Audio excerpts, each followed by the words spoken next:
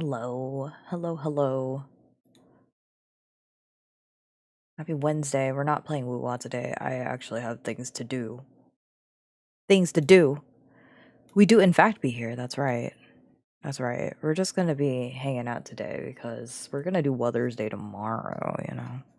We're doing Wuthering Waves tomorrow, knock out all the junk events that I'd like to check out tomorrow, but today, I'm just here. I hope everybody's week has been going well. This week for me has been pretty solid. Can't complain. I've had 2 days with no patients, so literally just being sat to just sit there. Sat. Paid to just sit there. My God. Wake up. Wake up. So, yeah. It's been a pretty good week. I hope everybody else has been doing good. Heck yeah. Glad it's been chill. Yes. Yes. I mean, I had my fair share of interesting patients. Interesting patient. Just one singular interesting patient this week. I can't tell if she was anxious. She said she wasn't anxious, but I think she was anxious. And she managed to keep me inside the room for a whole entire hour. I mean, what? I did like 15 minutes of actually doing what I need to do. And then she kept me in there for a whole hour. Oh. I don't know if my thing is freaking out because I'm working. What's going on here? What are we talking about? Hi, Effie. Hi, Momo. Hi, Terry. Welcome, welcome. Augusta is powerful? Yes, she hits like a truck. She is very powerful.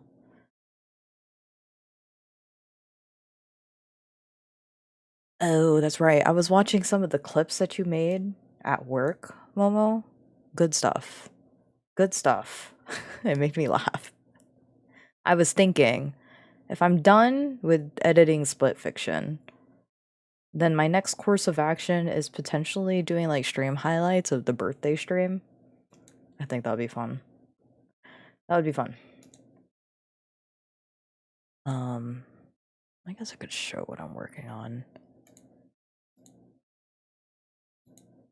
Can y'all see this? Oh, fancy. You can. That you can. Cool. Where's YouTube? Oh, YouTube is down there. Hold on. Oh, shoot. Oh heavens. Oh good lord. Oh my goodness. Fix yourself. Oh, that's not the button I wanted either. Don't you love being scuffed? Oh, and your model just dying. You know what? Screw it. I don't... Well, hold up. I think the reason why is because of that. Hold on. Hold on. Since I've decided to go live on YouTube as well, let me fix this.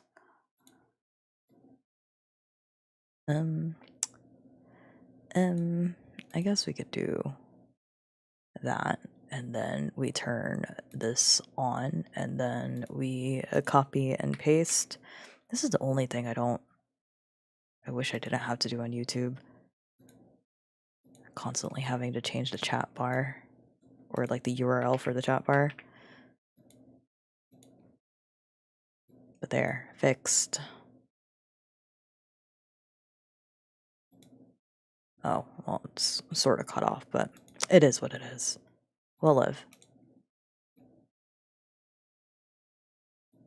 Wait, how does this work? Hold on. Where does it show? Oh, okay. Nice. Nice. Cool. All right. So I'm going to be sitting here editing this thing, hoping that the stream doesn't crash. And then after I'm done with this one, at the very least, I'll probably draw after. I've been in a big drawing mood. I've been trying to do something called Sketchtember, where you do a sketch every day. But of course, I haven't been consistent with doing it every day. Like, that's hard. That's hard doing it every day. Oops. Let's see if I can save some stuff here.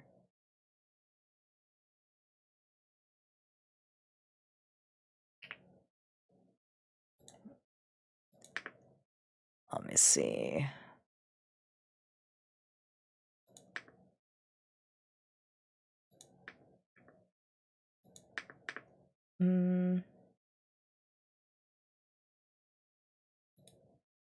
Their vitals are dropping and fast. Okay, maybe I'll just cut.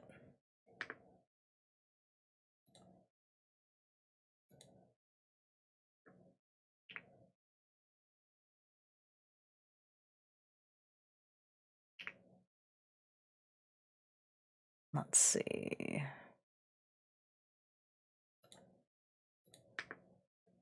Protecting my. Okay, wait, when do you say that? So around here.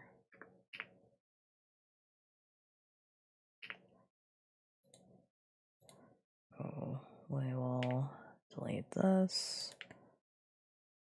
This. Oh, I need my little sound clip.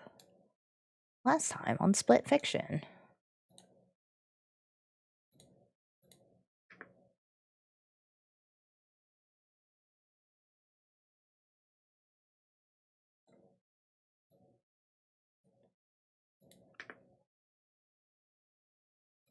Okay, wait, hold on. Maybe.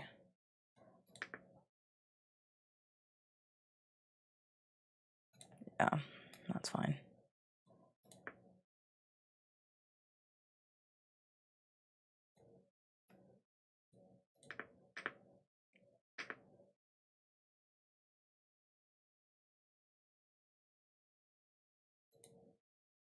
Oh, I think my computer's falling apart from editing. Maybe I'll just edit and then I will render off stream. knowing my luck. Knowing my luck, it'll just kill the entire stream. And it uses a lot more CPU than it does the GPU.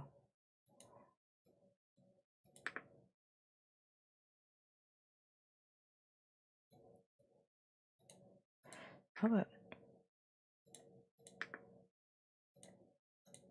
fast? Maybe cut that.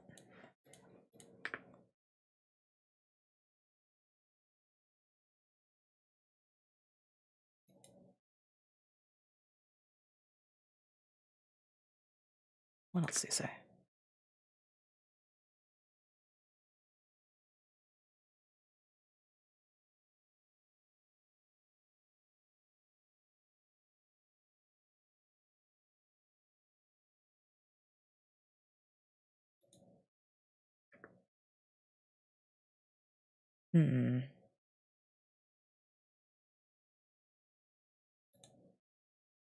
I guess we could keep that too.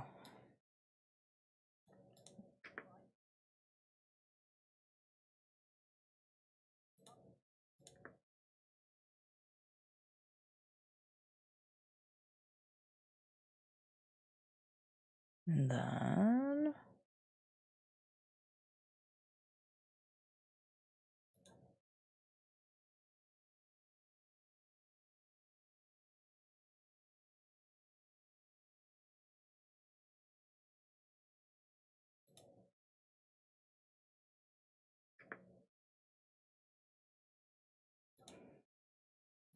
actually cut out all of this stuff. We'll just continue.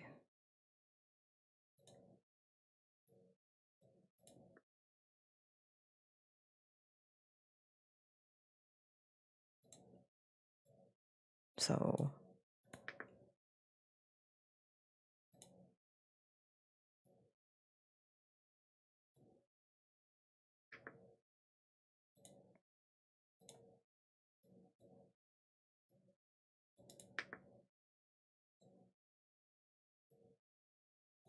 okay, maybe around here we could do this. Editing, yeah. I haven't been editing anything, which is why I didn't upload last week, but it's It's, oh, that's not what I wanted. Don't insert any region. No, no, no, no, no. Oh, I made a mistake. I don't know what button I just pressed. Don't press random buttons. Okay.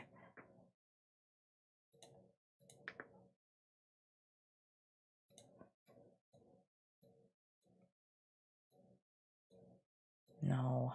No. You silly mouse. Oh, you did the thing that I don't know what you did. Oh, I hate it when it does this. Just close out of everything. Dumb. Dumb, silly. Vegas Pro making my life so hard. Oh. I hate it when it... I don't know what that toggles. It's so strange. It puts it in like a different type of editing mode that I'm like... Don't sound. Puts it in a different editing mode that I'm like, whoa, what is this? How do I get out of here? And then I've tried multiple things to try to get out of it, and it just refuses. Do you wanna? No, I do not. Okay, you know what? I think we'll just take the last half in here.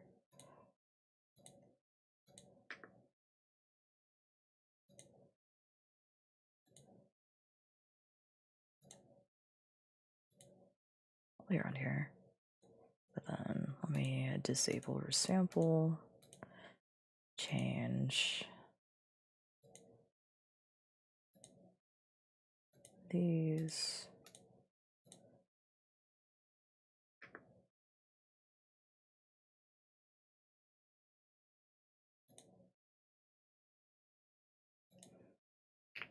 Here would be best.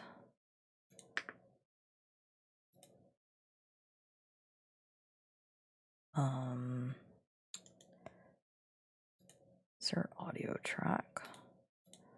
Grab this. Drag it in hopes that it doesn't change the editing mode. Hello. Hey Pingu, what's up? How are you? Welcome to I'm Just Here.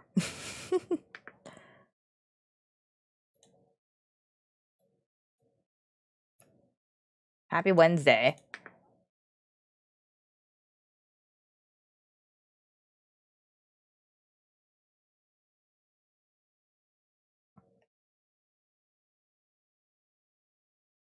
Okay, heading to the gym. What you working on? Oh, nice, nice, nice. I am currently editing my second to last episode of the Split Fiction series that Donut and I played.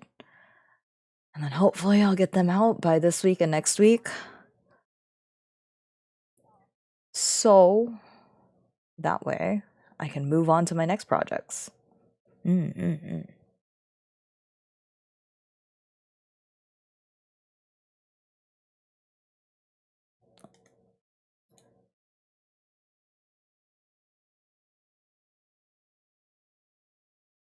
But my editing is so simple. I don't do anything crazy. Nothing nutty. Just let it roll. Okay, so this here is now where we're actually playing. There really isn't a lot I had to change over here. Just cut out any dead parts, but I don't think there is any. I don't think I took any breaks here.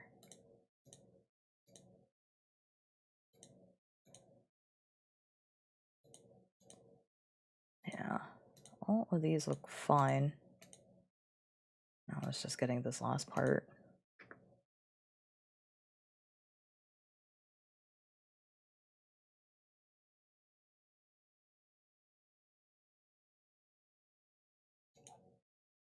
Okay, I think.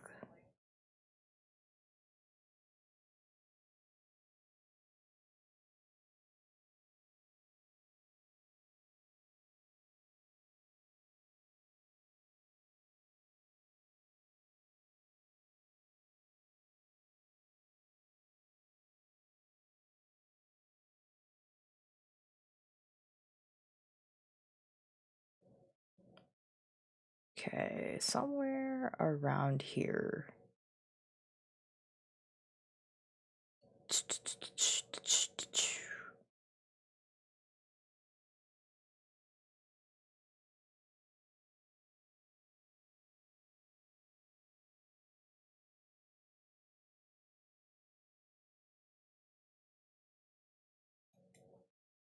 Okay, right around here. That should be a good spot to end it. Music. What music do we got? Dun, dun, dun, dun, dun, dun, dun, dun, dun, dun, dun, dun, dun, dun. Something like that. Okay.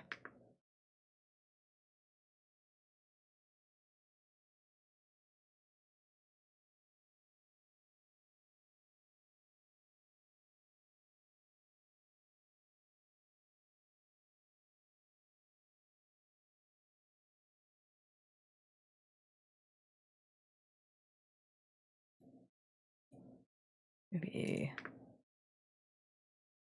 around here.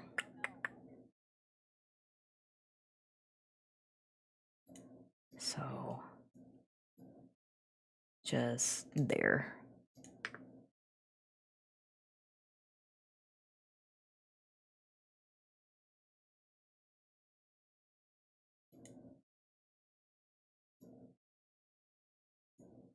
Hmm.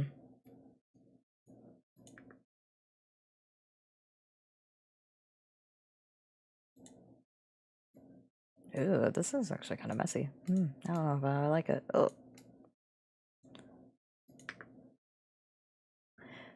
Is desktop muted on purpose? It is. It is muted on purpose.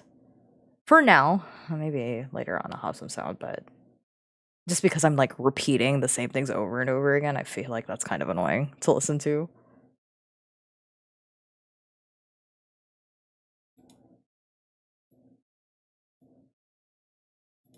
Maybe around here.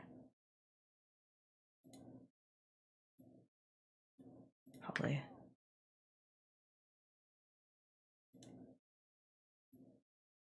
Play a little closer and then down here.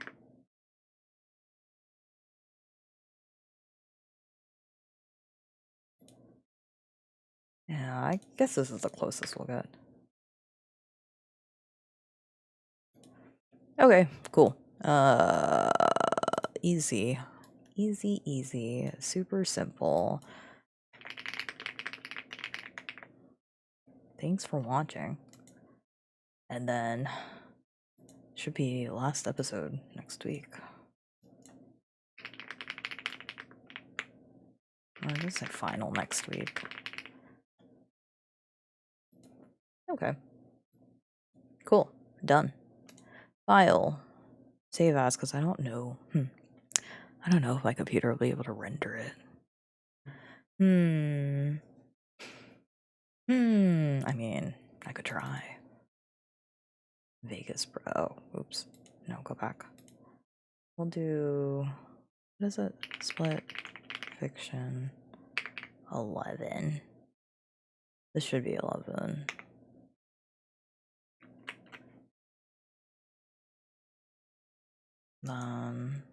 Do I have, I think I have the final on here too. New. Hooray. Yeah, we'll just go straight to editing the final as well. So, where is it? Around here. Let that get picked up very slowly.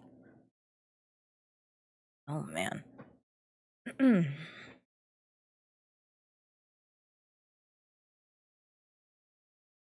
trying to think about any interesting conversations I had this week.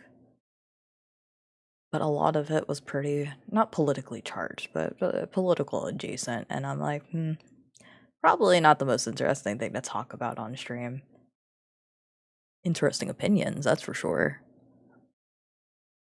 I can safely say I am definitely surrounded by a lot of conservatives, I would say. Just very conservative values, but that's unsurprising for Texas. They're chill, though. They're not crazy, but very conservative values. But it is funny because I have like seriously conservative veterans, and then I have the really super gay man. And it's just funny listening to them because they have a perfectly fine conversation. But it is interesting to see how they're chill. They're super chill. Although I am convinced the gay coworker might just be a little crazy too. A little heinous. Okay. When does it start? Oh, we just go straight into it, don't we?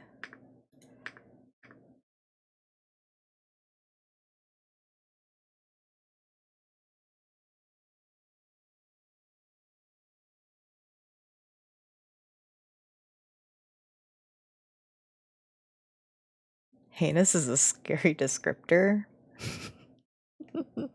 It's funny. I love listening to this guy because he just says the most out of pocket things. Very out of pocket. And maybe not appropriate to talk about on stream. But he will mess with you. He like it's like actually I met a lot of colorful people at work. And not colorful in the sense of like fruity or anything like that. Zesty. No, nothing like that. Just very interesting personalities. Like what I said, the gay coworker, he is like I said, heinous, but he's hilarious. His whole entire like methodology is really just to mess with people. And then I met another guy who was like a veteran.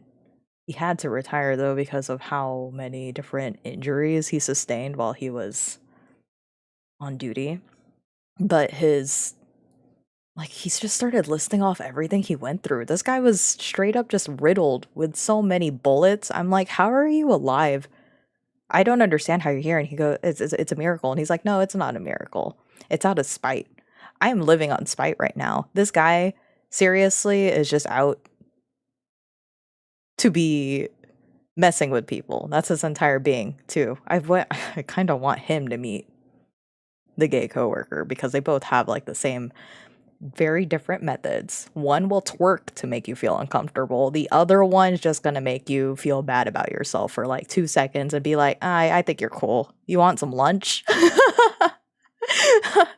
He will purposely try to rage bait you, and then if you're chill, he'll buy you lunch. And I'm like, oh man, okay. All the other coworkers are pretty fine. Like one of them I've worked with in my previous job, so he's chill. He's actually a friend, which is nice to say. Having a legitimate friend from work is kind of cool. Lots of just veterans. One of them I always put into random situations, but I've learned far too much. I've learned that he has a third nipple. And I'm like, a third nipple? What are you talking about? And then my other coworker friend says, yeah, is it like another pepperoni somewhere? And it's like, no, no, no. It's just a little friend. I'm like, what do you mean a little friend? He's like, he got a little nipple, and then he has a friend. And then this other coworker of ours, our rad tech, she's just like, oh, yeah, that's weird.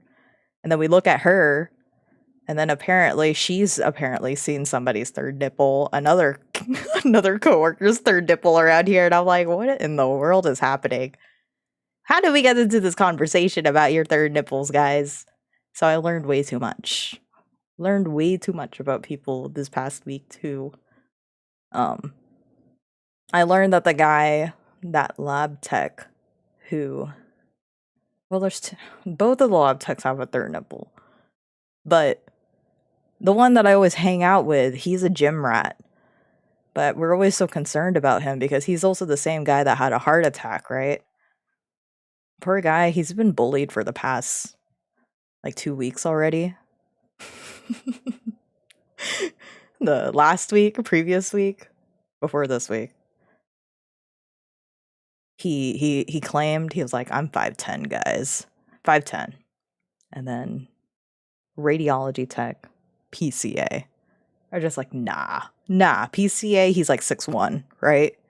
They start standing next to each other and he goes, I don't know. I don't think you're 5'10". And then lab tech goes, oh, well, no, I am. So I stay at the nurse's station because we have patients. But the other three decide to go on a little adventure to the front of the hospital and decides to go on the scale with the height chart. They're probably there for like 5 minutes. And then I see them coming back, and that lab tech is just like brooding. All right. Shoulders slumped, dragging his feet. The other two are laughing. And he's immediately like, okay, so listen. Officially on my driver's license, I am 5'10". There's something wrong with that scale. Their nipple most likely to go into medicine. I don't know. But the other two are just like, nah. That's it. It was 5'9". He's like, no. Officially 5'10". Okay. This week, he says he come at the start of shift. I see him dragging his feet again, shoulder slumped.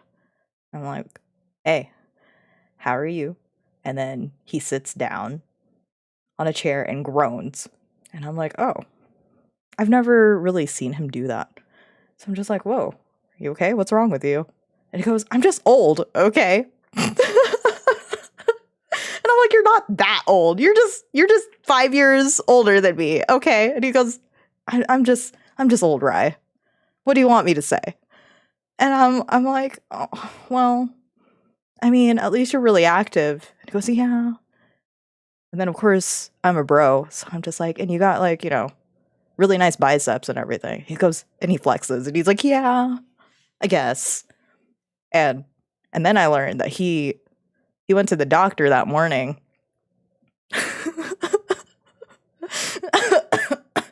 He went to the doctor that morning. And he goes on their scale, right? Because it's his primary check.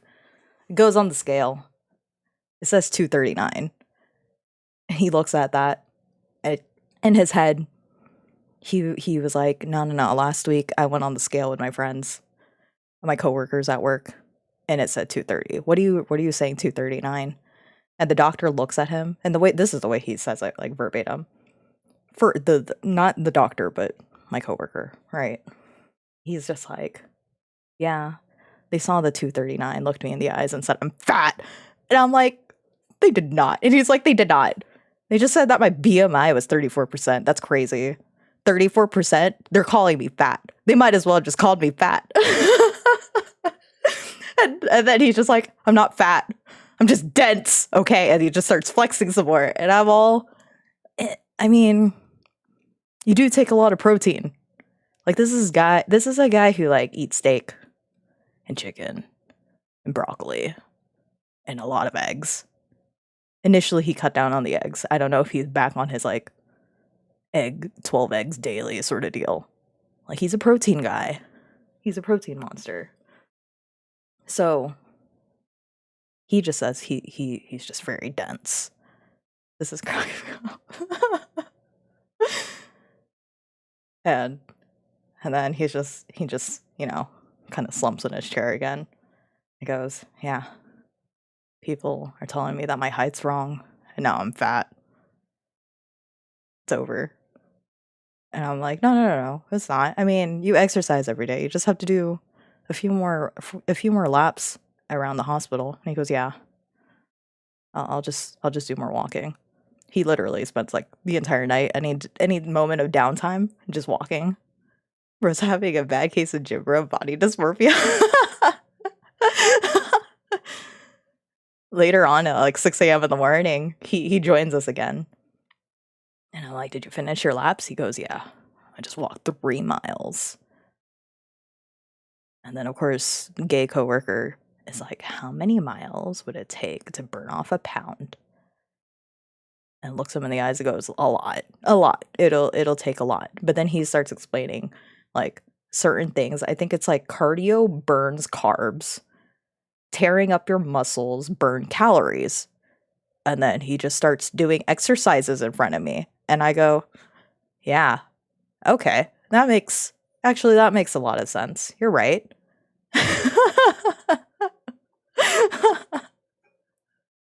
He's funny. I genuinely really like him.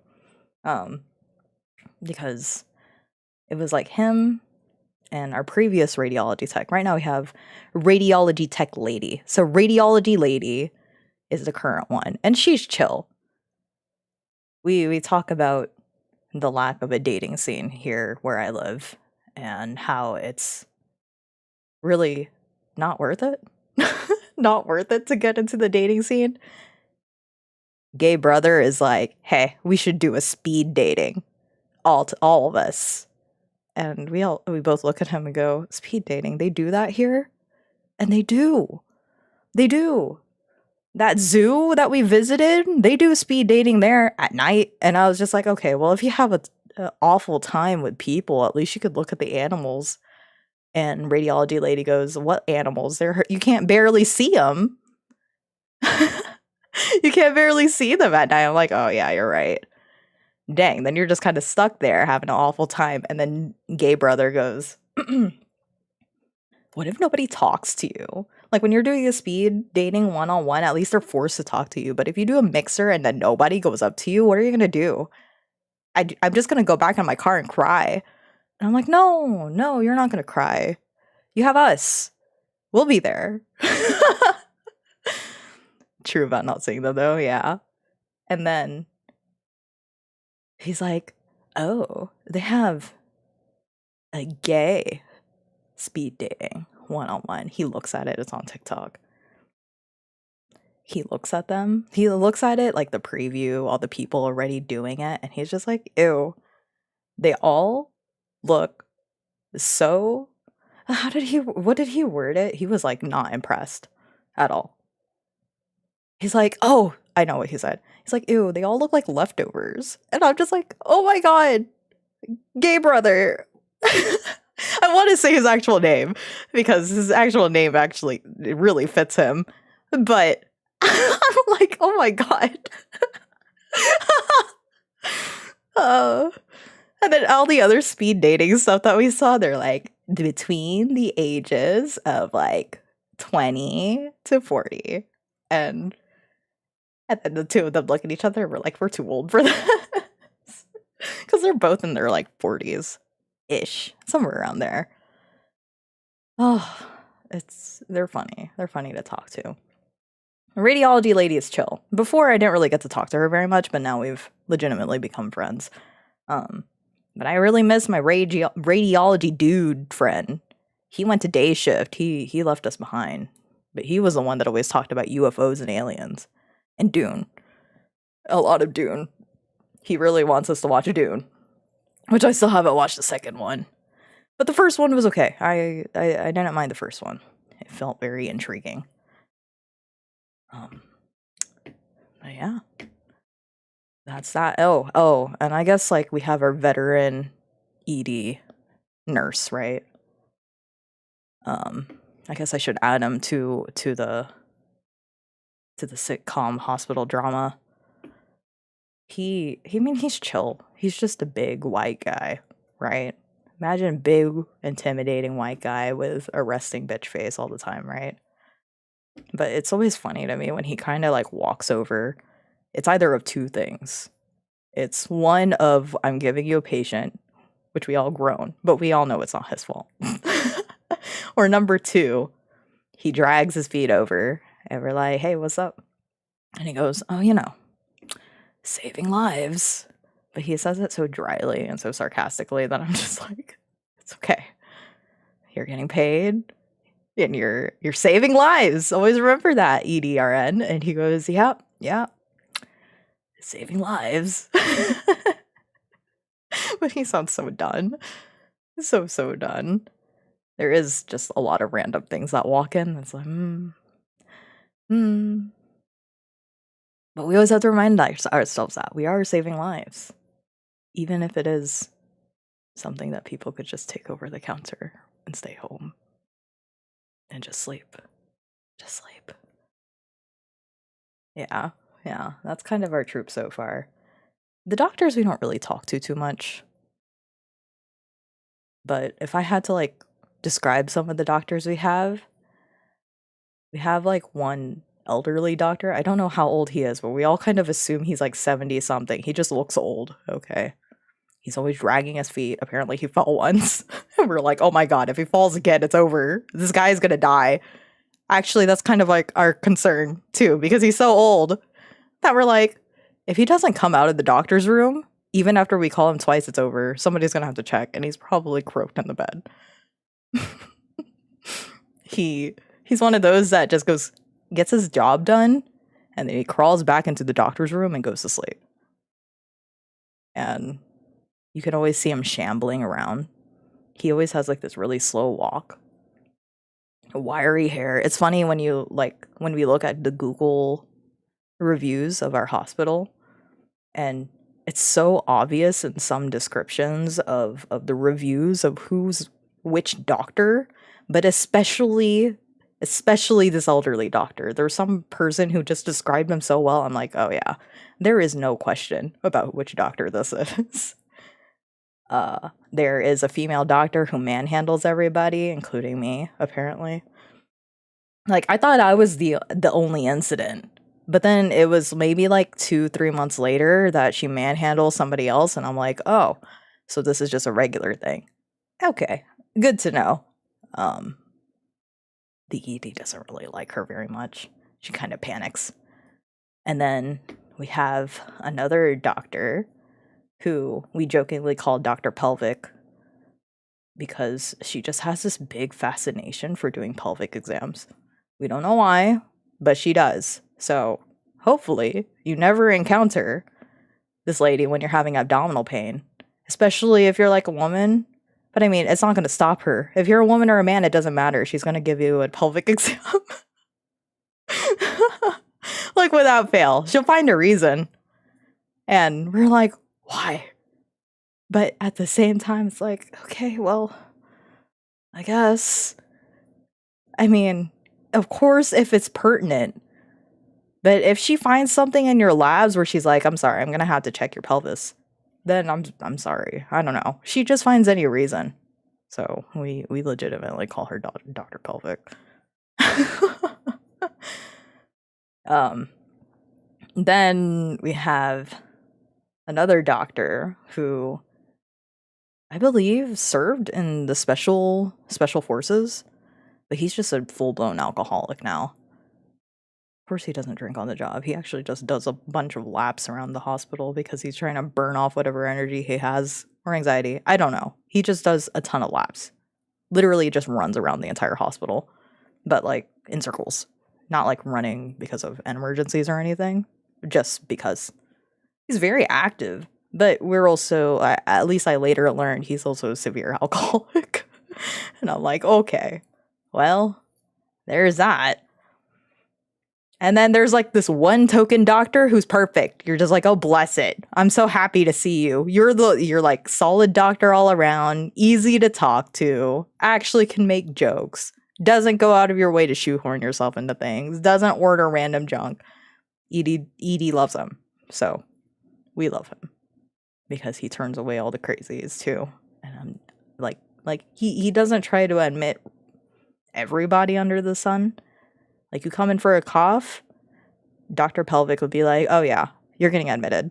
And I'm like, girlie, you haven't even seen her yet. She just walked through the door. You haven't even done your assessment. You're saying she's getting admitted? What? What? Nothing like that with the one token doctor. Bless him. Bless him. We like him. We like him in this household, or in this hospital. Good guy. Good guy.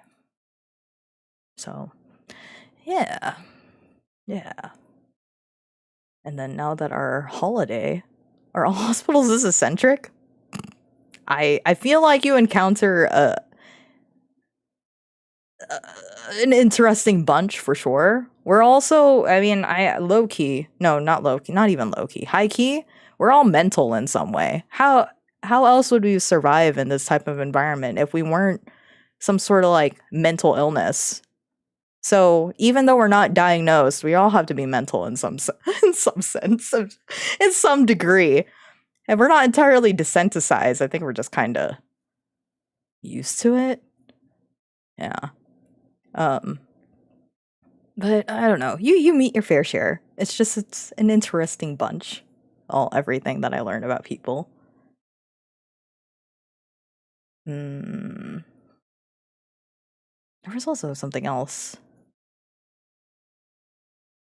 No, no, no. That's pretty much it. So I don't know. Colorful people makes it interesting for the job, and thankfully they're all really nice to work with. I think that's the main reason why it feels so palpable. Like yesterday, the lab tech, Jim Bro, right? He's like, so when I become president or I win the lottery, and then I was like, win the lottery? He's like, yeah. And I walk in here, how much could I give you to walk out of this job? And I'm like, ooh, interesting. And then, of course, gay PCA goes, well, is there a limit? And he's like, no, just give us a price. And then immediately gay coworker goes, 5 million. Something like that. It was a really high number. 5 million. And I'm like, oh, he's just taking as much as he can. I thought about it. I'm like, to walk out of the job, the bare minimum to walk out of the job, I think is 600,000. 600,000. But if I wanted to be slightly greedy for the generosity of my presidential lottery winning friend, just give me 1 million. 1 million should do enough, at least. That would actually get me by. But to walk out of the job, 600,000. That would pay off literally almost everything in my life. And he goes, okay. And he sits back as though he's genuinely thinking about it. I'm like, are you seriously thinking about it? He looks me in the eyes and goes, I've been thinking about it for a long time now. He even researched all the taxes that would have to go into it. 1 million is all right. Like, again, it's not really, it doesn't have to be that much, but he said like, I could be as greedy as I want, but I'm like, I really don't need a lot. But he did look into it, and I think we were looking at the last Powerball, 1.6 billion, right? He said after taxes and everything, you would still have around 500 million left to spend on anything. And so we were just discussing like what we would buy it on, or like what we would spend our money on, what we would do with it, how we would invest it. And I'm just like, this is a very this is a very specific conversation. But then we started talking about stupid stuff. Like he wants a whole armory because he's a dude, right? So he wants a whole armory, like an underground armory somewhere in his ranch land where you walk in and all the different weapons over different time periods from different countries have their own room, like a museum almost. And he's like, this is where the swords are and the spears and the shields. It's all in here. And then we move on to like world wars, and then we go to modern. And he was so excited about it. And I'm like, this is definitely a very guy thing to want. I feel like a guy would be happy if you just get him a sword. Can't go wrong with a sword. Every dude likes a sword. But they also really like guns too. Is real. And then gay PCA is all like, I don't need a lot. I'm not that materialistic. I just want a nice home and a nice car. And once I get all my daily necessities, I look at him in the face, and I'm like, gay PCA, there is one thing that for sure I know you would spend your money on. He's like, what? And I'm like, you will buy a new Mustang every 2 years. He he just stares at me and he's like, oh my God, you're right. You're right. I mean, you're not wrong, because he loves Mustangs. Apparently he's had Mustangs since high school. That's like his number one car, because his whole entire thing is that he's so brand loyal. He will like ride and die with Mustangs forever. Like that's his drive, his ride. So I'm like, if there's anything, even though you say you're not materialistic, you literally buy a new Mustang every 2 years. And not buy, but I mean like he switches out his Mustang every 2 years. And he was being all coy about it, but I know.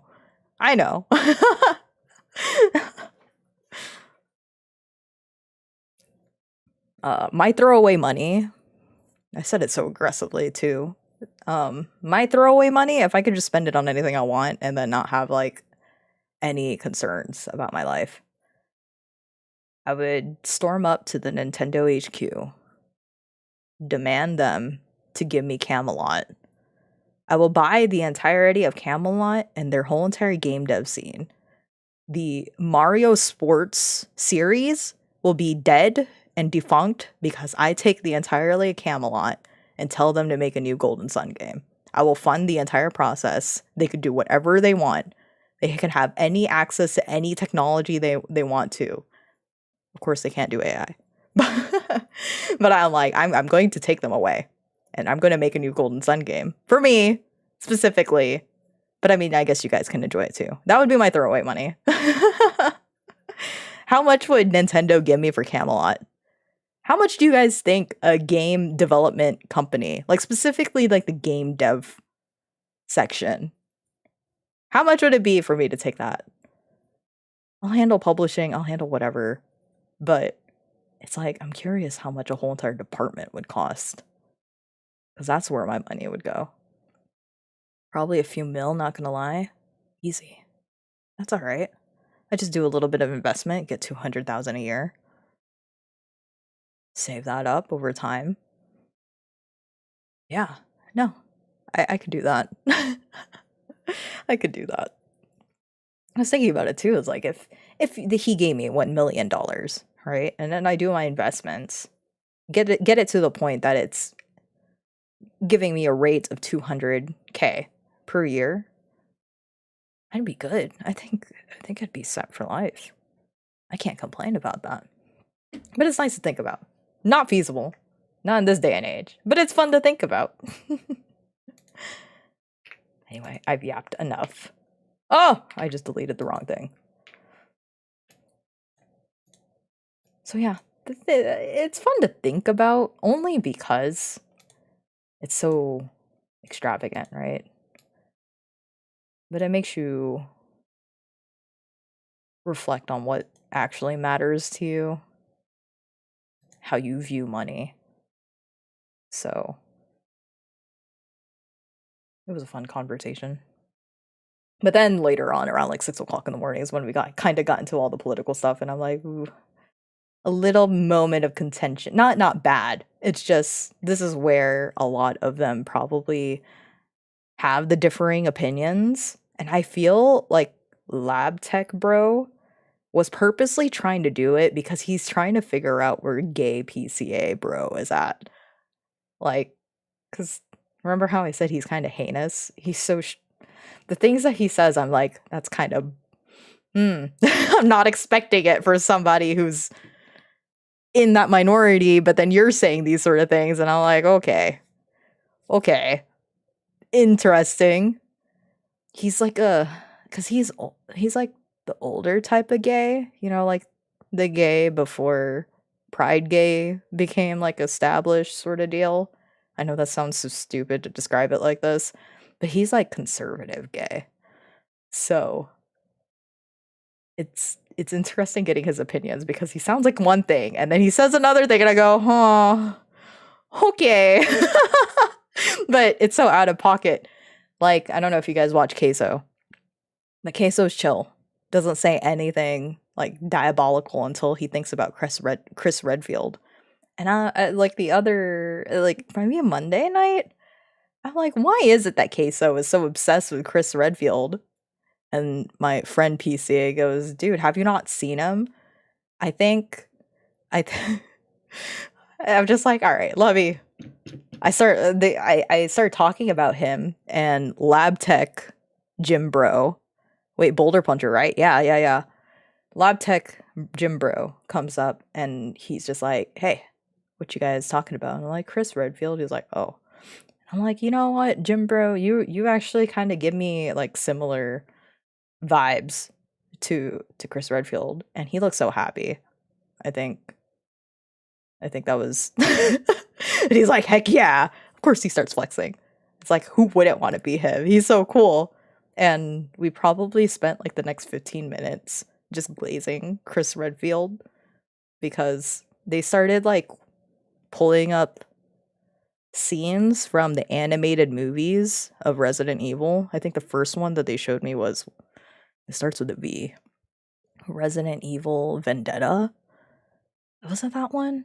And they were like super like fanboying pretty much the way that they did the choreography of Chris Redfield using that rifle with a bayonet at the end, and the way that he moves around his body to never let go of the gun, uses it as a weapon, but also like maneuvers it to where he could still shoot people. And then they showed me the scene, and the entire time they were in love. And now I'm just convinced. I think every man is in love with Chris Redfield. I don't blame him. I mean, he's nice to look at. But that scene was genuinely really cool.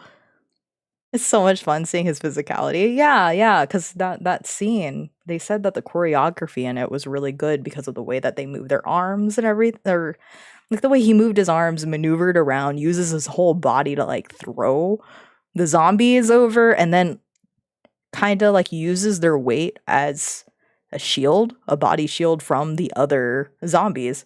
And they were like giving me a live play by play while watching it as it played.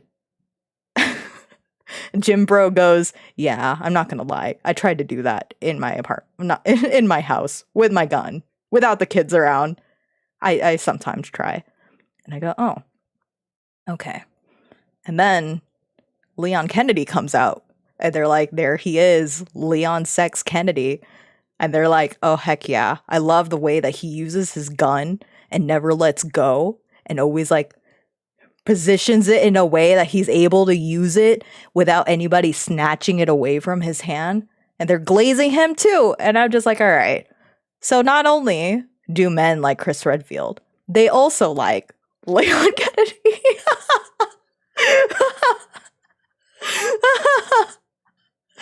Yeah. So I don't know. It was funny just listening to them. They're fanboys. 100% they're fanboys. Leon is the guy. Yeah. Leon Sex Kennedy is the way that they started referring to him as. I don't blame him though. I mean, he is the guy.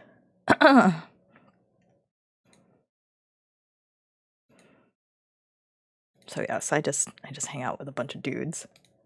Clearly, obviously. When I hang out with girls though, that's interesting. Let me go pee first, and I'll even tell you like the difference of me hanging out with the girls versus the guys. So far, I feel like the guys are definitely way more normal. I can have a solid conversation with them, even though I don't know all the games or movies that they're talking about. Which, by the way, I feel like generally normal people who just intake normal media, normal amounts of media, they do like they talk in mostly references, like movie references, and I feel bad that it always goes over my head because I don't watch enough movies. But they've been trying to make me be better about it, making me watch all these movies now so I can understand all these references. So I'm better. I'm a little bit better. But it's true. A lot of just normies do talk in movie references. So if you just want like a solid conversation with some of these, it's like you almost had to like be cultured in all of these. And it helps a little bit. Okay, let me go use the restroom real quick and then tell you the disparity of talking to women.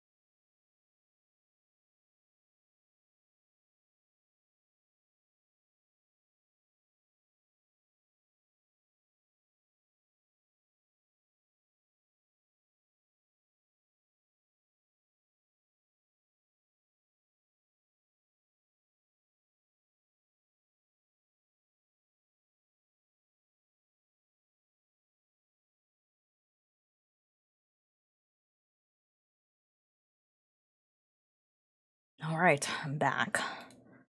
This one I don't really think I have to edit a lot of, so just need to figure out where this one starts. So I think you guys remember Sunshine Girl, right? Welcome back, Captain. Thank you. Sunshine Girl was probably like the most that I talk to a woman every single day. Of course. Sadly, I have not heard from her. So I don't know what she's up to. I hope she's doing great. I hope she's living her best lesbian life. Because she was definitely going through it last time I heard. But yeah, my encounters with women, they're usually the PCA. So my assistant, right? My assistant who helps me take care of patients. So those are usually the women that I'm talking to when it's like those 12 hours of just being stuck with people. But all the conversations I have with women, I feel like have been way more weirder. Like, guys just talk about movies, guns, swords, and then if they can have augmentation to become a cyborg / android to be their peak ultimate performance. Thank you. So I feel like I'm like, okay, cool. I think the guys are fine to talk to. I can relate. Yeah, like just like it's I get it. I understand it. But the women though, I really had to do like not mental gymnastics, but I really had to like spread out my web to talk with them, because if one of them doesn't just talk about how their husband sucks or the family sucks or they're worried about their kids, you know, it's I guess normal human family things, right? If they don't talk about that, then they just start talking about other things, which is wild. I think I've told the story about me encountering the conspiracy theorist lady who literally believed in every conspiracy theory on the planet. The first time I met her, though, she was like, oh, it was nice to meet you. If you need anything, just let me know. And I'm like, okay, cool. She's chill. And then I saw that she was reading a book, and I'm like, oh, cool. You like those self-help books? And she goes, oh my God, yes. And all night, she was preaching to me about these self-help books and how they help her so much and how I should start reading them because it opens your mind, right? Opens your mind to other possibilities. Self-help books have never helped me. I've read a few of them, not like by having them, but just coming across them. And I'm like, I unfortunately don't gain a lot from these self-help books. They're interesting, but they're not for me. So that was the first time I met her. But the second time I met her, she just goes full-on conspiracy theorist. Literally she's a flat earther. She believes that the COVID vaccinations were a ploy of the government to try to control us by our minds or whatever, and giving us new sets of diseases. Whatever they believed about vaccinations. I should have kept the flat earther for last because that was the one that shocked me the most. Honestly, I was so bamboozled. Like it was one thing about Trump being the president, vaccinations, yada yada yada, like all the typical stuff. But right when I was just like, I made the joke, okay? I made the joke being like, you must probably believe that the earth is flat too. And she looks at me in the eyes and goes, yeah, I do. And I'm like, oh, in my brain, I'm like, oh. No, you did not say you just believed that. I'm crashing out in my mind, okay?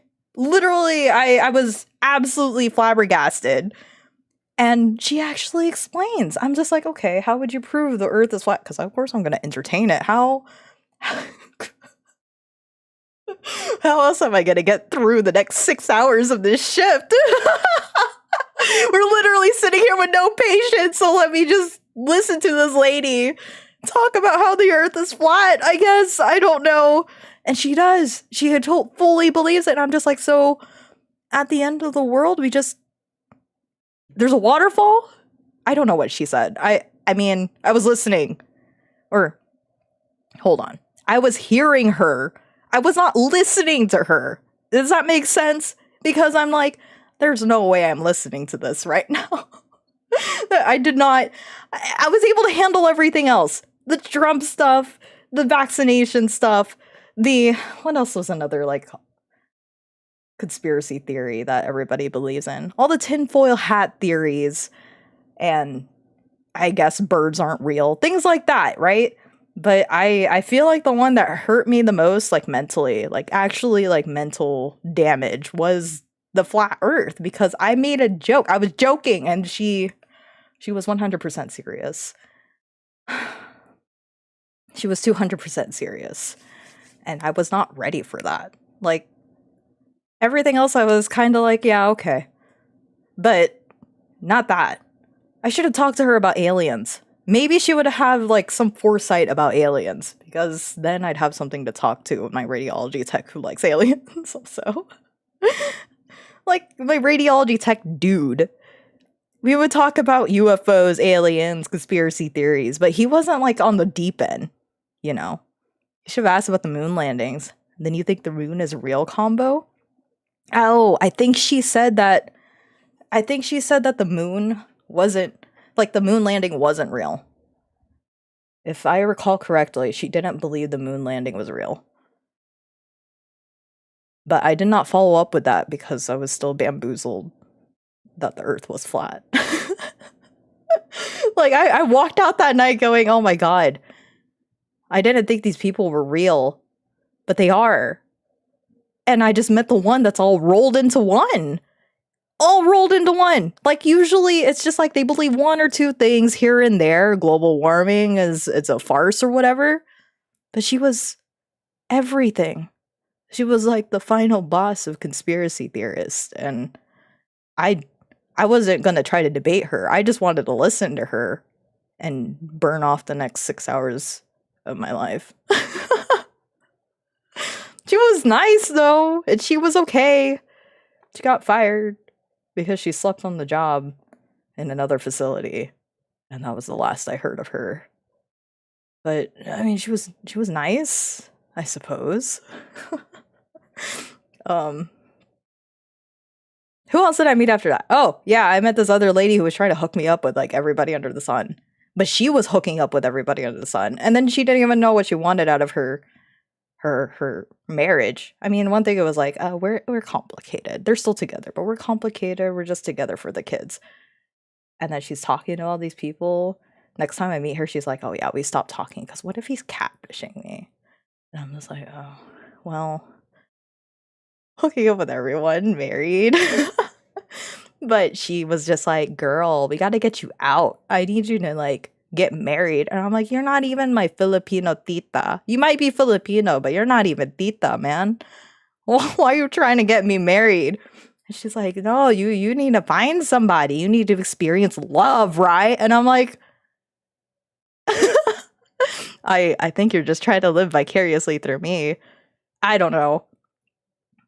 She was very excited. She was like, I'm going to take you out to the club. We're going to dress you up. And I'm like, I don't think I want to meet somebody at the club. And she's like, but where are you going to go? You need to go out, actually. And I'm going, I just want to stay home. I'm projecting much. Yeah. So, again, when I'm talking to these women, I feel like I have to, like, match them almost, but they be crazy sometimes. And then don't get me started on the gen, what is after the millennials? Because technically I'm millennial. Is it Gen Z? What are they? What are the ones in between? Anyway, the one between, like 25 and under, don't understand anything they're saying.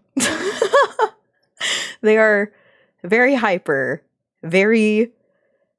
They use lingo that I didn't pick up on. Like, the 2 or 3 that I met because we were training them for a little bit, I was like, oh, you guys are using a lot of language I don't know, and you're not even that much younger than me. You're the same age as my sister. Why don't I understand you? I don't understand. I feel so out of touch. And that's why every single time now I'm just like, I don't think I can talk to anybody below the age of 25. I'm so out of touch. I could, and I'll be nice to them.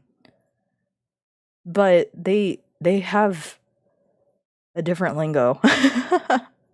They do. They really do. And the things that they're interested in, I unfortunately don't share any. Sorry, ban me. Oh.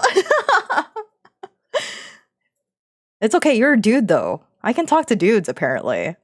But Gen Z girls, out of touch.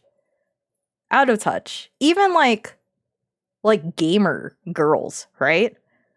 My sister, my poor sister, she is of that age. And I remember one day she walked up to me and said, yeah, or no, it was after her friend's birthday party. And I'm like, did you have fun? And she goes, yeah, I had fun. I just was kind of there though. And I'm like, oh, what do you mean? Were you left out? And she goes, no. Well, not on purpose. All of her friends are really nice. And it was my first time meeting them. Because it's like her friend that she went to the birthday party is her friend. But then she invited her own friends, like her other friends from other schools or whatever. So, I mean, they were friendly. They were nice. They tried to include her. But the only reason why my sister was like, yeah, I mean, I had fun. I was hanging out with them, but I don't understand them. And I'm like, what do you mean you don't understand them? And she goes, they talked a lot about Fortnite, and I don't play Fortnite, so I didn't really understand like half of what they were saying. And I'm looking at her going, oh, honey.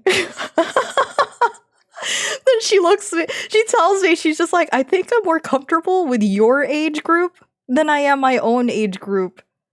And I'm thinking to myself, it's probably because we hang out a lot and we talk a lot. That and like her interests are a lot of my interests too. She goes, yeah. Actually, majority of her friends in nursing school are my age too. So I kind of feel bad, but she really couldn't relate to them because she didn't play Fortnite. She wasn't interested in like the games that they were playing.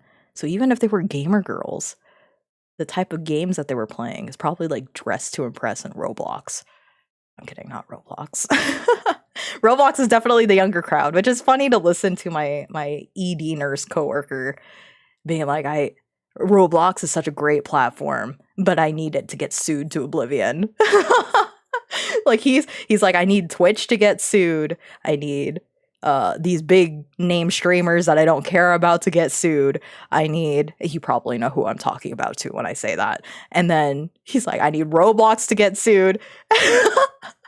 And I'm like, okay, well, who do you not want to sue at this point? Apparently he's enjoying Borderlands 4 though. I guess they ironed out the kinks for that game.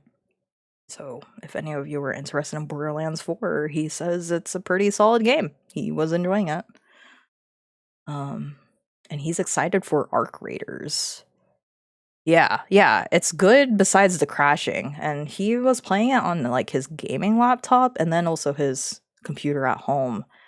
And he said that once they're past the crashing and able to get the connectivity issues out of the way, it's a enjoyable game.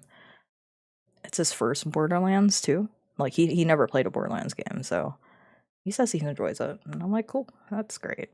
He's also really excited for Arc Raiders. But then I'm like, I don't know, you're kind of crazy. Edie Nurse be kind of crazy though, because he plays Lost Ark, that Korean MMO, which is like a humongo grind fest. I'm like, oh, brother. Yeah. It's as bad as our previous boss who would play, is it EVE Online? Our previous boss used to play a lot of EVE Online. And there were some days that my friend would have to call him to talk about something. And his response, if he calls, he answers. And he's like, hey, can I call you back? I'm in the middle of a raid right now. I'll call you back right when it's done. Just give me another like 5 minutes. And he does call back. But it's just funny to hear that sometimes we just catch him in the middle of playing EVE. And it's like, I have my priorities right now. Give me a second. So, yeah. I feel like the women have definitely thrown me into a loop more than the dudes. The dudes feel Not, and this isn't a bad thing, but the dudes feel a lot more predictable. It's just interesting what catches their attention, like Chris Redfield and Leon S. Kennedy, and then gun maneuvers. But if you just say the word gun, they all just kind of appear. And it's not just because we're in Texas, but it's just like they're genuinely interested in guns. They taught me a lot, and I don't retain a lot of it either, but it's a lot. What else? What else? What else? I'm trying to think of another crazy lady that I met. I met crazy lady patients too. My latest patient was telling me a lot about RVs. And she kept asking me like every 30 minutes, are you interested in moving to an RV? You should definitely move into an RV. Here, I'll even tell you all these different websites where you could look up to see if you want to get like a little van or like a proper RV. And then you have to use marine grade glue or something, tack, to make sure that it stays insulated. Or not insulated, like no leaks in the ceiling and junk like that. That's a car salesman's wife? Yeah, she was really interested in her RVs at like 2 a.m. in the morning. And I'm just sitting over here going, can you please go to bed? I gave you your Tylenol. Tylenol should be enough to get you to go to sleep. It makes all these old people relaxed and sleepy, and they just go to bed. But I don't know. They want to yap at 2 a.m. in the morning, and who am I to stop them, I guess? Until my PCA bails me out. Hey, the ED nurse needs you for something. I'm like, okay, cool. I walk out there and I'm like, did ED actually need something? And there's like, no, you were just in there for an hour. Like, thank God. Thank you for saving me, because I would have been in there all night. Like I said, sometimes I would say, just because I feel like some people are anxious and them talking it out for a little bit helps. But in that case, I'm like, I need to be saved. She's going to try to indoctrinate me into getting an RV.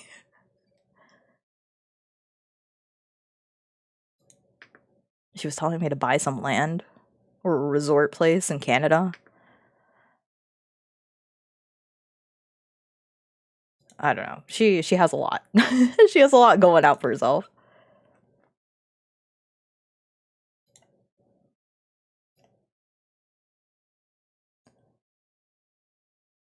All right. Let's give me 5 minutes, guys. Hopefully I'll be done editing by then. I don't know why my thing just keeps freaking out, though. Is it because I'm leaning too close to it? It might be.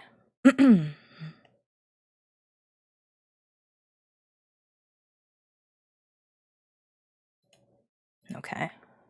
I'm probably not going to be doing a lot here, because I don't think we stopped.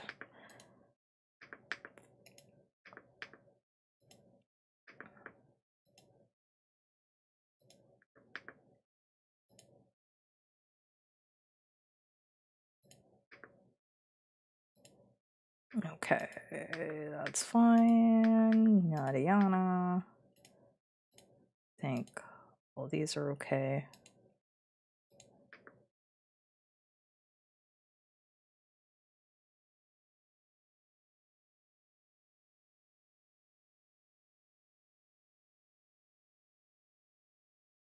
The second movie for Lion King was a good one. Sorry, I'm just listening to myself, my past self-talk.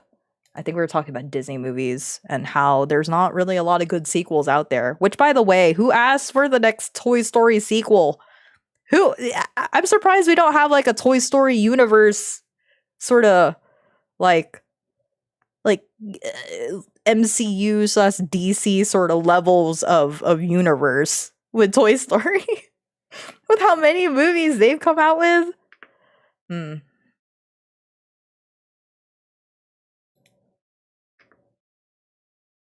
They're making another? Yeah. I think I saw like a timeline. Like, I guess there was sort of like a meeting, a shareholder meeting or whatever.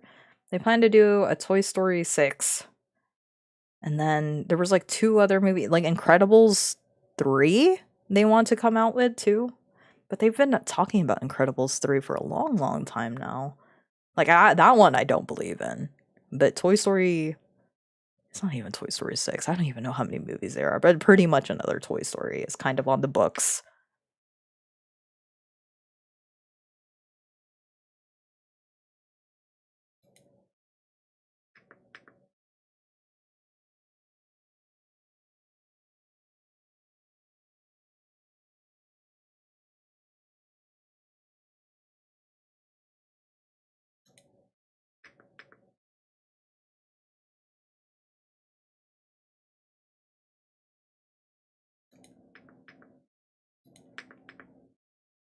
I don't know. Should I keep this whole entire like 30-minute yap session between me and...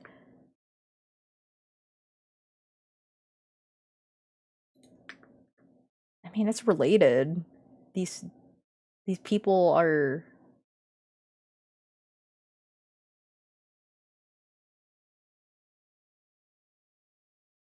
Yeah, I'll just end it there. Whatever. We'll keep my 10-minute yap session with Donut.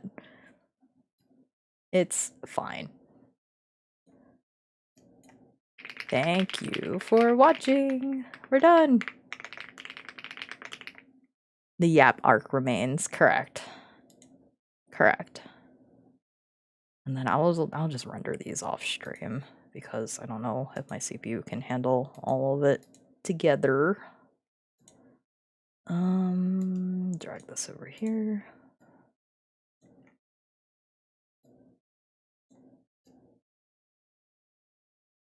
Put this there.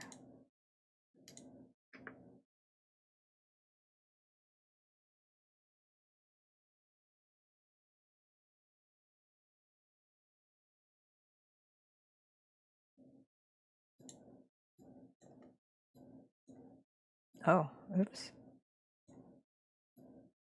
Let's see, what is...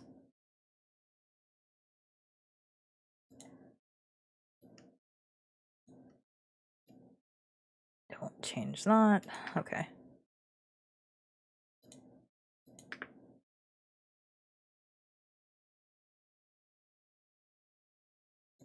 Nice. Cool. Simple. Didn't even barely do anything, but whatever. Save as the final. And then we'll render these off streams. Save. Cool, cool, cool, cool, cool. Nice, nice, nice, nice, nice. Alright, we're done. Close out of that. It's time to draw. I don't know what I'm gonna draw. Well, I do. I think earlier I said that for the month of September, I was about to say it, try to draw a sketch every single day. And the way I've been tackling it is that depending on the season, I have like a new set of OCs that I focus on every season. So I had my spring OCs, I had my summer OCs who kind of just overtook my life. Literally went chaotic with that. And then now I have my autumn OCs. So we're going to be drawing a lot for them. Now I really hope I don't click on something heinous because if I do, I'm in trouble. Okay. I mean, this is the correct one. Thankfully. Thankfully. Oh, good lord. Right. And these are all the ones I've done previously. So, oops, that's not what I was supposed to do. But, excuse me. No, no, no. Put that. Not like that. Oh, good heavens. In there. Next. Although I haven't even thought about what I want to draw next. I need to think of prompts. Or I just draw Paprika in all her different outfits just because I saw a bunch of cute outfits and went, yeah, that's cute. If I can't wear that, then maybe my daughter can. Maybe my daughter can. Hold on.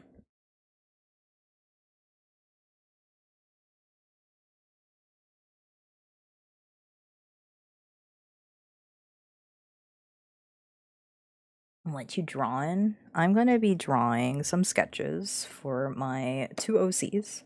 Sage and Paprika are their names. They are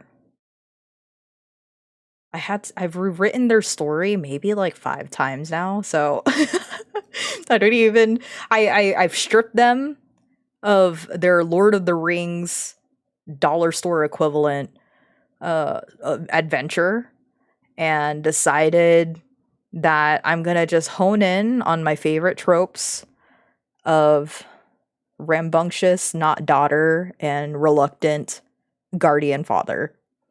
So I've been trying to like doodle snippets of their journey together where they learn to trust each other and eventually love each other like found family.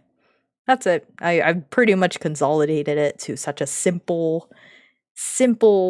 plot because before their whole entire right was going to be my magnum opus of a story.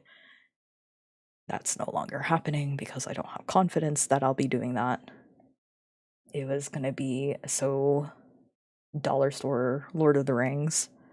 At least you're giving them some story. This is true. Here, I'll even cover it. Look at all the many sketches that I've done for them so far. But I think I would say my favorites are I like this one. It's cute. She thought he was dead. He just doesn't, he has sleep apnea. And she goes, "Oh my God, he's dying. So I'm going to plug up his nose, open his eyelids, stretch his cheeks, and hopefully he wakes up." And he does eventually wake up. My baby girl is just a mannequin at the moment. Oh, it's okay. You can do it. You can make a story, avocado. Oh, yeah. I really like this one. This is the first one that I did though. She's just a little girly. A little girl. Little bunny girl. And he's very tired dad.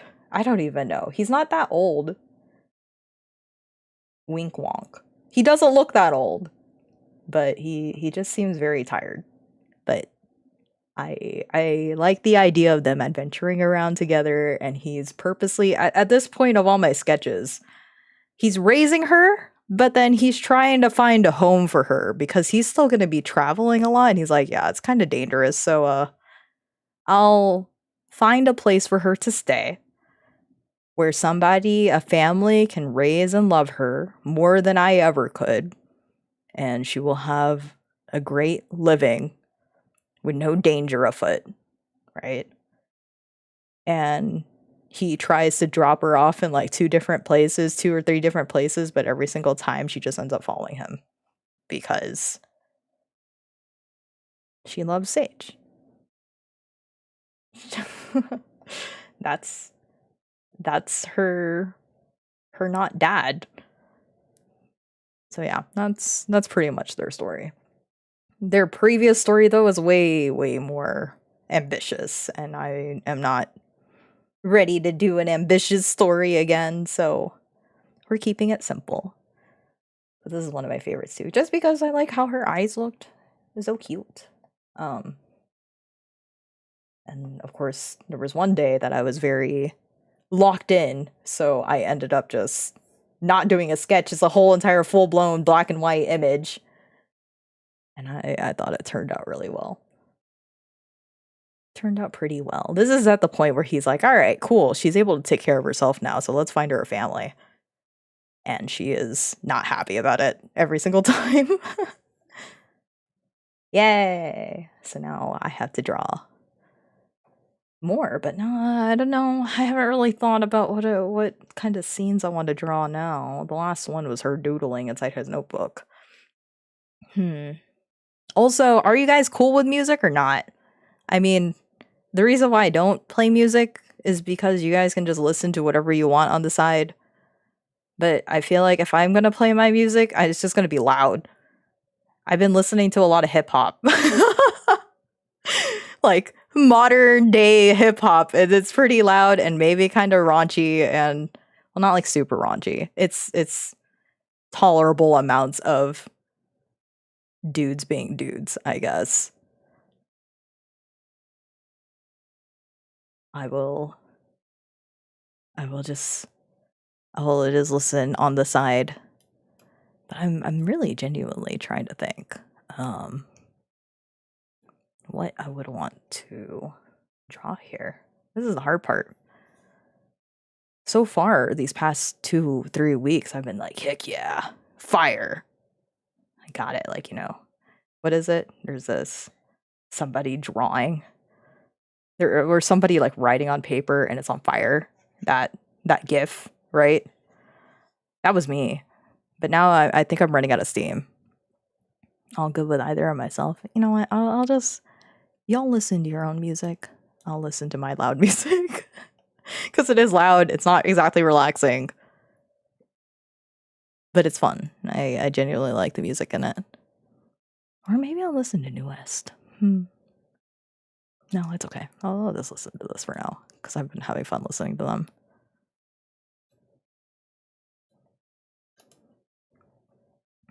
Or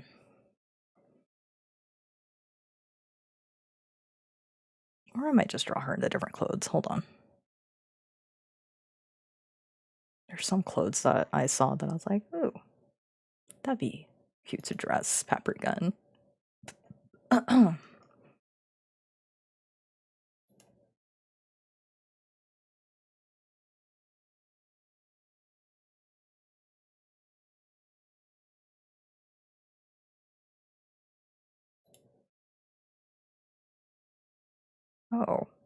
Vivian Westwood. Ooh, giving her the good stuff.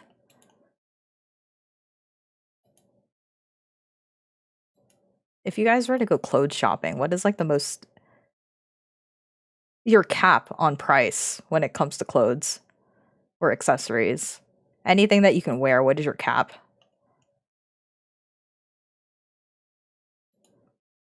Clothes shopping, you lost me. Okay, but just the idea of you having to buy clothes, what is your max amount of money that you would be willing to pay? If it's something you genuinely really, really like, whatever it is, whatever accessory, clothes, whatnot, how much would you pay? But I did eat breakfast today. Breakfast is good. Breakfast is solid. I did not eat breakfast today. I'm trying to think. What do I want to do? Oh, that's a cute outfit, though. IDK. For one item, $30 to $40 max. Yeah, that's fair. $90 for a good jacket or something that I can almost... is the most I can imagine. Okay. Oh, good lord. I haven't shown my sketching process in a long time. Don't take my sketching process as an example. It is so messy.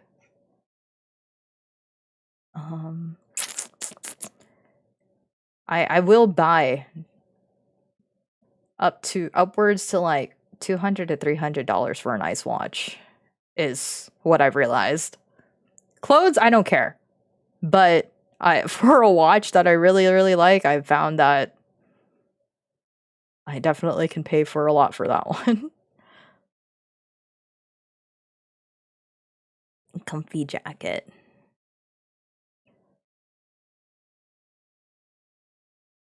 I don't know if I want like...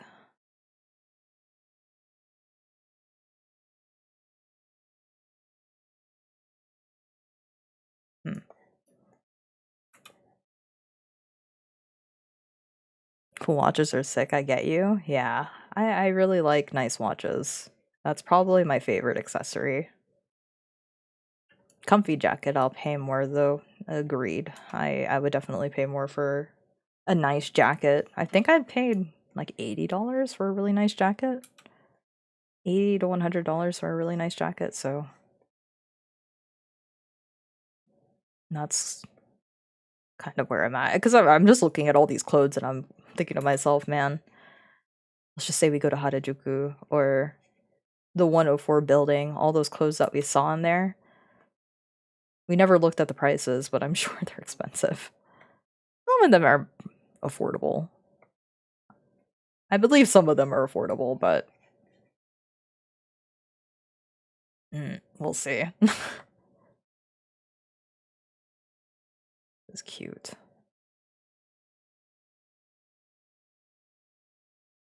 Maybe we'll do it on this side. We'll do some clothes studies with this one, boys.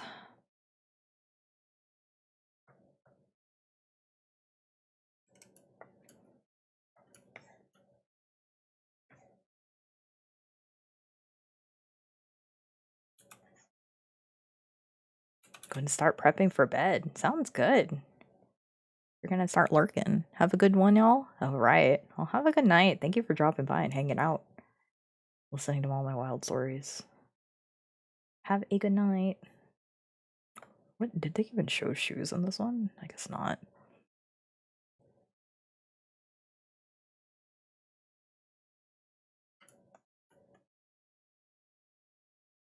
But I wish I could see how the top part looks.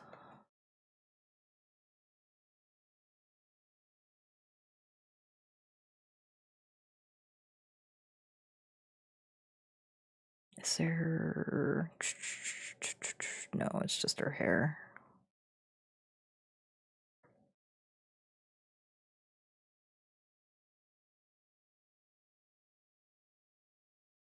Oh, I don't really like the song because it's just too raunchy for me.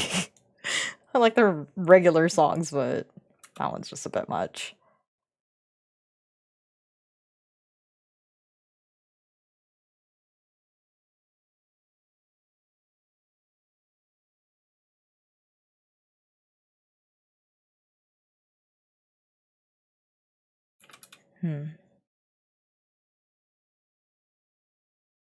How did she pose? Oh, okay.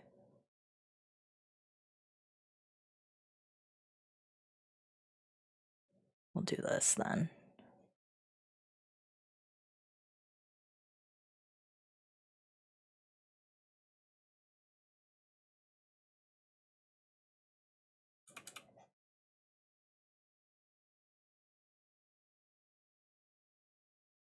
And we'll just add some accessories ourselves.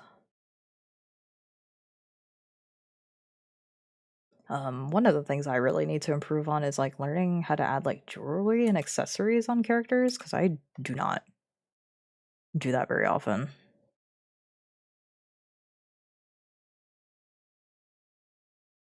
I don't do that enough.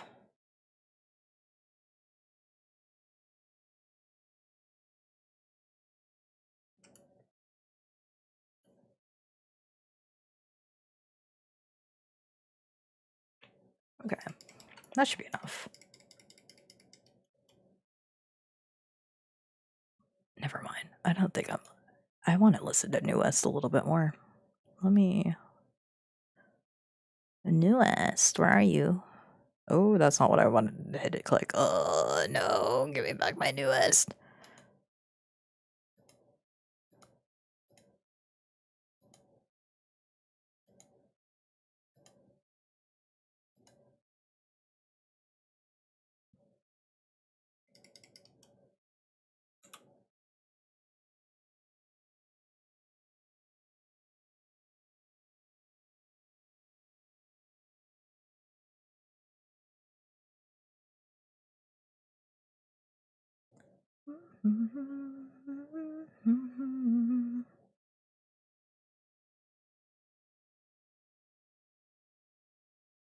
Not a mistake.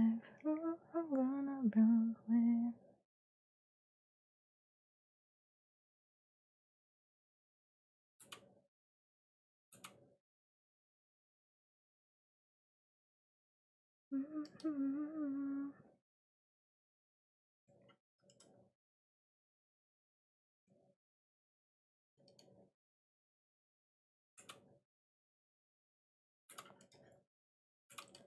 I'm doing the Tina Conrad.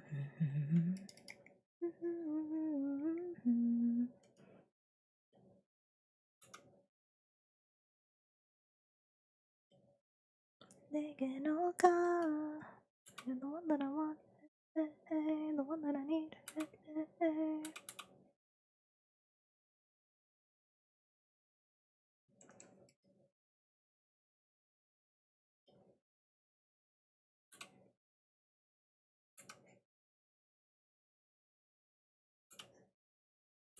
And then I need to figure out how to change all my girlies' hairstyles to be distinctive from another too. Because I'm noticing I don't blame a lot of shoujo artists when it's like all their girlies kind of look the same because they just default to their favorite kind of designs.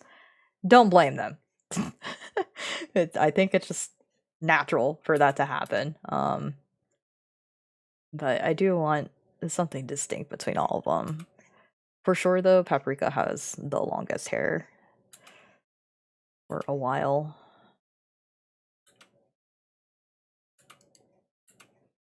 This is a very modern. You know what I should be doing, actually? I should be studying more steampunk designs.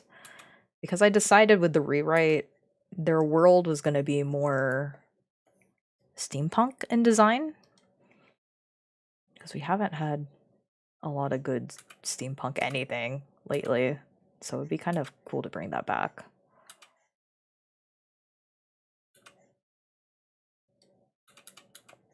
Maybe not that.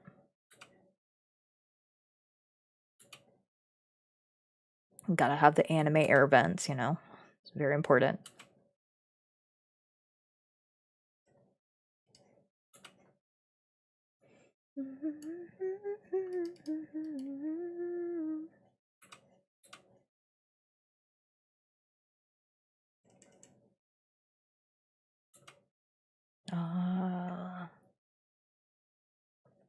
Yeah.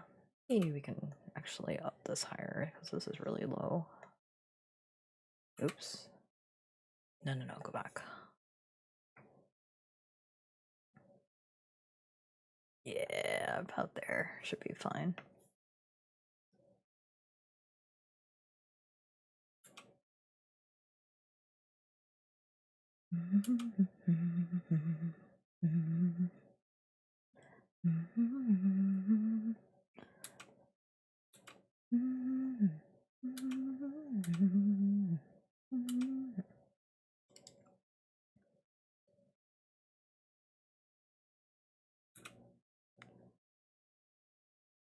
아들이 와서 보고 싶으면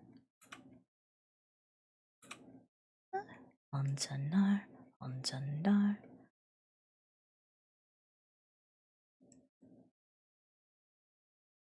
What's up?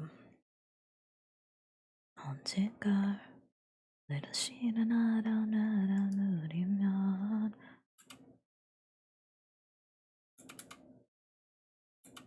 세상이 모두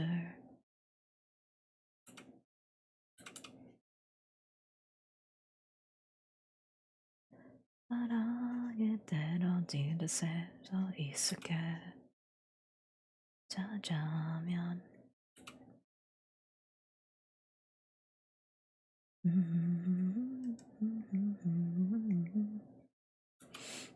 How does this look?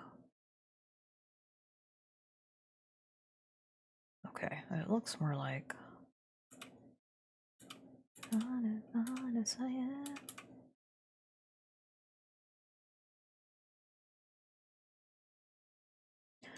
No, I'm gonna need the ref for this one. Hold on. Why is whimpering away so hard? My fingers hurt? You know, I actually have a lot more of an easier time doing whimpering waste than I have doing Tower of Adversity. I actually like whimpering waste. I know nobody likes it, but I do. Like I'm just like, huh? I get the bare minimum. I don't try to go for the higher levels, like the last 2 levels, I guess. Or 3. Last 3 levels? I don't try to go for those. I don't try to go for those just because I don't care. I just want the 125 Astrites. Oh, I try to S rank them? Ah, I only S rank as many as I can. And then if it meets all of the achievements, I'm good. I stop. I don't try to do any more.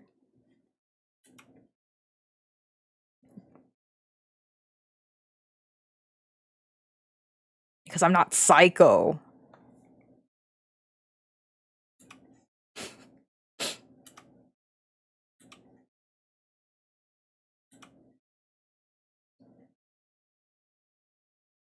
Because I give up at 4 out of 8. That's the most I can do. Oh, well, with your current, like, with your roster growing as much as it is, though, you're gonna be eventually able to do it. Like, I'm finding that Frolova is pretty good at it, too. Definitely worth building for that. For it. I actually enjoy using... I want to try using Yuno. I'm curious if Yuno is actually good in that mode. She's great in Tower of Adversity. Obviously, because it's all right up for her, but... I'm just gonna take this image. Let me see if I can. Hold on. I'll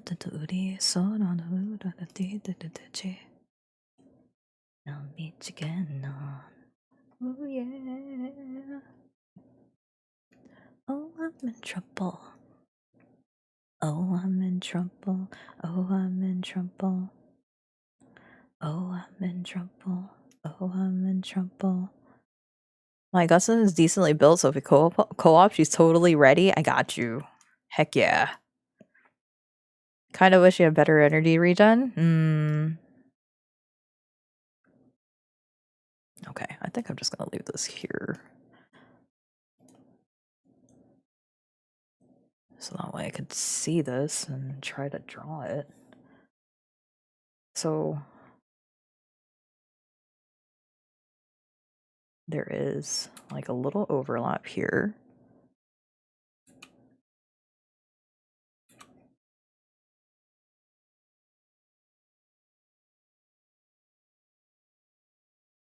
And in the mind I'll beat you again on. I got you on my mind. I got you on my mind. Ooh, I got you on my mind.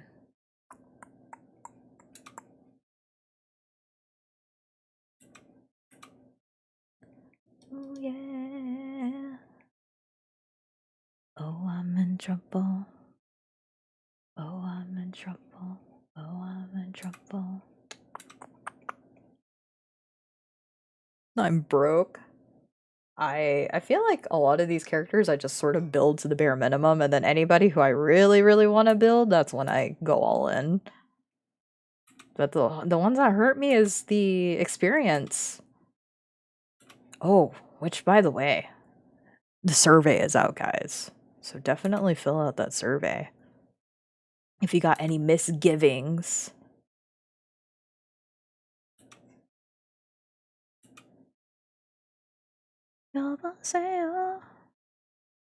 Froze crit damage is taken away now? Ah.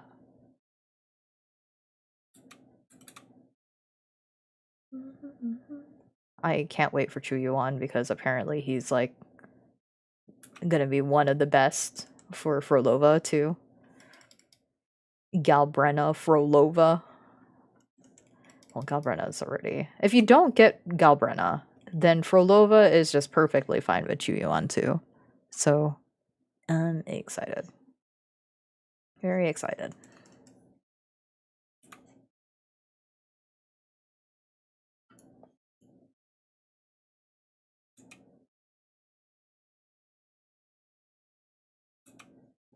여보세요. 나는 언니. Wait. Question, Terry. Are you up to date with the story or no?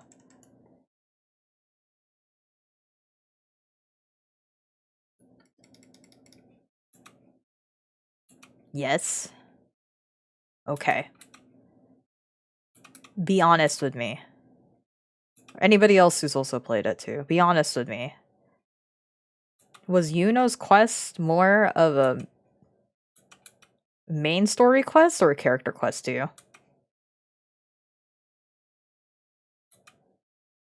Yuno's patch. Or I guess Yuno's side of the story. Okay. You know how I think they could have fixed this? Which I don't think it would have gone well either. But remember at the start of the game how Jian and Yinlin both released with character quests. I'm gonna sound very hot takey here. Here's my hot take. Augusta's quest is also a companion quest.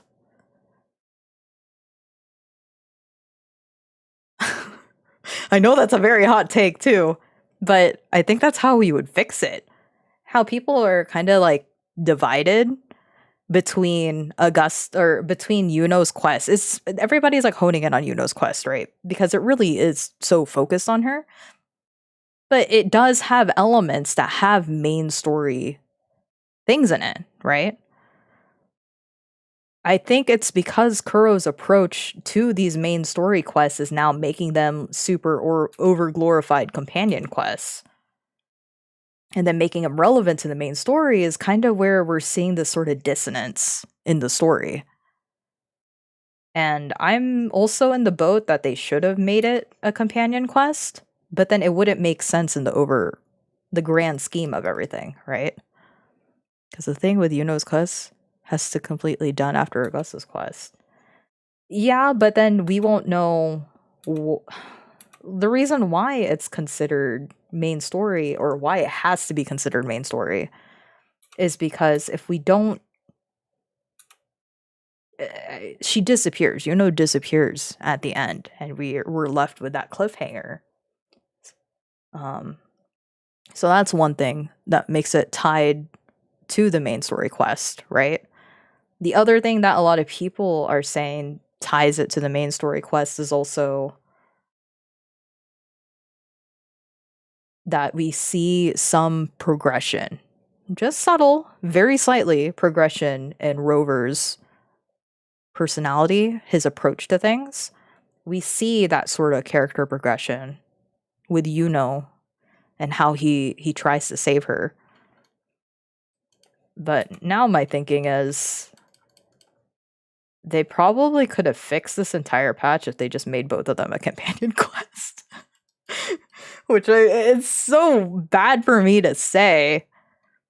But I think this is why we're feeling such like a gap in the story or how we're perceiving the story, because they add main story elements into these companion quests. They made it like a hybrid. It's not their first time doing it. They did it with Frolova, they did it with Lupa. Where it and then they did it with Phoebe, but they kept Brant separate. Now imagine if they made Phoebe's patch, right? Picture Phoebe's patch, kept it the same way for Phoebe, but they also did the same thing for Brant, where his main story, his character quest is part of the main story.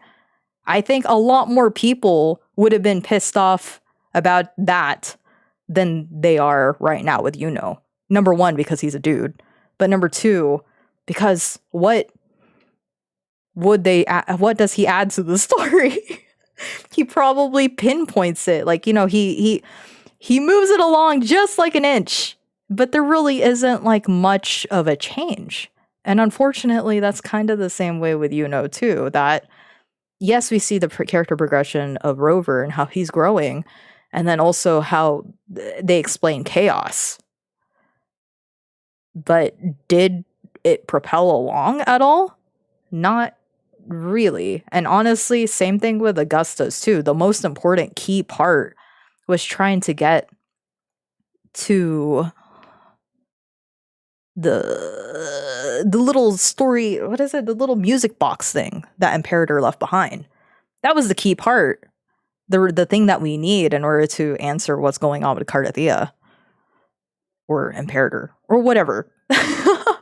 So that's where I'm like, golly, I don't think I do think it's like a messy thing. I don't mind it. But I remember saying it before on my stream that it's like if people are not really interested in this interactive visual novel, they're not going to enjoy Yuno's patch. The only reason why they enjoy Yuno's patch is because she's cute and has nice feet.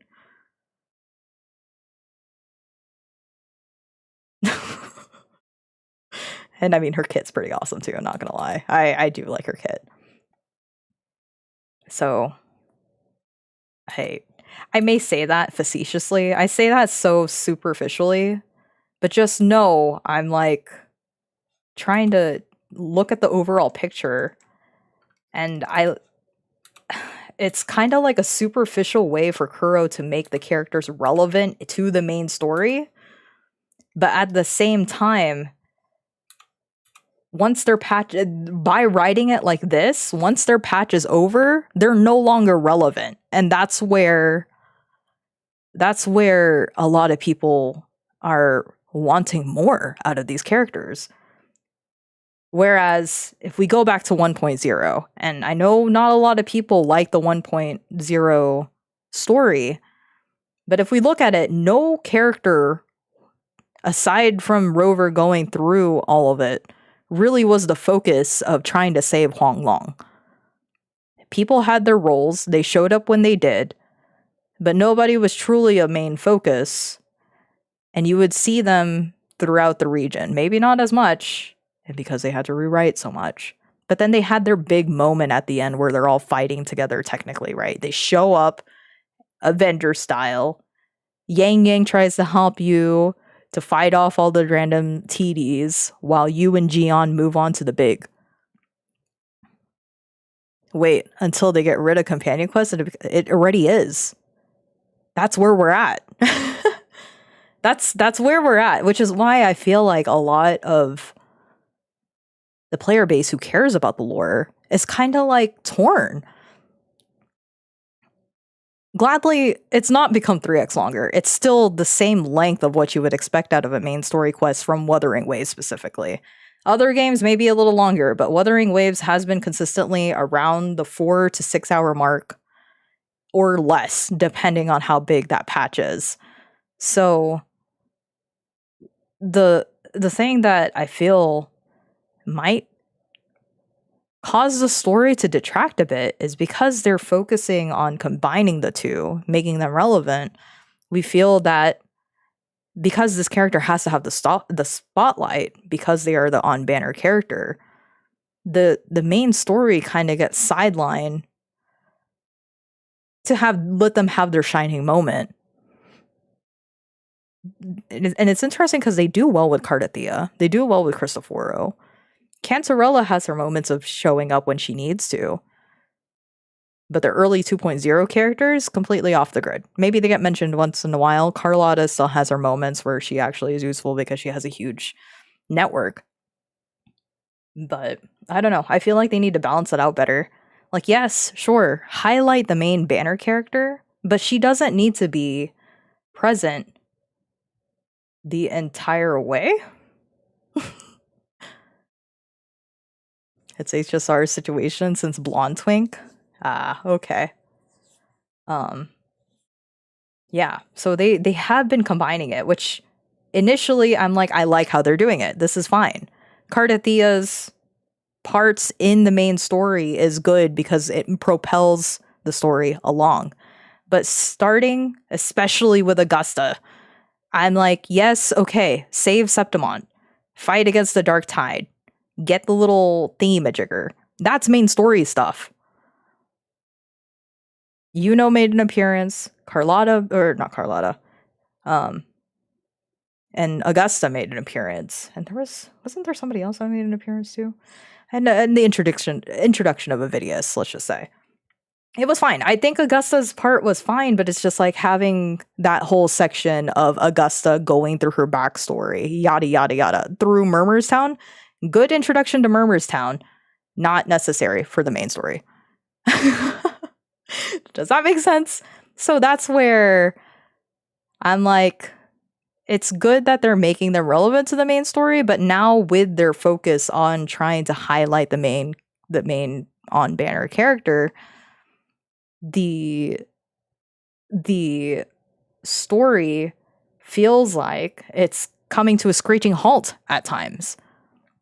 It doesn't move on. And I'm like thinking to myself, the way that they approached it with, like, let's say Phoebe's patch, which was considered a filler patch, And it is. I mean, over the whole grand scheme of things, it doesn't really add much to the story, but that was like our first foray of seeing the character on Banner being mixed in with the main story quest.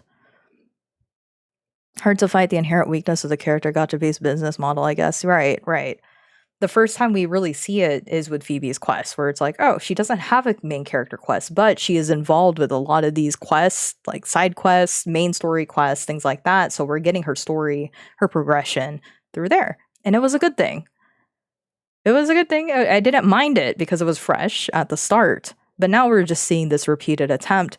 And let's just take this patch and compare it to Phoebe's patch, where, like I said, if Brant's character quest became a main story quest, and you're like required to go through Brant's quest as a main story and come out of it, nobody would like that. I'll be real with you. Nobody probably wouldn't touch Brant's stuff. They probably wouldn't play the game because they don't want to go through Brant's things, because they don't like Brant for whatever reason.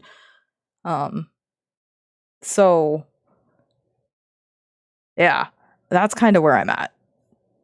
I don't think it's a bad thing that they were experimenting with it. I just don't know how it's going to look down the lane, kind of deal.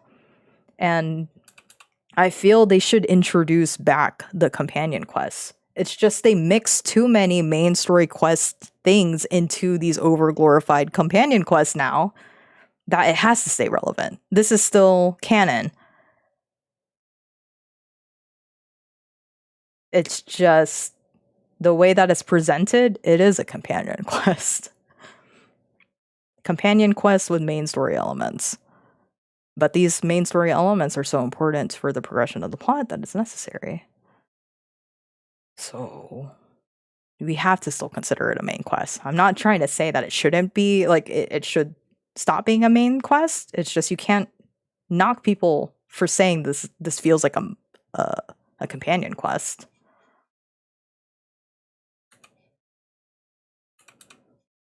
They're just really lucky that Yuno is a likable character. Like, overall, a desired, likable, overall safe character to do it with. But I swear, if they do it with a dude, we're not going to hear the end of it. We're not. If they do that with Chu Yuan, I know girls would want him to be story relevant. Me too, honestly, because some guy has to be relevant, right? But we're not. We're gonna hear, if we don't say it now, you're gonna hear it with Chu Yuan's quest. Galbrena's at 2.7. Galbrena is gonna be relevant, and people will cheer. And then they're gonna make Chu Yuan relevant, and his is gonna be a main story quest, and people will say this should have been a companion quest. Bet. Ooh, you heard it here now. And when the live stream for 2.7 goes live this week, which I think I'm gonna go stream that too. I'll watch it. If you guys want to join me at 6 a.m. in the morning, then we could watch that on Friday. I'm 1,000 pulling Galbrena for this dummy. I think I'm pulling for her because I like how different her design is. She looks so refreshing. That, and I also decided I want to pull for all the Black Shores characters.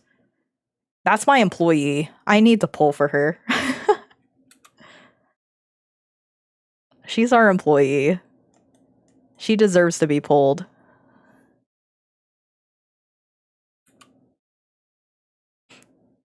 I don't know if that's like spoilery, but with the things that we've seen from her, she has a, what's it called? A Blake Bloom on her.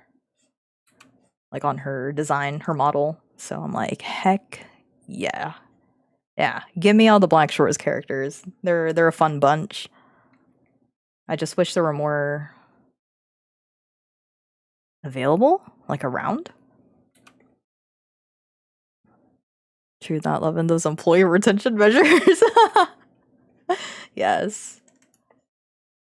This just looks like she's wearing slippers. My god.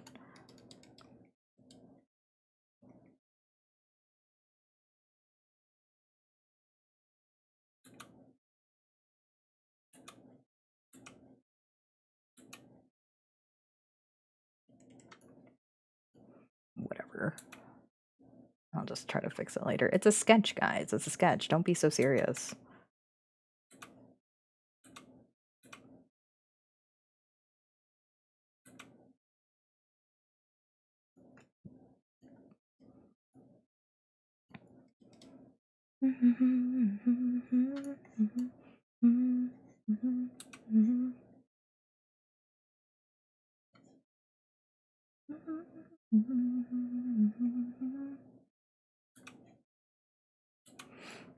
Do I want to give her a hat?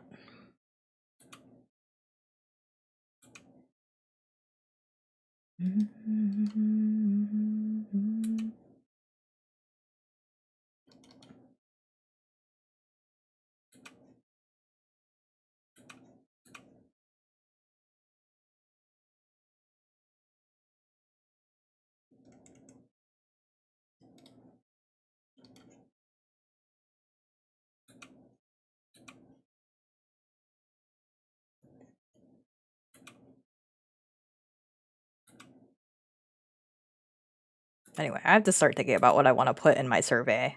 That free suggestion box, you know what? I usually like ignore that in any other survey I'd be taking, but the Wuthering Waves one, I actually fill out consistently every time.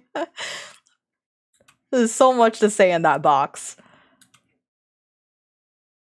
I'm trying to think though, is there like any UI stuff that I would want to improve lately? Aside from them, I do want them to add more to the glossary. There's a lot more to be had there that they really, really should update that. But I can't think of like many UI stuff. Not that they added the whole entire claim all button. Oh, well, I guess in the tacit nightmare fields, when you try to farm for those for Furlova, Augusta, all of them, the claim absorb all button would be nice for that one too, when you're done. Like, I understand why it's programmed the way it is, but I feel like in specifically that domain, there should be a whole absorb all. Because why wouldn't you try to absorb them all?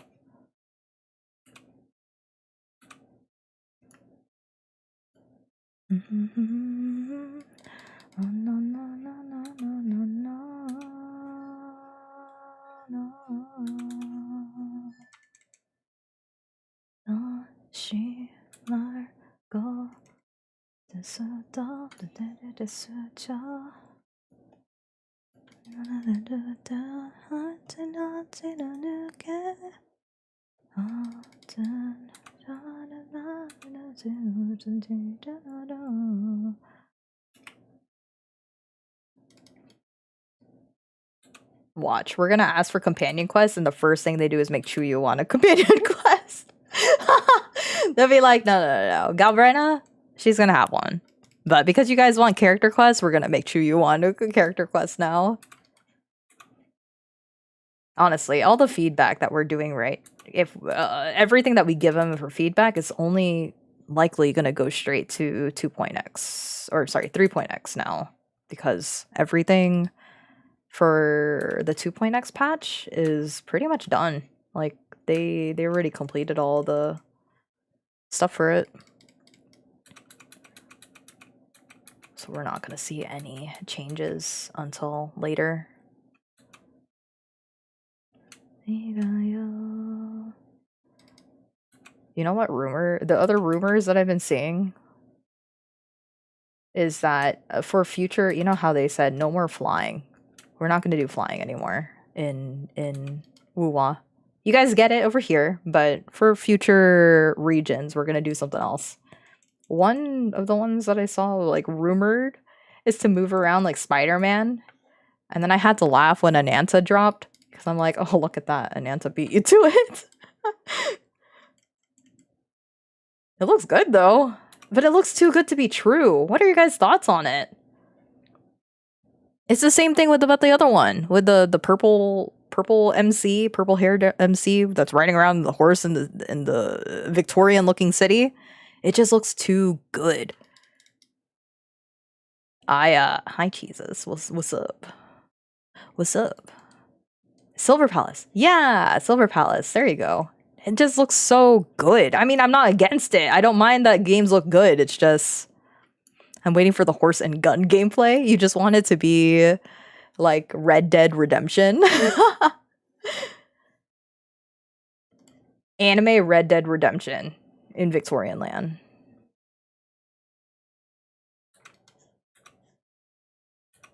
I kind of find it funny. It's like people will only play certain types of gameplay if you just make it anime. It's like this type of gameplay has always existed. It just wasn't anime.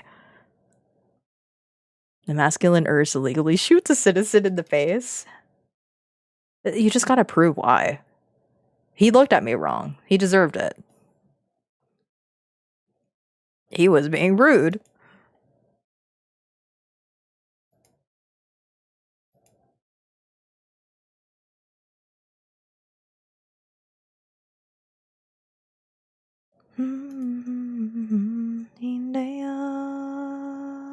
From the moon to the stars, would your hand make a 서워를 하게 되어줘. 그리고 그리다 보점을 감미해 우리가 너 매려요. Oh, whoops! I didn't mean to do that. Tonight. All right, how do you make this design steampunky? I think the shoes already ruin it.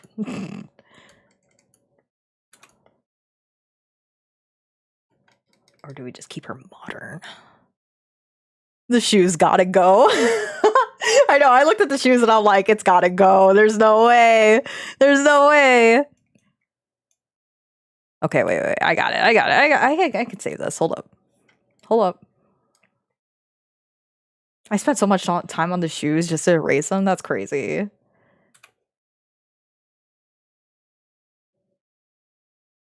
Mayhaps a longer skirt.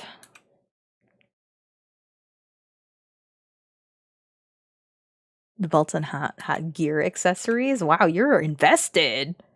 Are you a steampunk truther? A believer?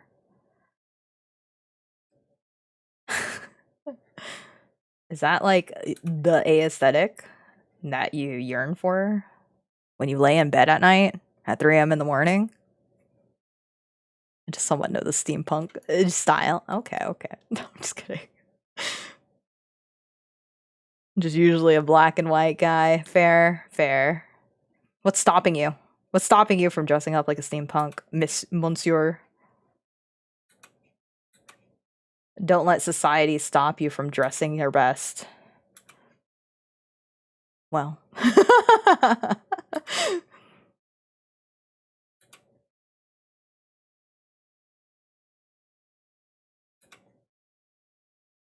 Oh no. Would you call like people who wear like historical garb? Not historical garb, but I guess like like in a certain style. When does it start feeling like cosplay?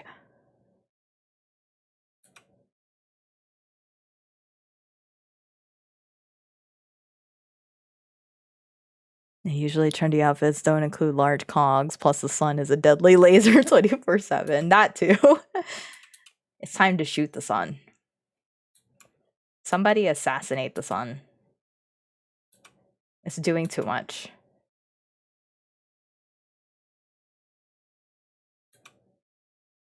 When I wear a wig. I see.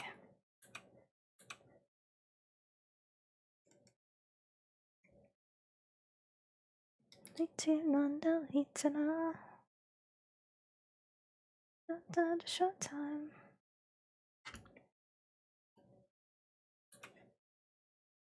But I want her to still be cute. Okay, hold on.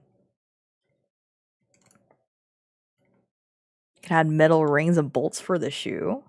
You're right.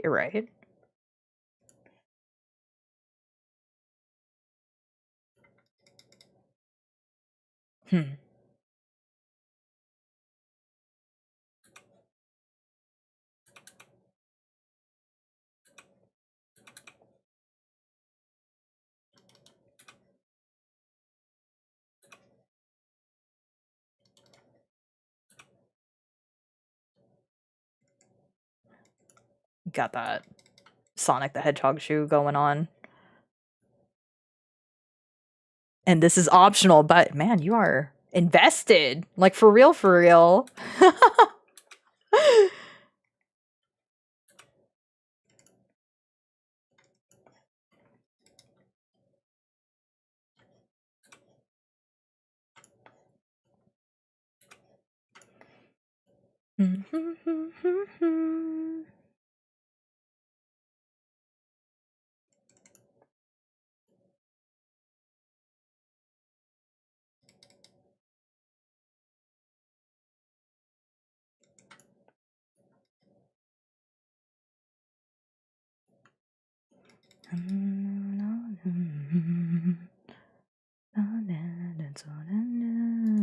Baby, don't forget my mind.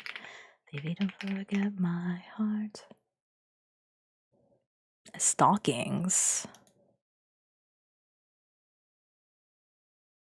Lily so.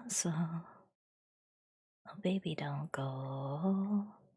Baby, don't go. I was just gonna give her shorts underneath. But you're right, stockings. Considering we're working with Steam here. True, true. But our thigh high's too much. Full-blown stocking? Like everything covered stocking? I don't know. I'm trying to like think of like a modern.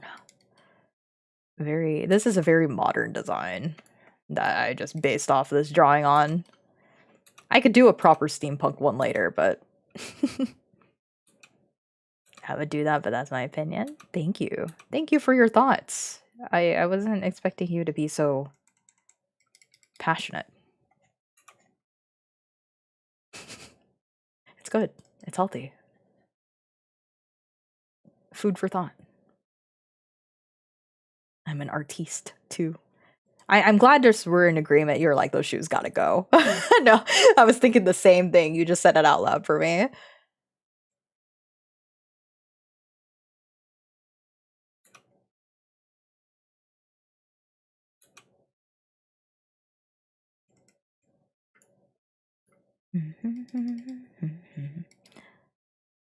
I'm turning back to you.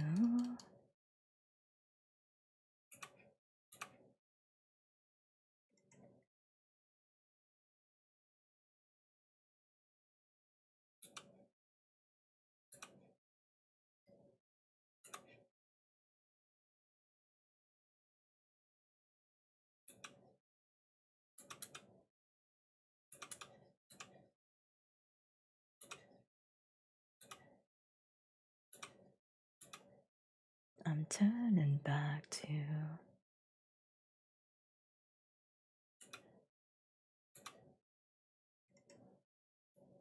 You can make the headpiece have a cap rim.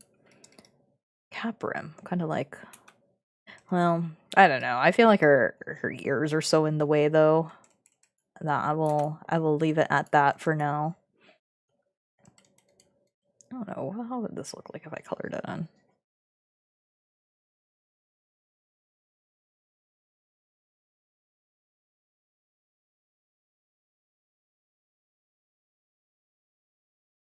Yeah, the paperboy style.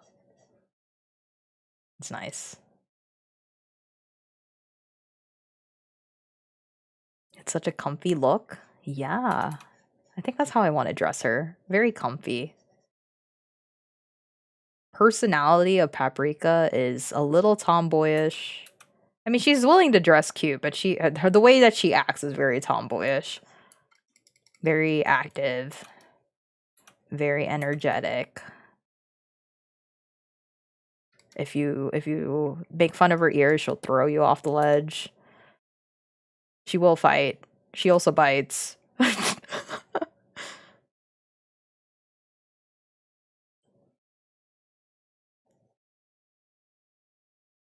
She loves her two dads. One of her dad is a tree.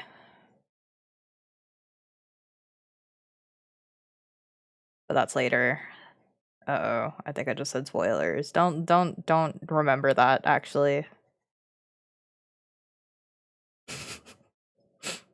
Oops. That slipped out. Might be. Time to kill this VOD. I'm kidding. I don't expect anybody. What time is it right now? I don't expect anybody to be watching for 2 hours later. Don't remember what, huh? Perfect. Bless. Writes it down. No, no, no. Dang.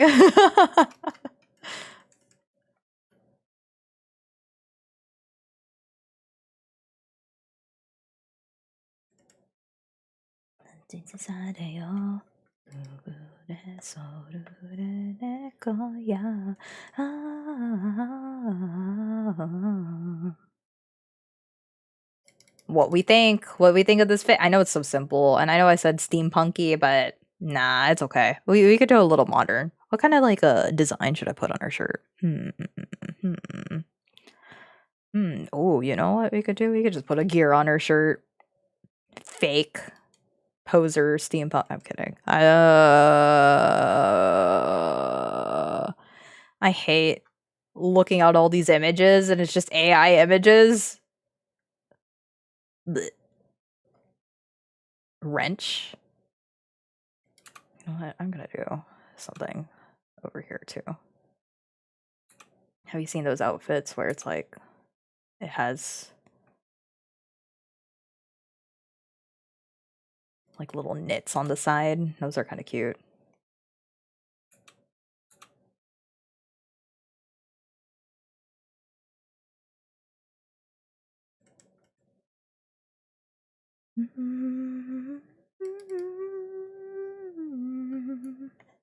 She looks like she could be holding a wrench.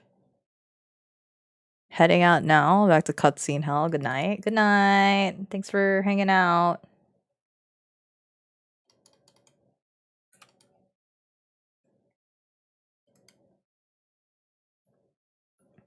Listening to me talk about all my wild coworkers and everything that we talk about in the middle of the night.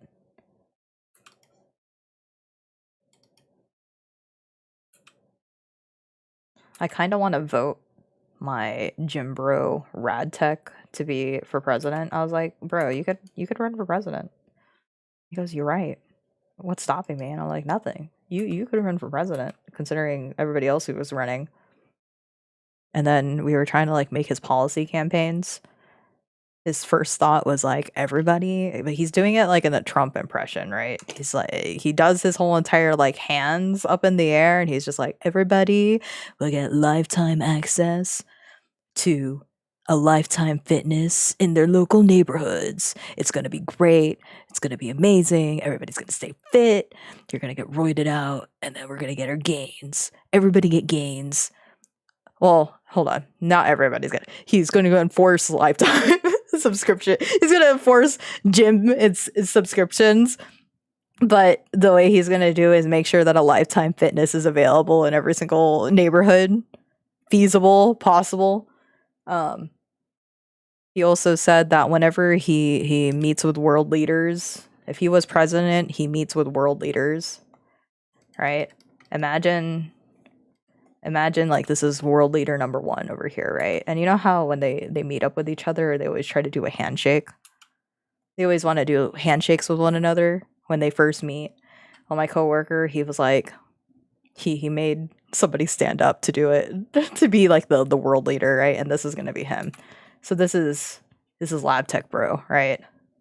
But he said when he walks up to world leaders to shake their hands, he's gonna flex the entire time when they're he's gonna purposely roll up his sleeve and make sure that every single time somebody takes a picture of him or records him, right, that they make sure to capture just how much of a gym bro the USA American president is. Silly man.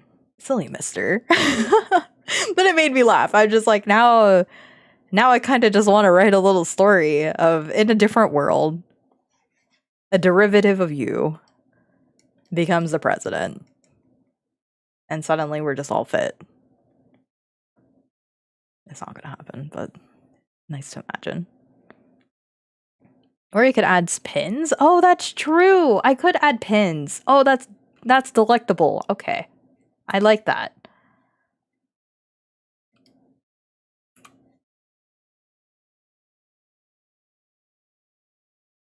You are so right. My gosh. Your brain, it's so massive. You should make your OC.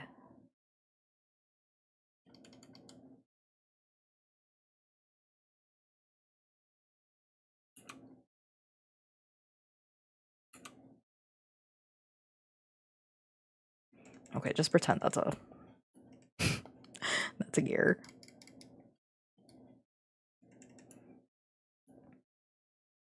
I would, but my themes are more leaning on fantasy stuff. See, she originally came from a world like that, where it was like high fantasy and lots of magic.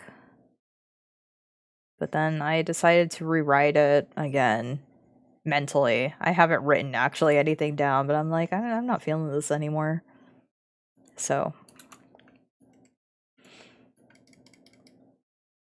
that's why.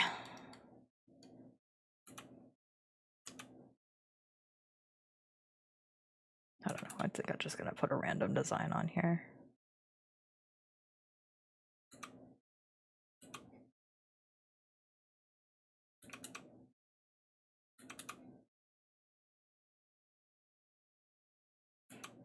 Because I don't even think this is gonna be clothes she's wearing in the world. I love those fantasy worlds where they mix magic with tech. Yeah, so now I have to kind of like rethink my agenda.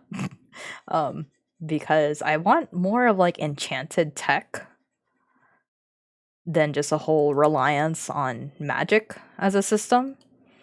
So, I mean, there's still magic in here, but it's not as prevalent. Majority of the people now rely on enchantments than just pure magic. Magic is dying in the world.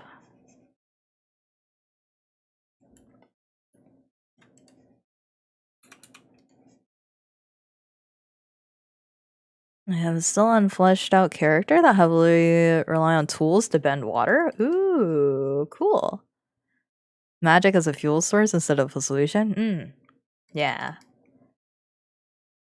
And of course, we have like some things that can't be explained. Like, for example, Paprika over here, she may be a dainty, cute girl, but she's also super strong, super fast, really fast, super strong. Wants to be a knight.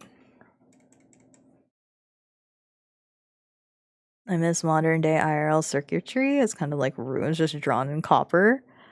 Oh, that's cool. Yeah, see, that sounds so cool. I really need to think about my magic system. It's fun, but then once you start thinking of rules, that's where it starts getting a little complicated.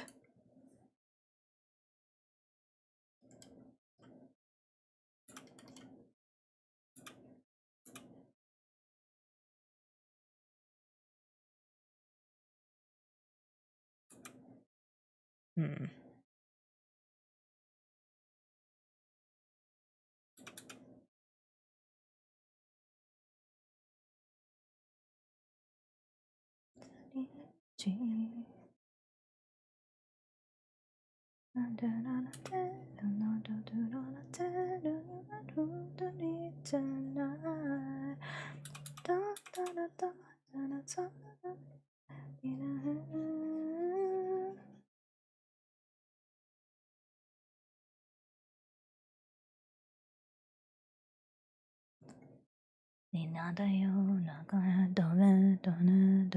Hooray, I did it. The last 5 out of 8. Nice. My rule is simply in fill in the blanks, the ability to blank. What is this? He wields a PVC pipe. Easiest explanation as a weapon. I haven't really thought about how future, like older Paprika will be. But all I know is that she wants to become a knight. She wants to fight with a sword. And she wields a big old broad blade. And swings it around like Augusta.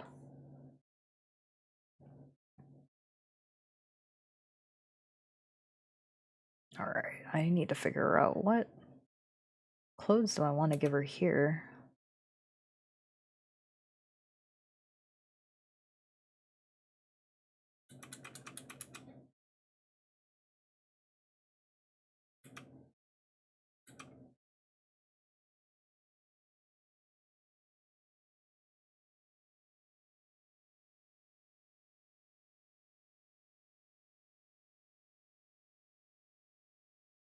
Make some noise.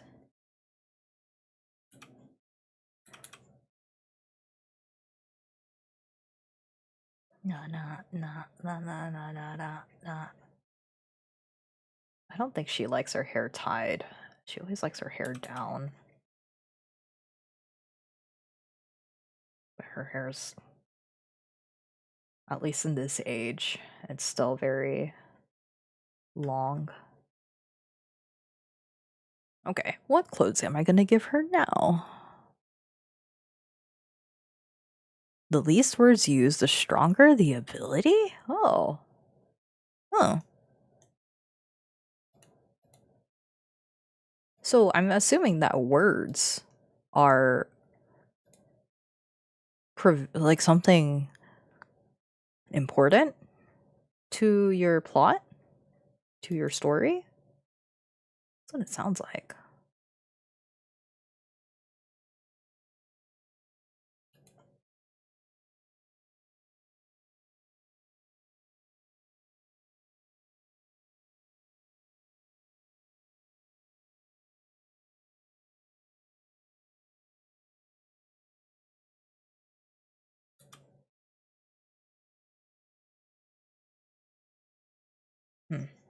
I don't know how well this will look.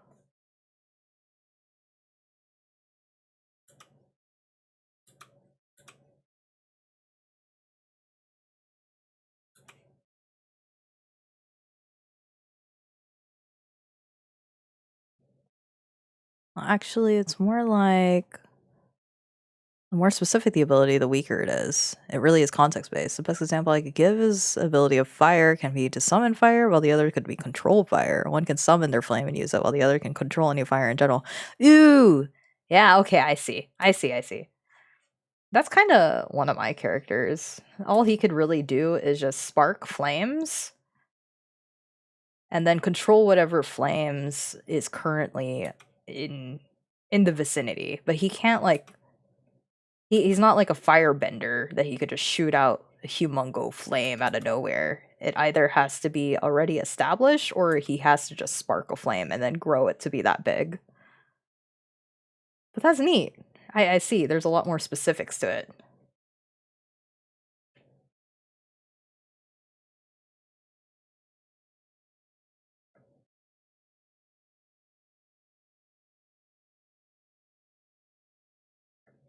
I've been trying to practice doing a lot more full bodies, if you can't tell.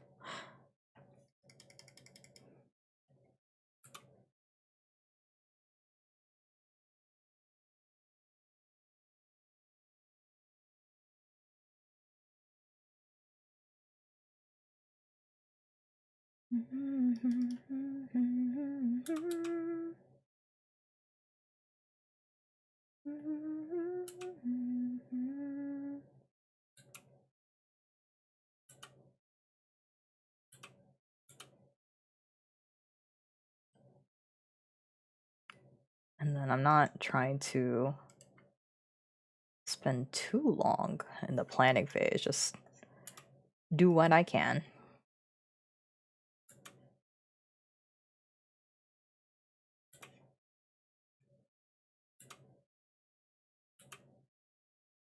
Because I have to keep reminding myself, it's just a sketch. It's not that serious, but it's very serious. Although, okay, I admit, I'm also really bad. I just use the sketch lines to be my line art because I'm lazy. It's dire. No, it's not that serious. Chill. Chill, guys. Chill out. It's not that that serious. Until it is. Then it becomes very serious.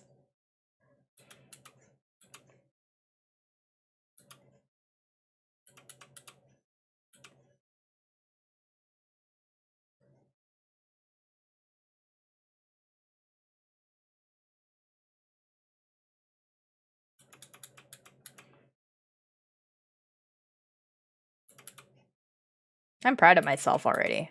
The year can end. I'm already pretty proud of myself this year. I mean, there was a lot of not so great things that happened, but I feel like I've accomplished a lot. So I can just chillax for the rest of the year. Why am I stressing? Why am I trying so hard? Because I'm passionate? I have goals? I have things that I want to attain? Yeah, actually. That's probably why I'm still going so hard.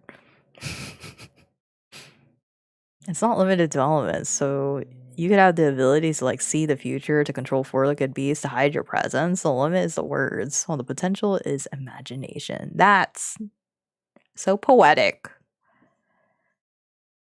How poetic.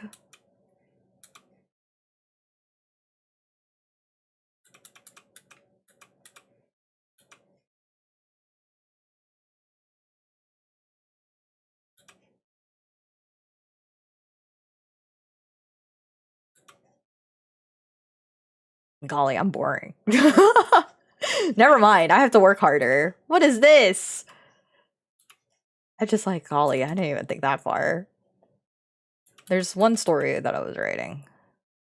I decided to take a break. I'm still writing. But like I honestly didn't really think too deeply about the character's powers in that one. It's so fantastical to begin with. So it's the one that's based off like Filipino myths. Oh, that reminds me. The other day, I was talking to my friend in Brunei, right?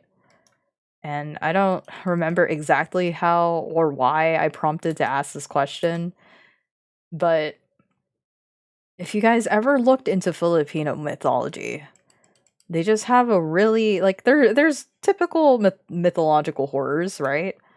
But the one that I keep coming across that just bugs me is just how many of these mythological stories, and I think it's just in general, maybe in like even American stories or like European mythology too, but there's just such an obsession with babies. Either the baby becomes a demon, or something wants to eat the baby, or somebody just wants to straight up eat a fetus, right? So I had to ask my friend in Brunei. I'm like, while we're on this topic, I genuinely want to ask you, does your country or your mythology of your country, whether you share it with Indonesia and Malaysia, is there a strange fascination with babies and newborns in your mythology? And she goes, yeah, actually. Or no, she didn't even say that. She didn't even say that. She wasn't that casual. She casually says, where do you want me to start? And I laughed so loud at the nurse's station because I'm like, it's one thing to just say yes. It's another of, where do you want me to start? Like, what do you mean? There's a whole laundry list of things going on with babies in Brunei? I'm terrified. What is happening to the babies over there in your mythology? She started out with something pretty tame, though, because she was curious if there was something similar in the Philippines. And any Filipinos can correct me if I'm wrong here. But she pretty much described something called a toloy? Toy? Oh, shoot. What is the word? Toloy or toy? Not toyo, because that's soy sauce. Toyol. Toyol. Toyol is, she described it as pretty much like a little green goblin. A baby becomes like a little green goblin. Small green children with piercing yellow eyes, some shamans would keep because they're practically thieves. So the only way you could really find if they're thieving from you is that you sprinkle powder around your house and you see like footprints in the powder. Archive stretched far. So you would they're invisible, I guess. And you would only be able to find them if you purposely like put out powder or you purposely set out like $50 on the table and you literally just watch that $50 just float away or not even just float away, like a portion of it disappears. If it's not just a $50 bill.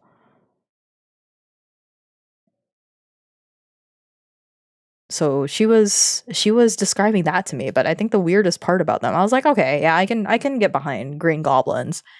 And she goes, yeah, but they're not interested in your blood. You know what they're interested in? I go, what? They're interested in your breast milk. And that's where I was like, ooh, I have to draw the line there. That's kind of, I don't want no green goblin be sucking on the teats over here, okay? That's a bit much. It was one thing that it was trying to steal stuff from me, but not the breast milk. Does it have to be, you know what, I should ask her, does it have to be fresh? They don't eat meat or drink blood. They need breast milk. I don't know how these creatures are made, but it said they are made in a ritual using miscarried babies and fetuses, and you have to raise them.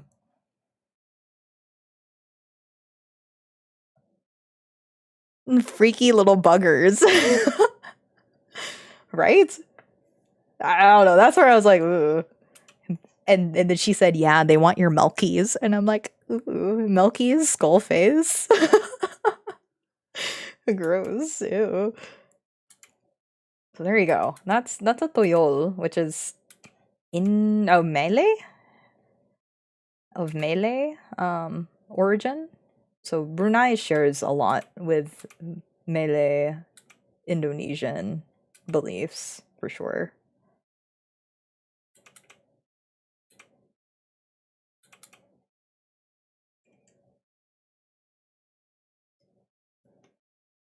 And then I was like, do we have something similar to the Philippines? But the only one I could think of is the Tianak.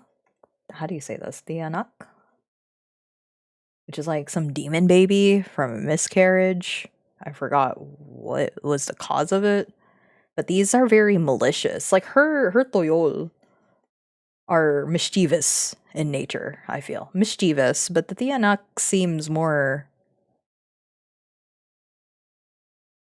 evil. Like straight evil. Like they're not here to play. I think they're here just to eat you alive in the middle of a forest. So yeah, I couldn't think of like a goblin equivalent. Like I know we have goblins. I don't remember what they're called in Filipino or in Tagalog. But as far as like children adjacent, that's the only one I could think of. Everybody else just wants to eat a baby. Funny.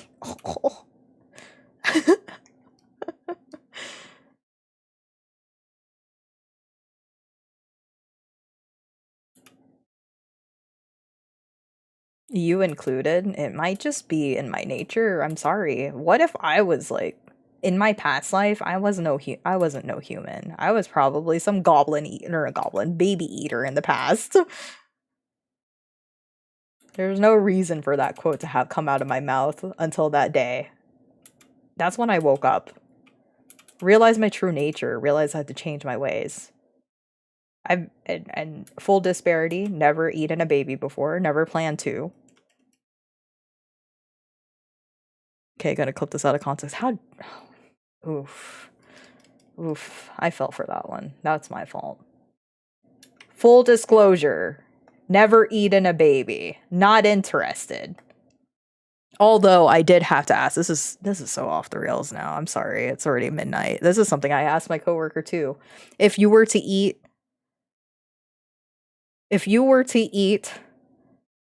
human eggs, is that cannibalism? Like somehow we just pry it out of a woman like caviar. And then my coworker's like, but they don't even appear like that. I'm like, let's just say they do. In a fictional world, we have caviar in our fallopian tubes, and we just managed to pry that out. But then, I mean, technically, we have the other equivalent that looks like a little squiggly.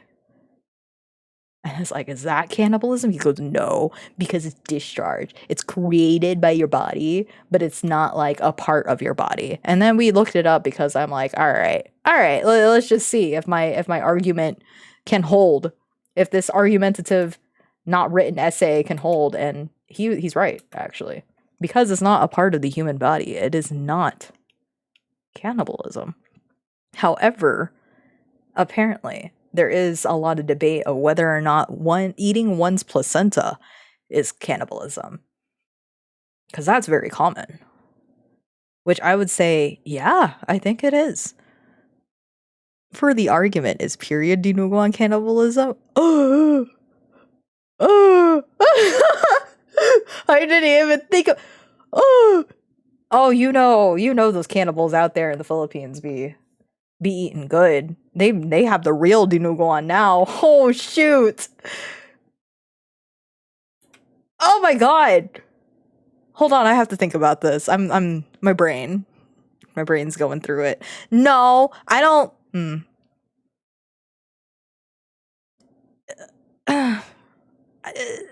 It's leaving the body though.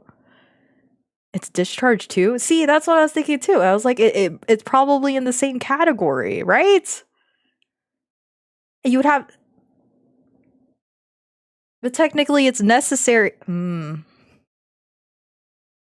know. I'm gonna have to bring this up again to my coworker and be like, hey, a change of opinions are happening. Cannibalism. They don't eat their limbs. And that means they have some sort of intelligence. Oh. Anyway. Sorry. Sorry, guys. These are the super educational things I think about at midnight. I'm an educated individual. I have a bachelor's degree. I promise. I know things. But maybe because I know too much, now I'm just like... you know what? I need her to be, like, grabbing something. Let's change this hand a little bit.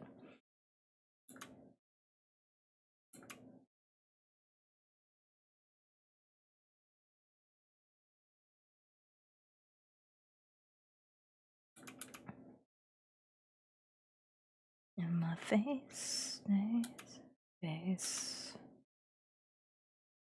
괜찮아.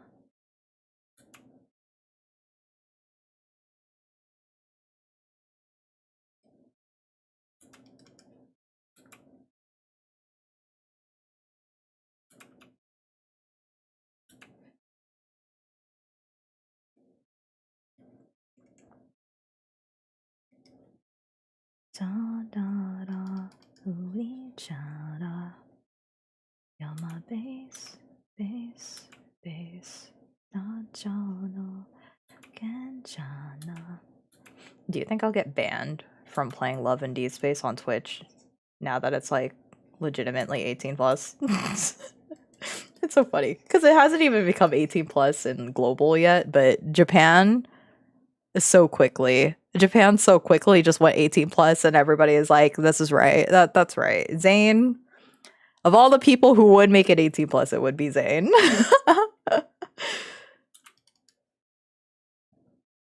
Like, that's crazy. Oh, how do I draw a shoe? I'll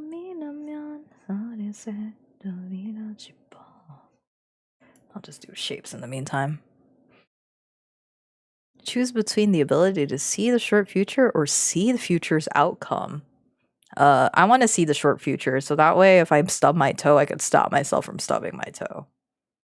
I don't need to see the far future because I'm like, I don't know how long I'm going to be waiting for that. I probably won't even be alive. But the short future, that better be like, hey, don't do that. Don't do it. You're going to regret it. That guy, red flag. Don't talk to him. He's going to try to sneak something in your drink.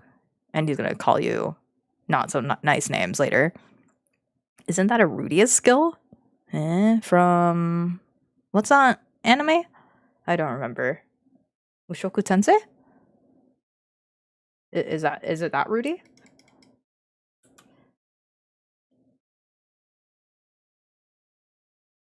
I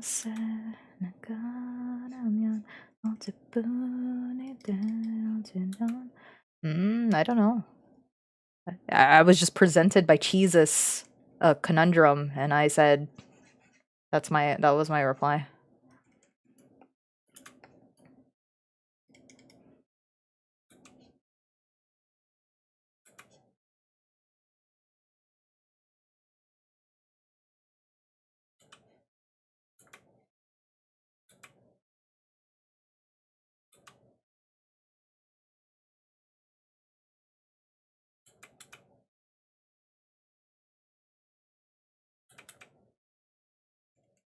No, yeah, no, not too much.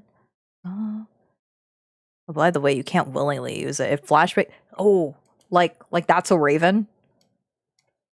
The way she just stares into the ether and goes, "Oh, good lord." Oh man, but you know what? If it's the short future, how would you even prepare for it? You wouldn't even be able to prepare for it because it's so soon. How short we talking? Like in the next 5 minutes or like within the hour? I think that's a valid thing to ask.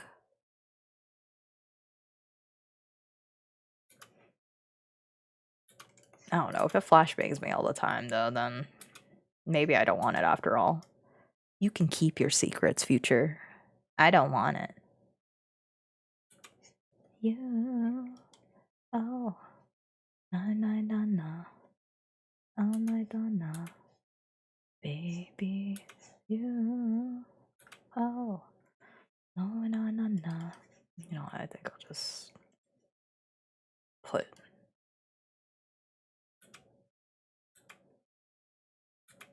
her hair on here.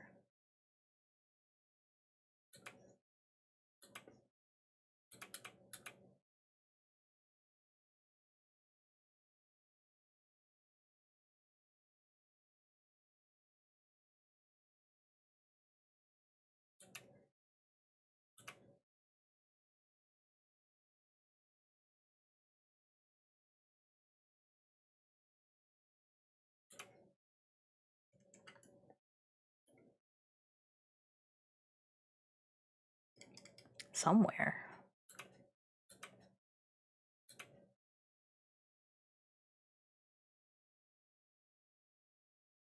Wait, what were you trying to fix? Am I missing? No, I'm not. Did you type something down, Effie? I didn't see it. If you were typing down something prior.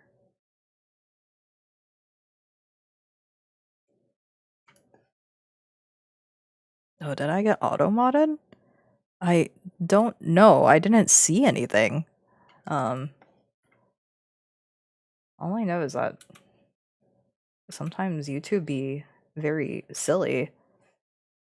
But definitely write down whatever you put down again, because I didn't see what you were saying. What in the world? Right? Do you see it too? That's strange.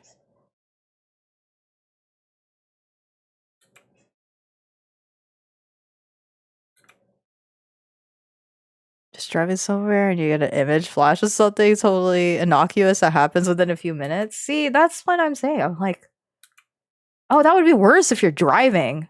I'd have to say I have a mental disability or something. I'd be like, listen, you don't believe me? You don't believe me. But I get visions of the future, and the more that I keep talking, it just gets worse. There's like, oh my god. Start putting down points on me.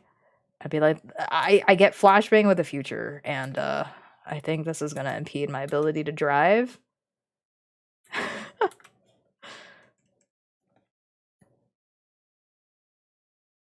There you go, there you go. That's strange. That shouldn't have been auto-modded at all.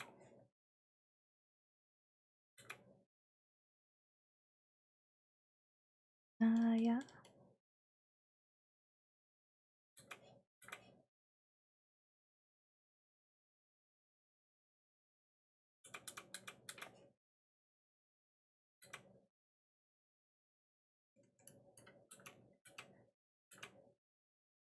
No, 7, I love ya. I love ya. I love ya.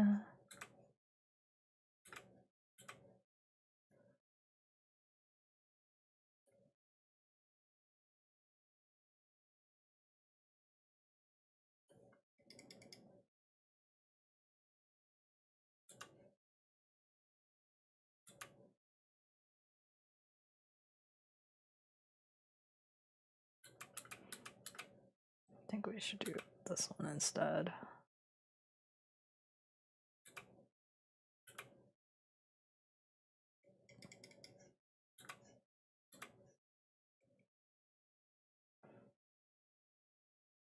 Oh! Oh, good heavens. I just deleted the wrong thing entirely. Oh. What the? Oh. No, no, no. Her hair is so big. So floofy. And then I'm debating if I want to give her a heel.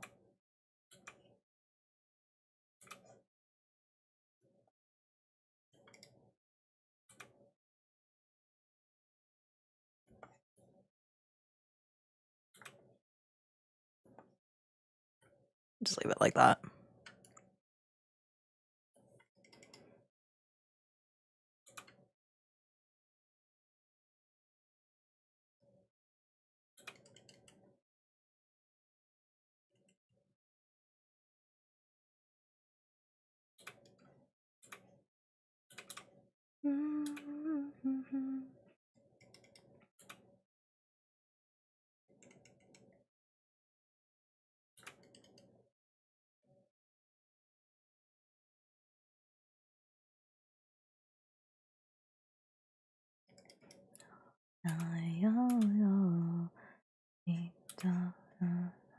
So fantasy, yeah.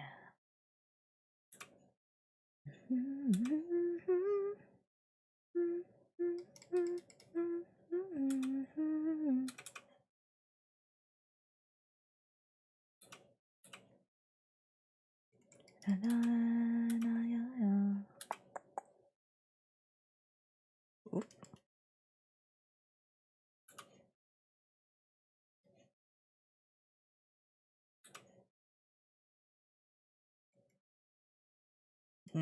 I don't really like how that looks too. Yeah, there's really no good way to do this, huh?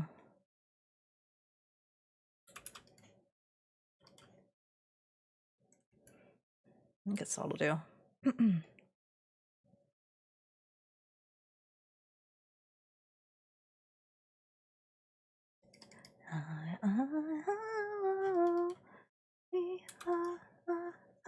The galaxy, yeah. Do.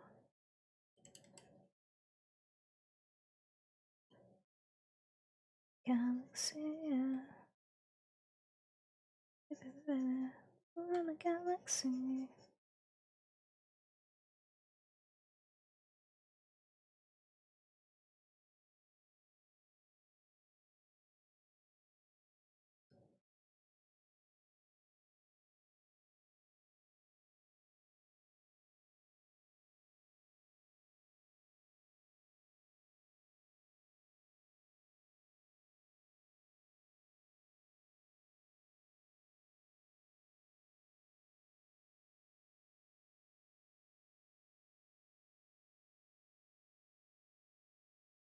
Trying to make hot sauce with habaneros? An office mate gave you? Ew. Do you like spicy food? I wish I had a higher spice tolerance. I mean, I'll eat spicy food, but it can't be like I'm crying. And then, even then, mine's pretty low. And now I'm choking on the air. Oh no. Need to wear a gas mask. That's nice.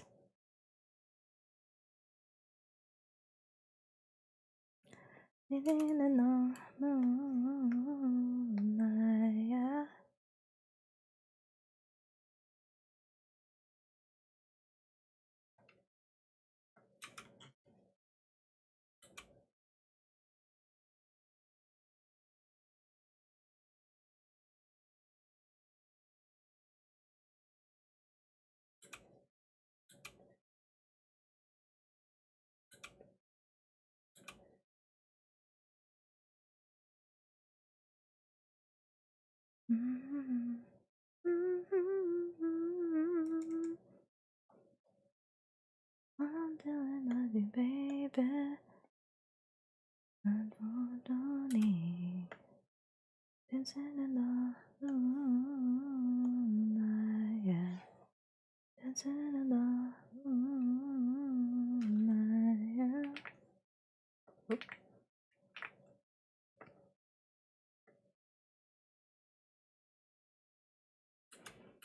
All right.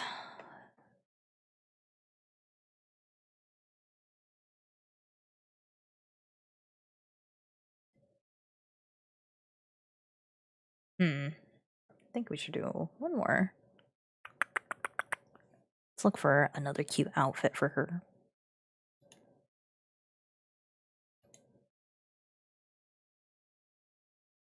Dance with me, tell you what are you waiting for? And all I got is time to just let it go. I told I'm still loving you, baby. Ain't no need.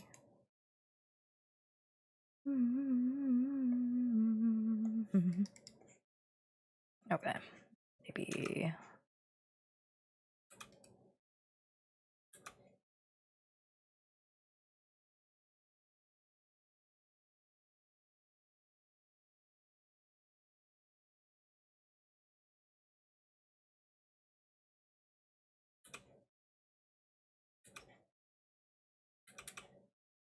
Hmm.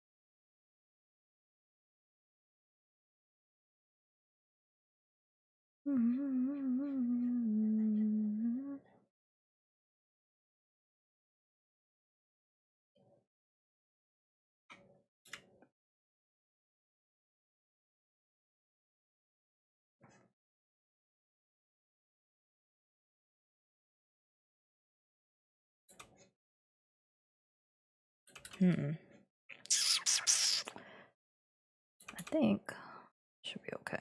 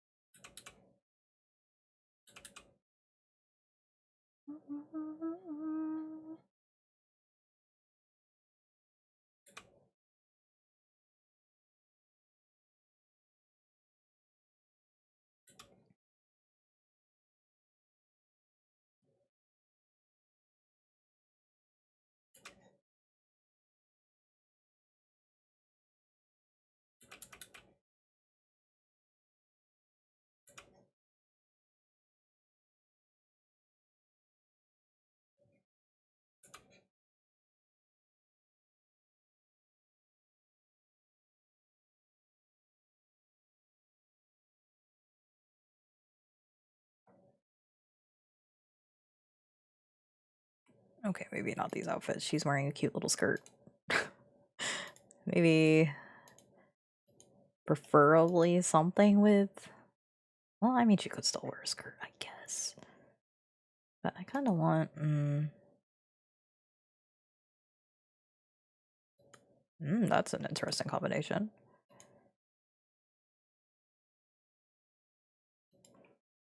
You know what? I think I like that.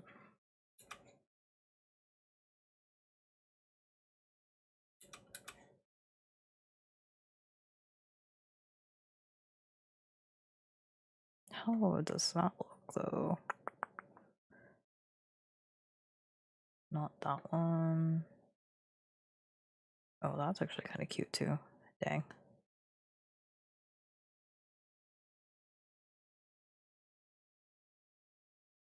Where did I see that? Oh, okay, there it is.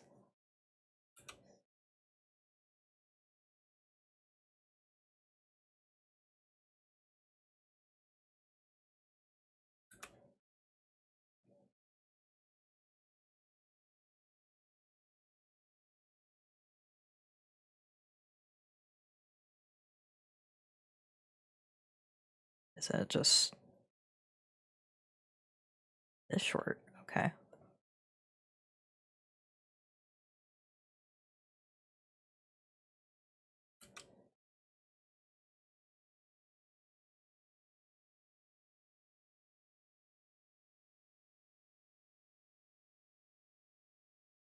Okay, that should be okay.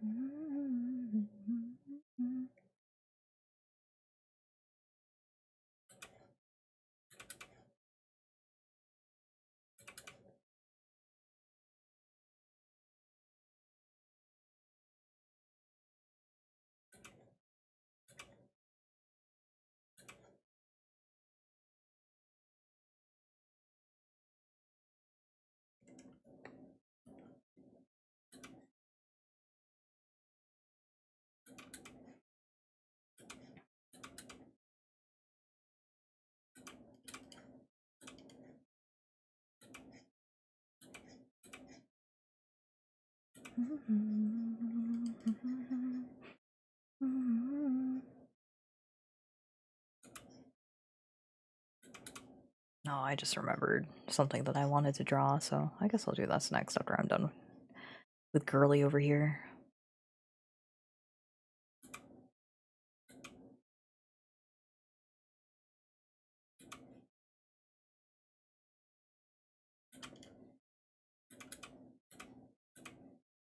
Ugh, I'm hungry again. I feel like I just ate. Why am I hungry? I've been snacking a lot lately, too. I'm still very sleepy, and now I'm very hungry.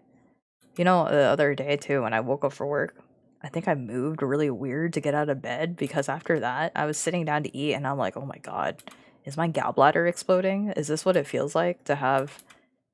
No, your appendix. Is this what it feels like to have your appendix feel like it's about to rupture? Oh my god, am I going through it right now? Is it just happening? It's over. I'm dying. In my head, anyway. While I still continued eating, mind you. And then I was fine. Clearly, I was fine. I'm still here. Because I think that was yesterday morning. Well, yesterday evening, because I wake up for the evening hours. It's the same thing with like any chest pain. I'm like, it's over. It's time. It's my time. It's time for me to go. Nothing happens. God just hears me like mildly panic for like 2 seconds and my brain goes, yeah, never mind. It's not time. She's not ready.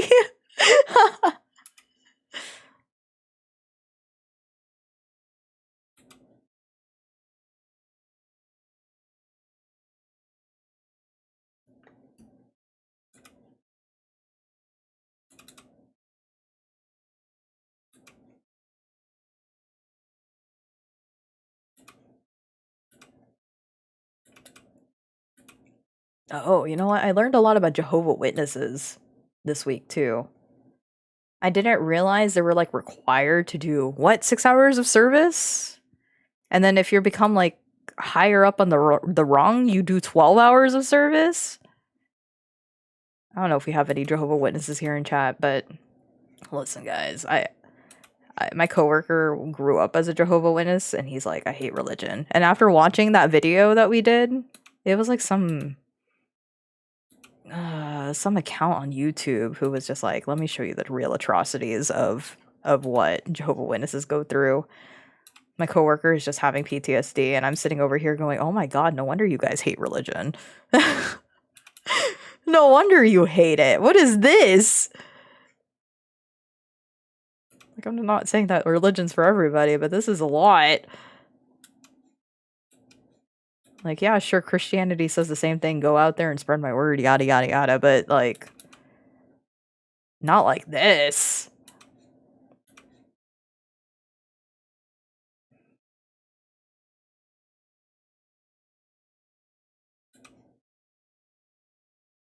So, I guess there's that. I learned that Jehovah Witnesses have like a convention that they all go to, rent out a big old stadium, and then do Jehovah Witness things. I also learned that when they pass around like the wine and bread in like Catholic and Christian churches, you also take part in the bread and wine.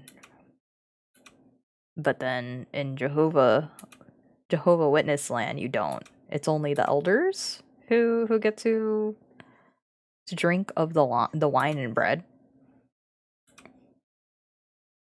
And then I also learned that if you move, they want to know where you're moving to, so that way they can connect you with the local leaders. But my first thought was like, they just want to keep you in lane, keep in touch with you to keep you in lane.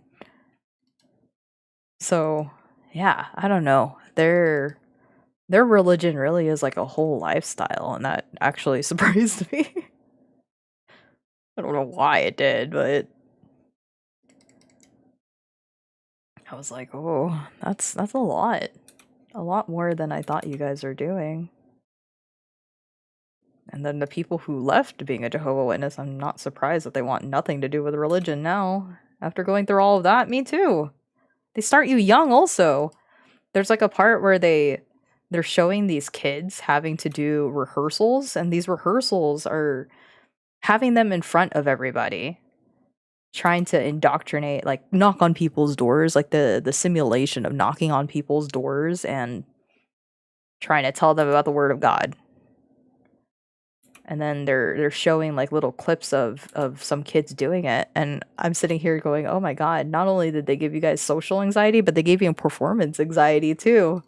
Oh, hi Shiro, welcome.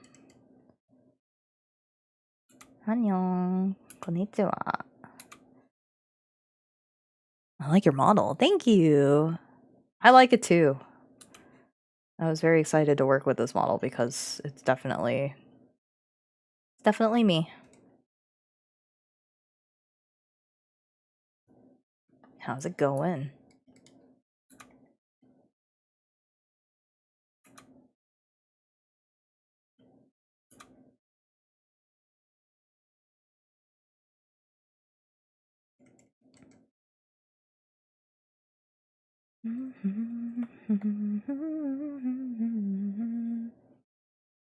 I don't know how. Is there like any, I guess not socks or anything? Yes, yes.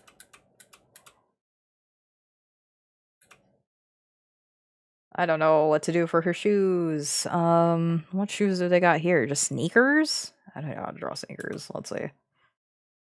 If I had to draw sneakers off the top of my head.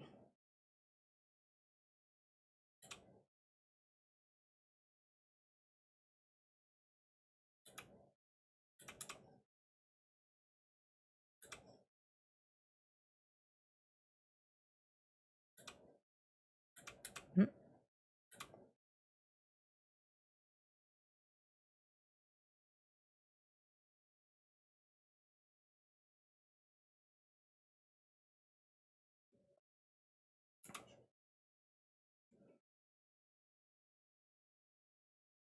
Yeah, okay.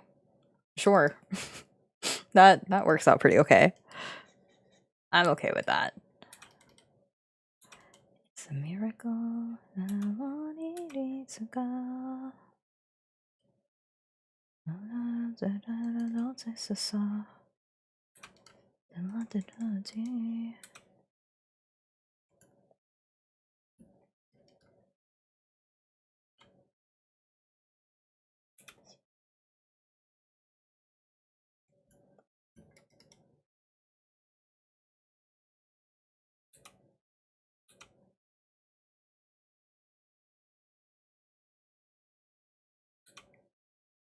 Hmm.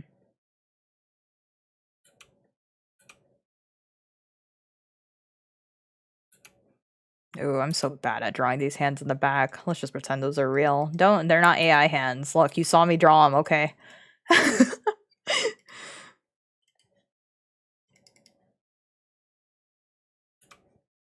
I've only been accused of drawing AI once, and it was last year, I think, and they said it so politely too, so I couldn't even be mad. But I drew a picture, and I'm going to assume maybe this person was just young, probably. But I drew a picture of their OC, and I submitted it, and they were like, "Oh my god, this is so good. Excuse me for asking, but is this AI?" And I didn't know how I felt. I think I was going through like 3 different emotions all at once. I was distraught, I was angry, and I don't know if I was sad. More like, golly, it's like a realization, right? A realization of, oh good lord, this is our future now, where these people will not know the differences at all. So it was like a mixture of all those feelings, and I told them, I'm like, I don't know how to reply to you and directly because I don't know how to use this thing, but no, it's not AI. It's 100% homegrown and by my hands. Can imagine the whiplash for the first time, right? This timeline sucks, right?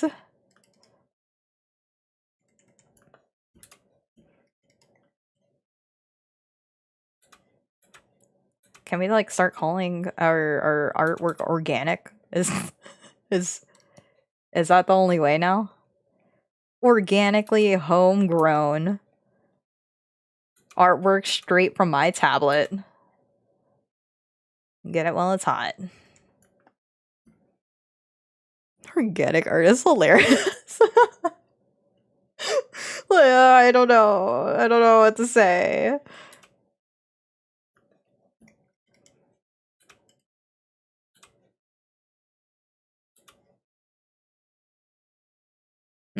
That's right. Homegrown anime girl art. Heck yeah. The best of the best. Only available right here on Happy Dose TV channel.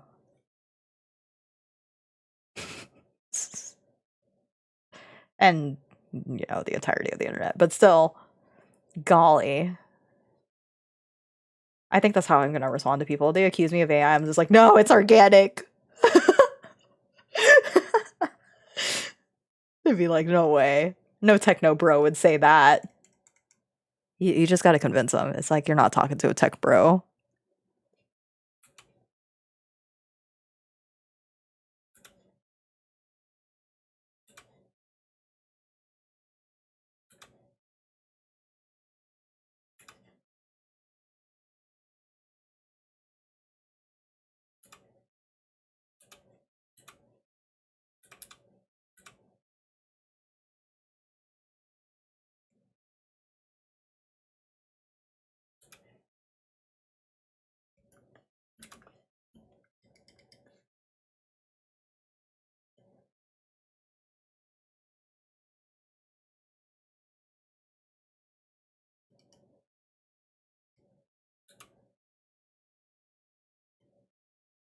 You know what? I've also been thinking I want to remake. There's an artwork that helped me connect with so many different friends here. And I was looking at it the other day and I'm like, maybe I should try to do that again. But I don't think I haven't drawn a mech in so long that I'm like, I don't know. I'd probably just copy and paste what I drew over here. Sometimes I look at that piece of art and I'm like, I could never recreate that ever again. That is really something of its time. My skill set of that time peaked in that era. I'm never getting that back. You know, that type of feeling? That's how I feel when I look at that artwork. Mech. Yeah. You wanna see what was like real homegrown art back in the day when I was at my tip top peak? During the time when I could have chosen to become an artiste, okay? This was during the time that my timeline could have changed and I legitimately could have just gone full-blown artiste. Let me find it. Some of my friends have already will remember this art for sure. But I still look at it fondly and think to myself, man, I don't know if I maybe I don't know if I can do the background better. The clouds maybe. But I sometimes I think about it. I'm just like, I could probably remake this. It's just I really am shocked about how much time I took. Like the thing that shocks me the most is I spent the time. I remember painstakingly painting the little worn water moist. I don't know how to describe this, but this little texture right here, all this junk. Yeah, I remember taking time just literally sitting here going, oh, and then drawing that one by one. I would never do that now. I have no patience. I was patient back then. That's the reason why I was able to draw this.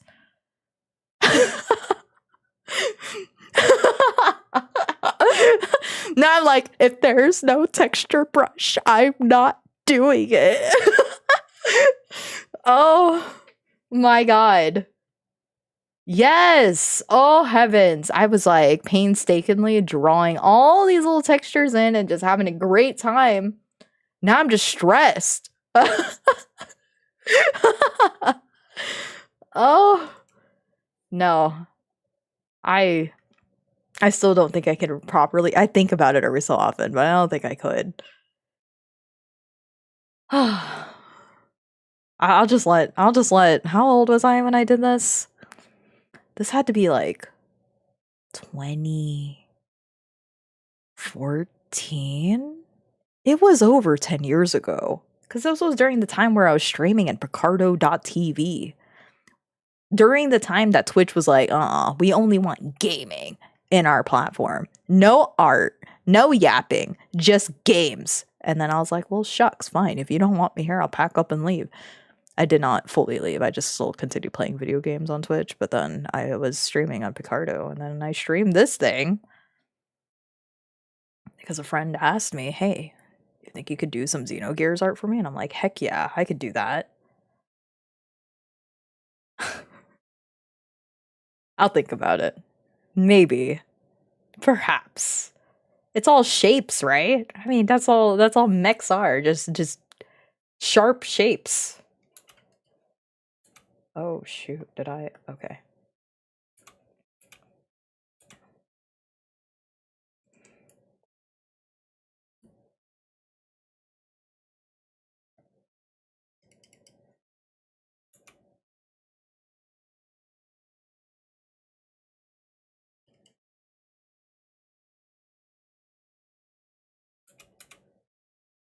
Sometimes, like, I kind of want to study Toriyama's art because I love the way he draws vehicles. Toriyama and his love for drawing like machinery and vehicles is so fun to look at because like his splash pages in Dragon Ball, there's a lot of like machines, vehicles that he would draw with the characters on top of them, and they're so detailed.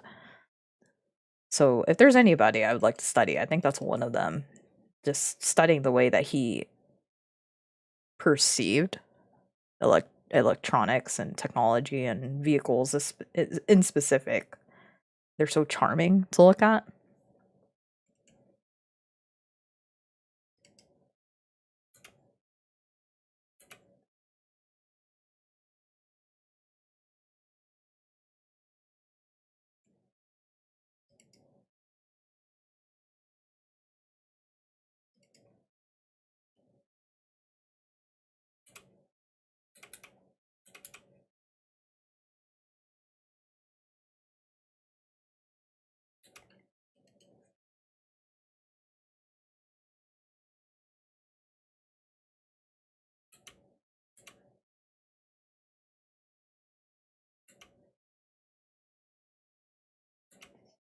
the things I'm drawing here, this is the culmination of being a hardcore shoujo fan for all of my life. That's it. This is just being a shoujo fan since forever. He makes them fun with such big fun shape, or he makes them with such big fun shapes. Yes, yes, and I think studying him for a day would make me appreciate drawing a lot more of like the mech stuff. Or not just mech stuff, but just like machinery and in general. Cause I look at that stuff and I'm like, that's a lot of work that I'm not ready to do. But he would be a really good study.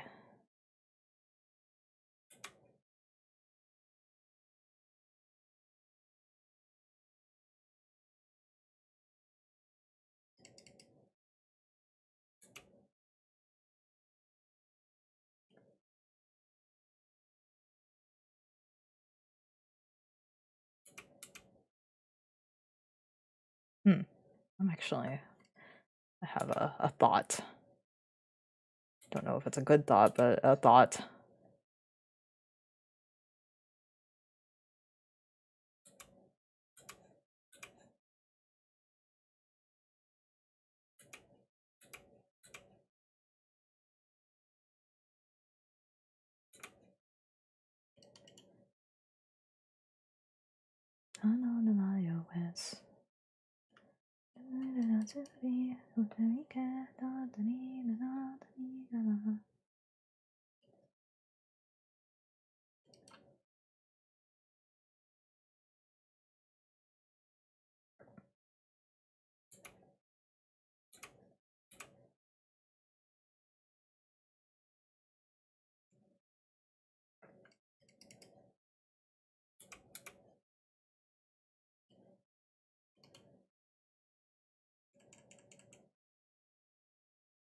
Not look so silly, but whatever. I don't care. Maybe a little bit more smooth over here. No, no, no. It's the angular for sure.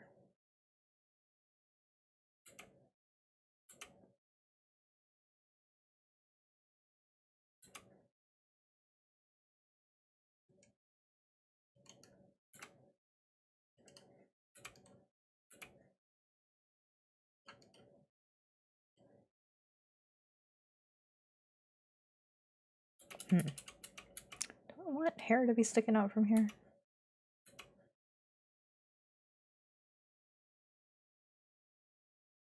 Different. Different.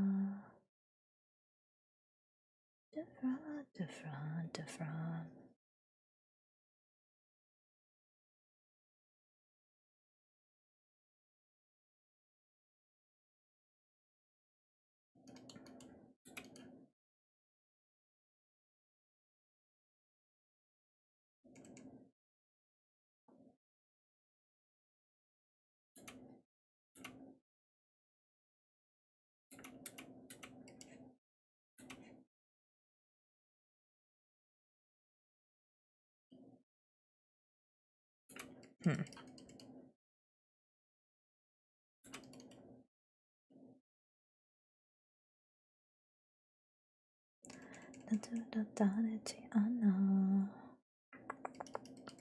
Different.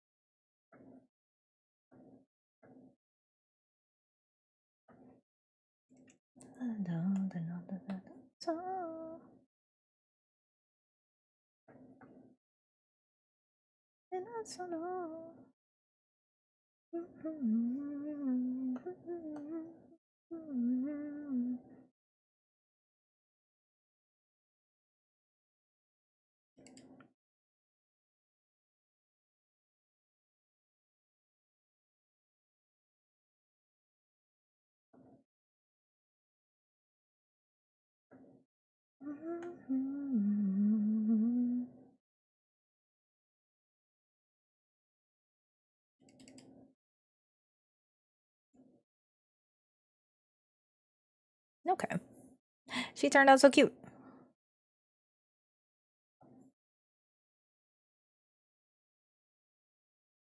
Okay, well, this will just count for today, which is crazy for me to say, but so. I do have another piece that I want to try. Let's see if I could sketch it out real quick. And then see if I lose my mind doing it.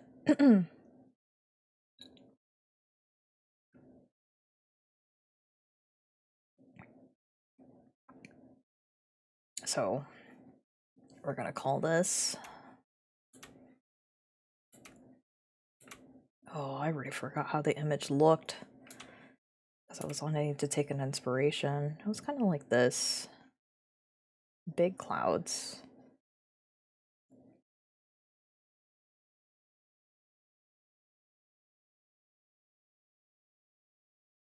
Maybe it's like this. Yeah. That seems more right.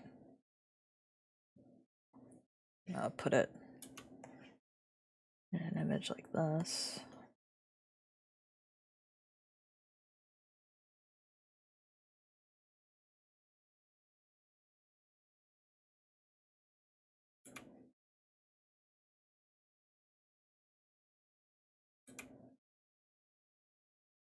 So I want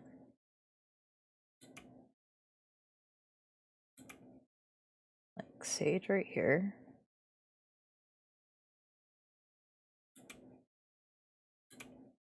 Paprika right here.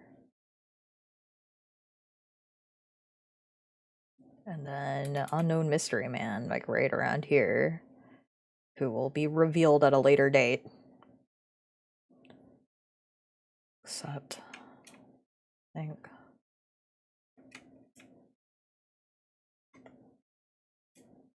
Oh no, oh no.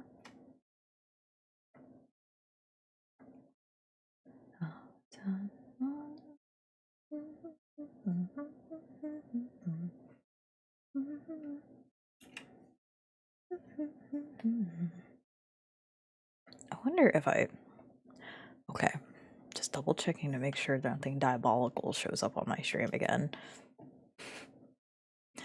I really hope I retweeted it. If I didn't, then hopefully I liked it, but I liked way too many things, so it's probably gone into the nether. Let's see if I can find it. I had inspiration the moment I saw it, but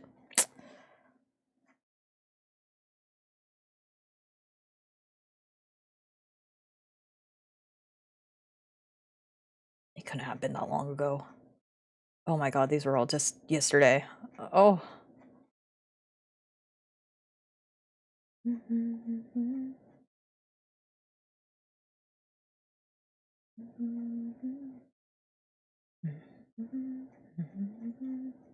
I'll find it. It has to be in here somewhere. I didn't have like any tag or caption or anything, so there's no way I can find it on Twitter again.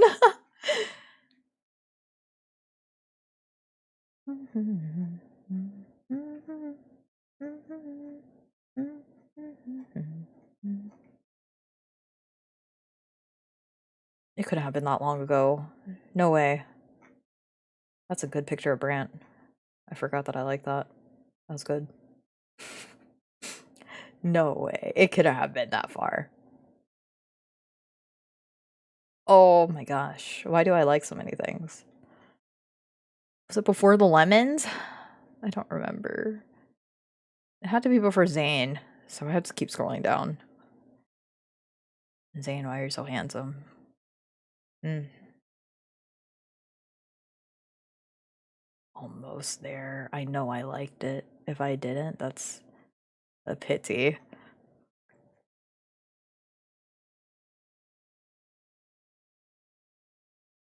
Was it before this? Oh my god, I don't know, remember.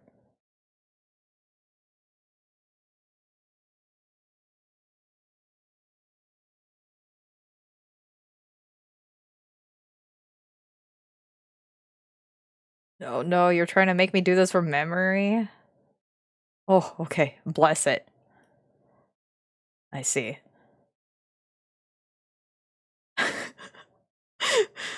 You're making me try to do this? I think a little bit.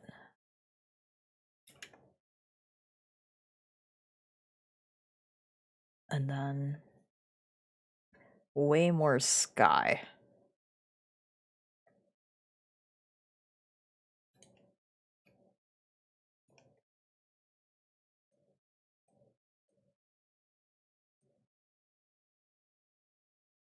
And it will not be as pretty, but oh, every day talk about love. Oh, every day. Oh, love. Oh, every day. Oh, I know this looks so strange, but trust me. Trust me.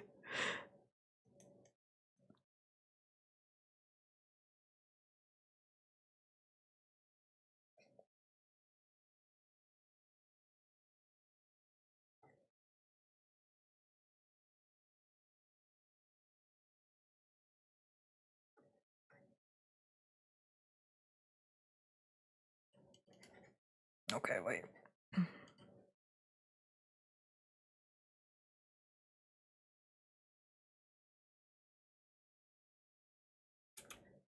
Let's talk about love.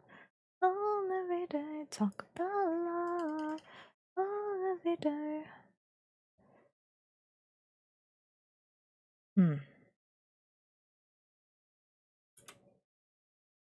See the good.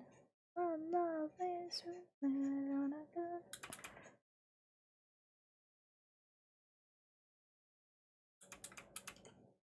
Oh, every day.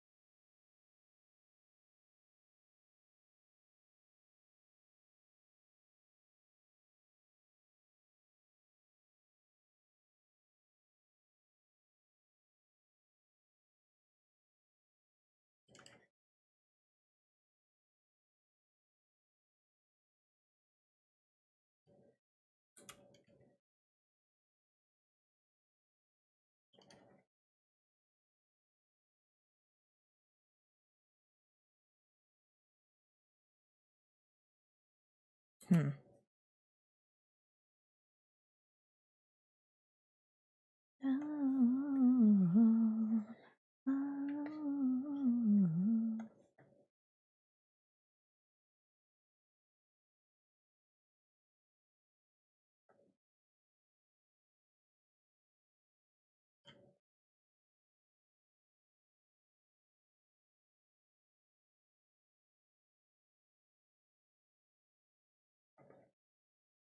Okay, I'm gonna have to trust this process because now I don't even know what I'm looking at.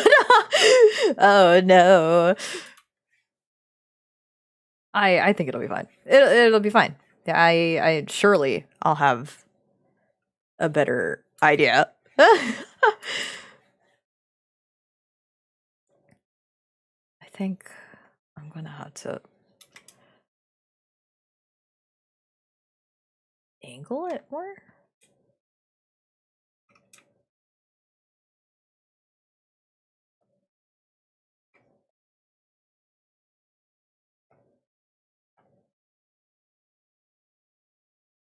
Yeah, I think I'm okay with that.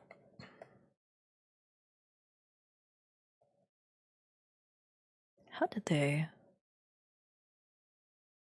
Gosh, they did it so simply. That ain't me.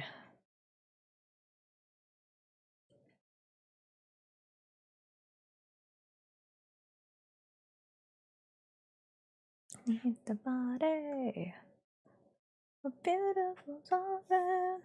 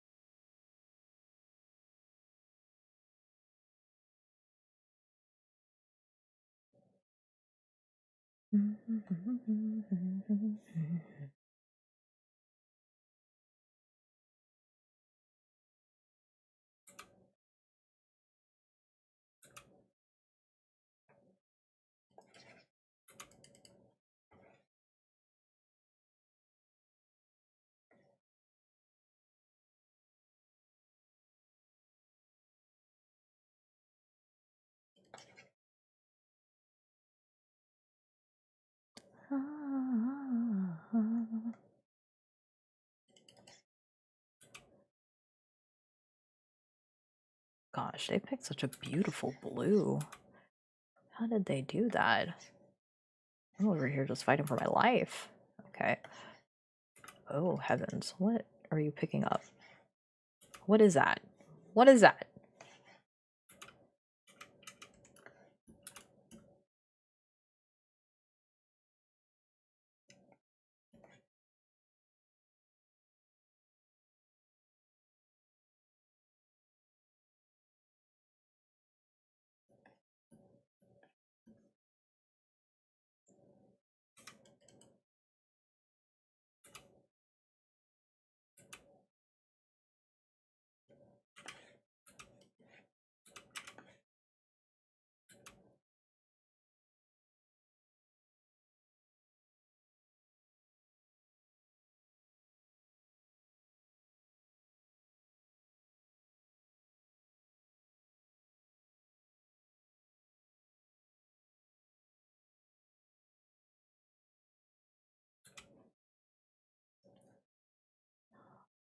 우리가 사다를 내면 살아났다면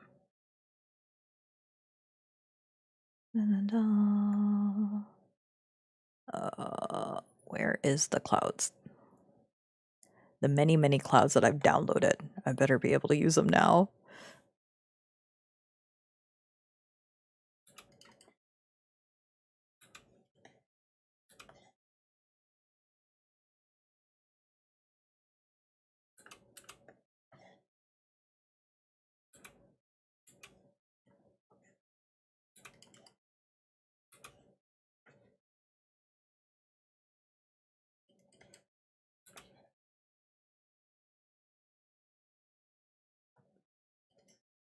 Oh, that's not it. Where are you?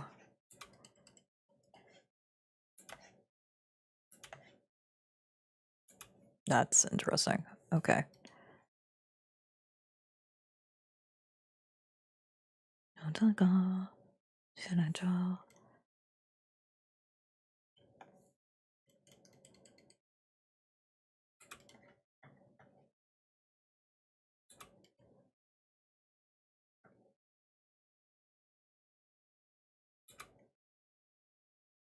Oh, that's why. I was like, what is happening? Why does this look so gross? Okay. Now I know why.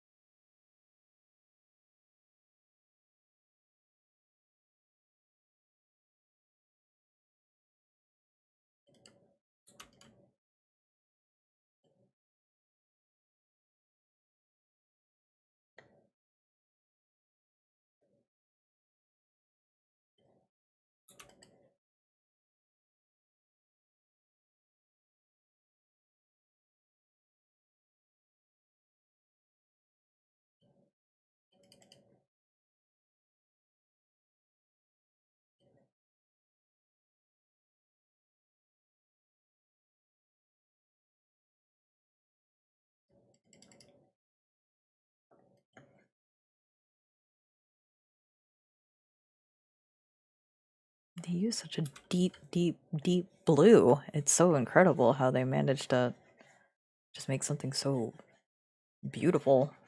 Golly.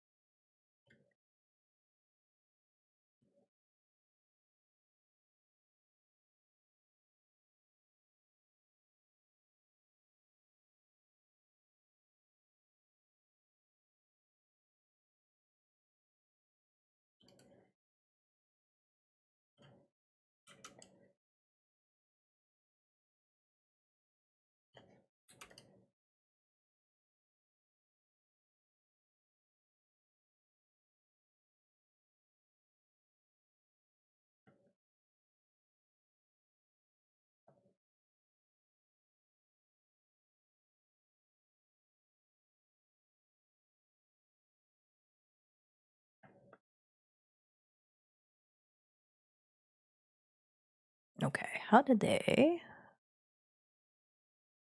Oh my god, the brush strokes in the back, and I'm over here just being lazy. That's crazy. I could never.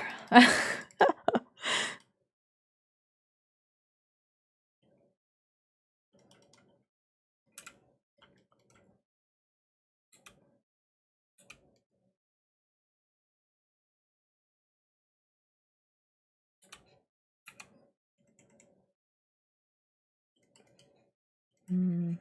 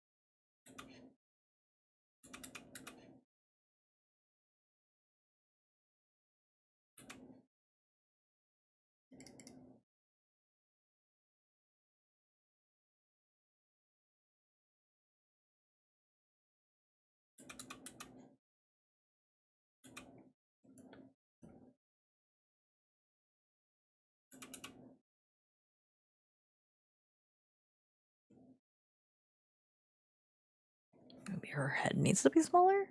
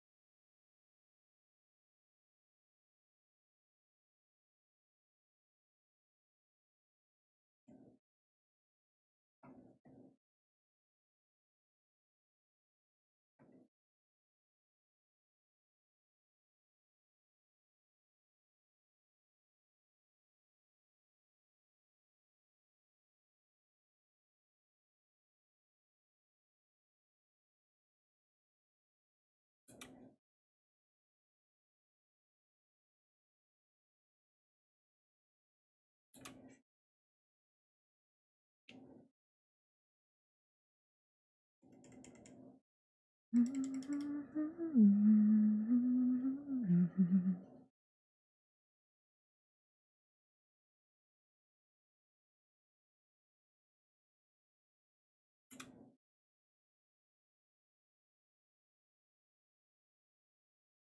I really do not care.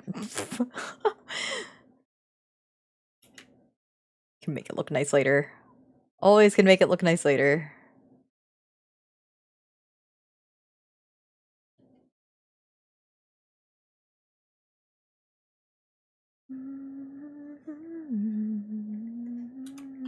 Nope.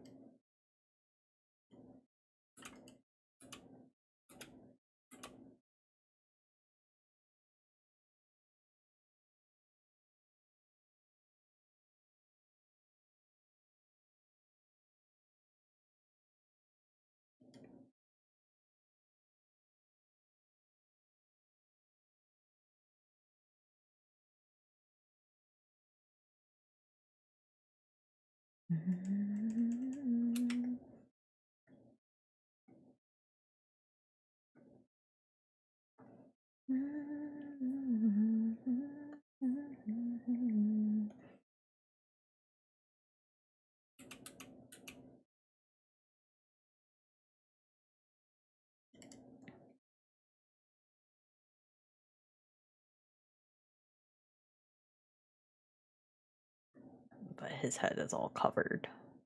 I don't want him to be seen.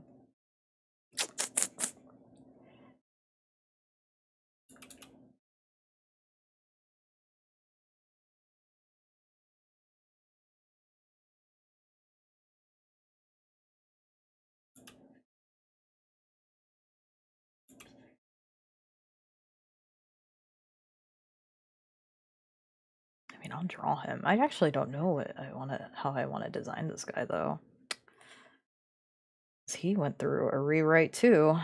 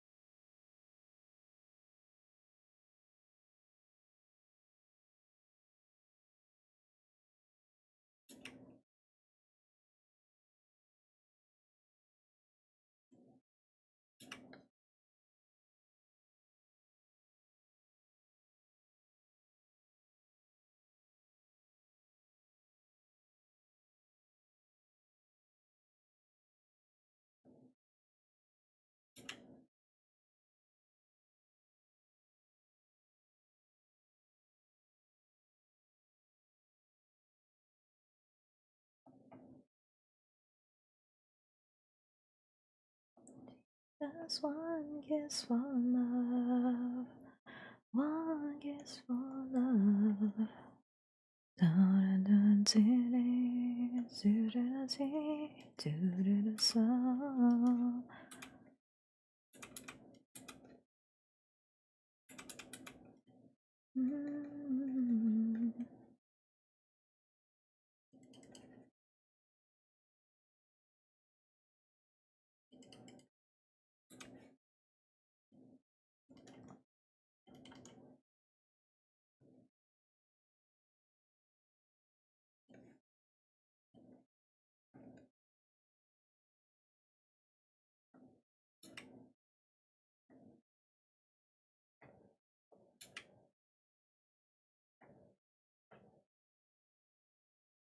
Oops.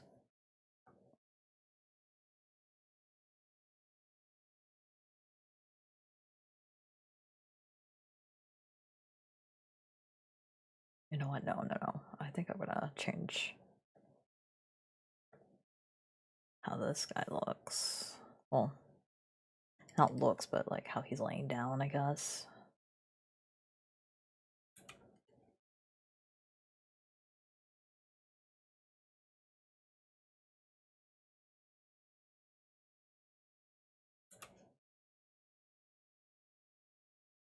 Give him a Dorito body.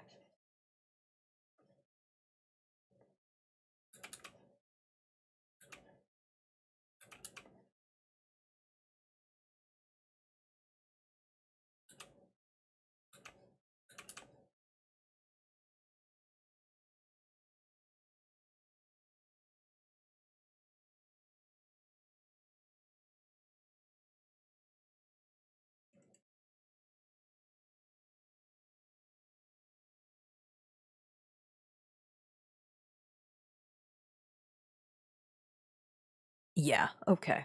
I'm okay with that.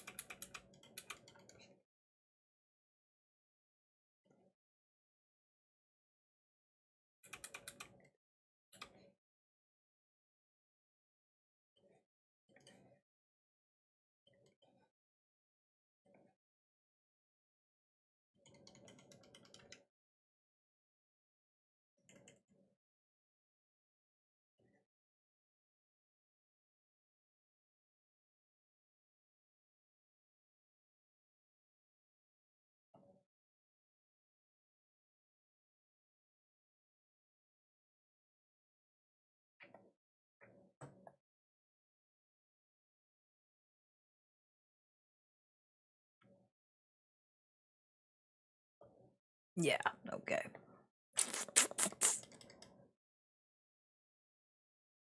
Hey, you. Kiwi? Kiwi? How are you? Welcome, welcome.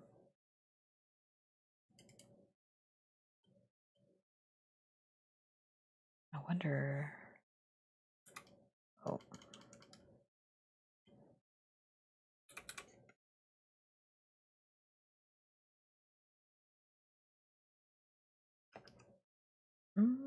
Maybe. Probably should just bring him lower. And then put her more up front. Yeah, there you go. Not work. Oops. Not like that.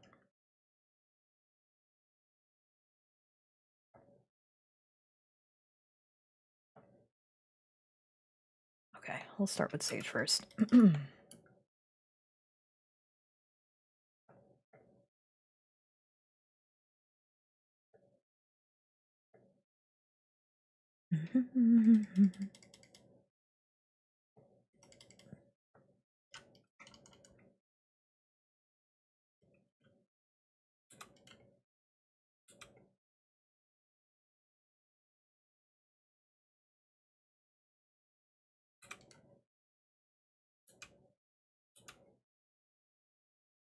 Meal love.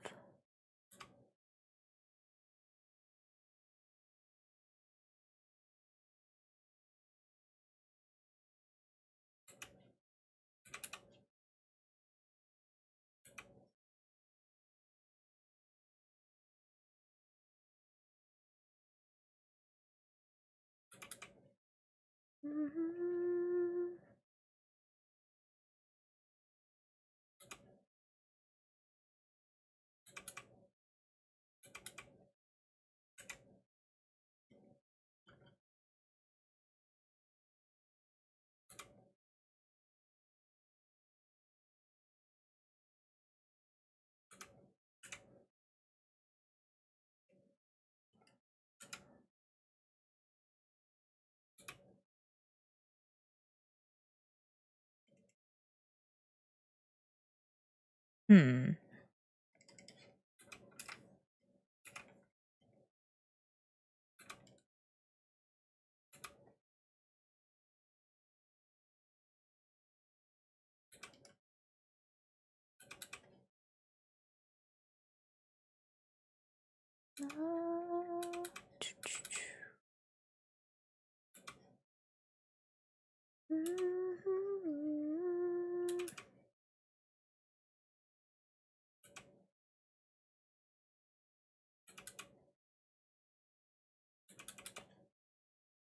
Hmm.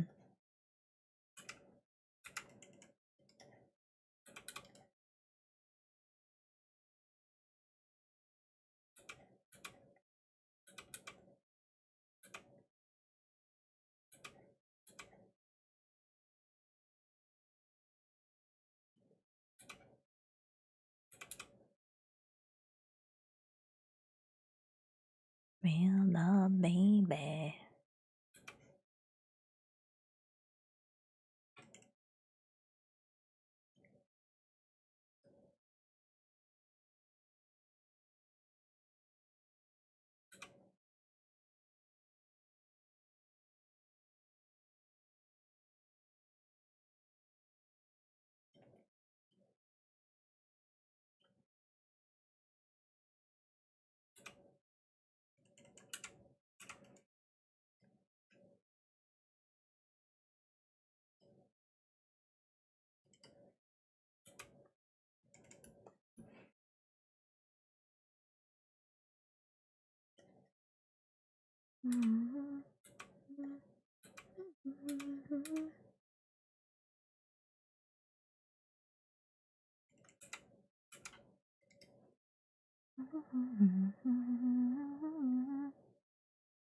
Na na na na.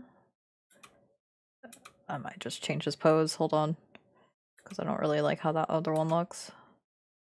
Everywhere, oh, oh, oh, you and I, oh, oh, oh, oh.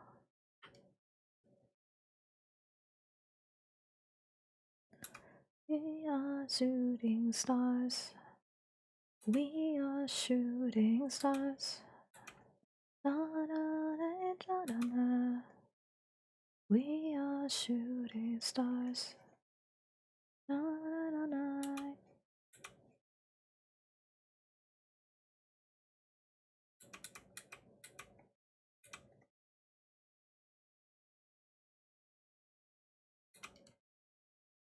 We are shooting stars.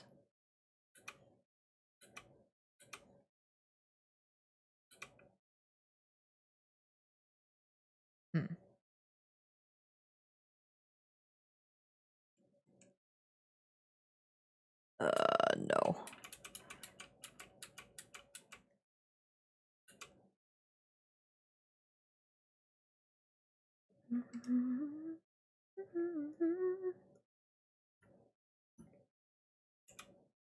Every time, oh well, oh oh, you and I, oh well, oh oh.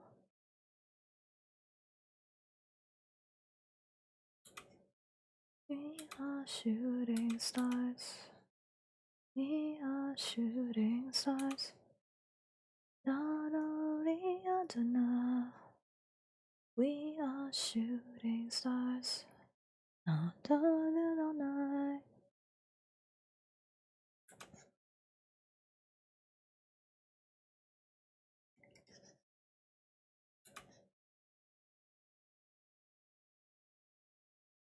We are shooting stars.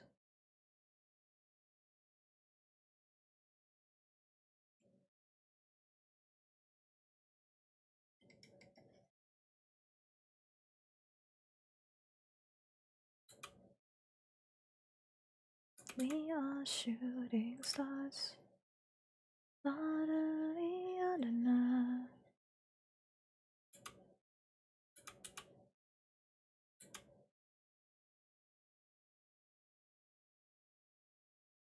Tangents. Allergic. I hate that so many of my art pieces have been dealing with tangents lately. Oh. And then when I catch them, I get all allergic.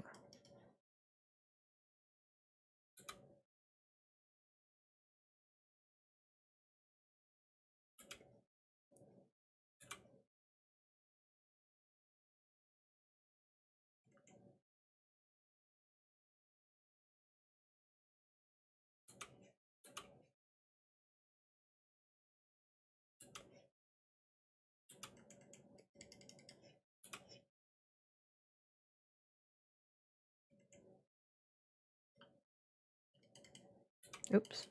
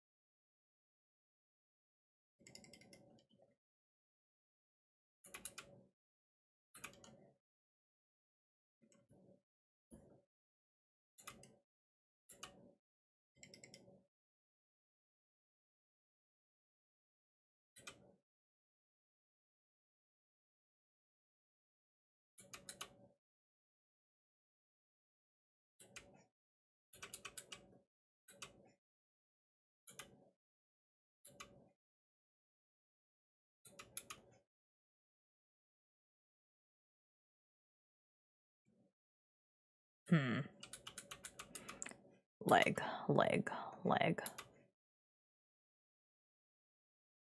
Where is this leg coming from? Hello? Why is this leg not computing for me? Okay, maybe I'll just follow my blueprint, but still. You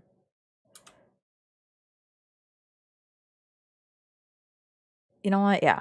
Just trust your sketch. Why not?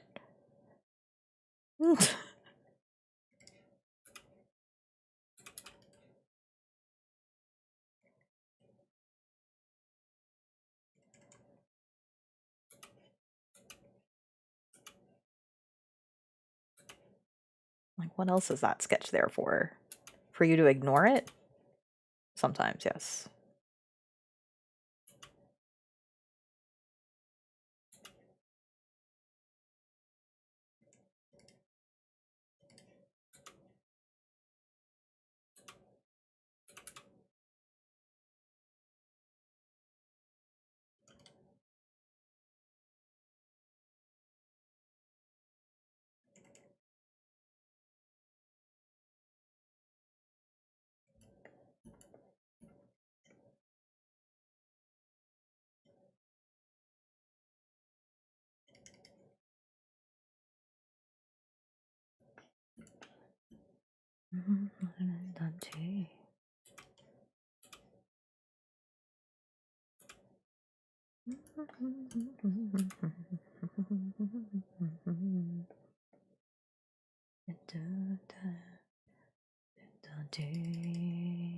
Oh no.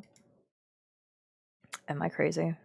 Do you think I'm crazy enough to put this all in one layer? I think I am. Alright, next.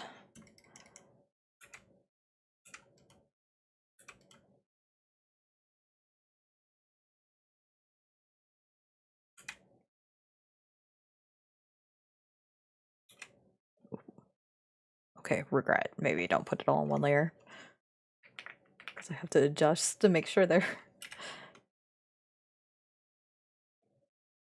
making sense on the same plane.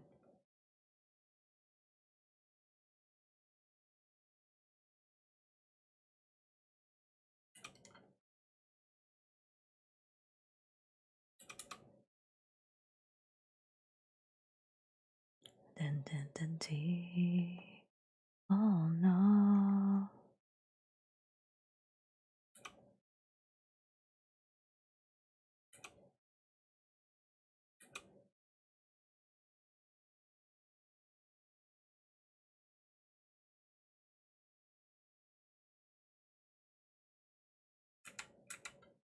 Nadima ma dote.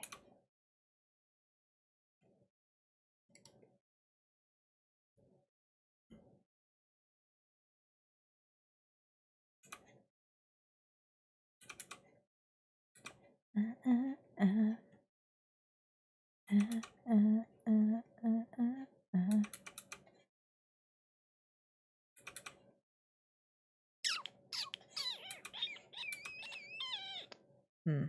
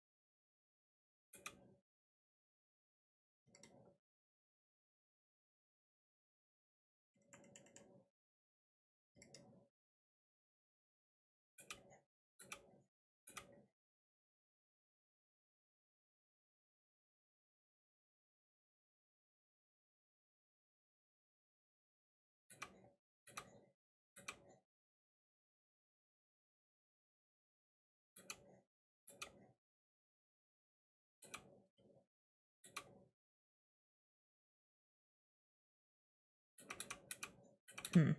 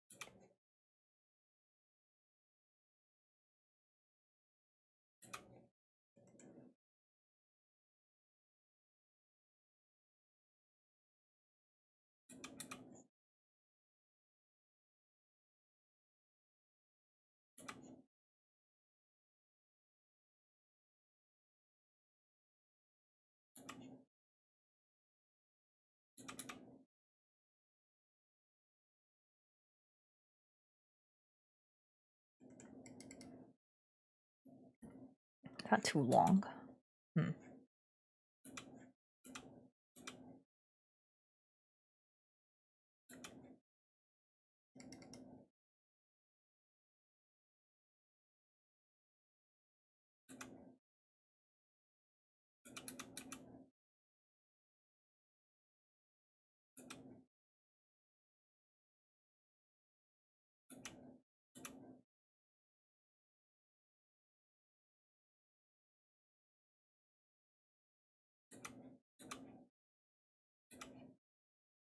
Tangents. Okay, there.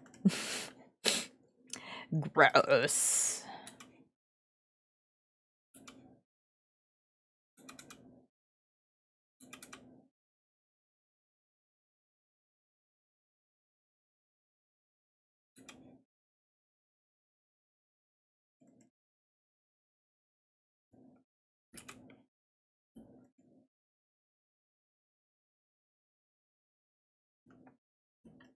Okay. This last guy, though, might be an issue. Might be an issue. Oh, it's already been 4 hours. Crazy. Okay, I'm just gonna finish like the sketch of this and then probably call it a night. I need to pee right now, though, so I'll be right back. Oops, oops, oops, oops. Oh, okay, there you go.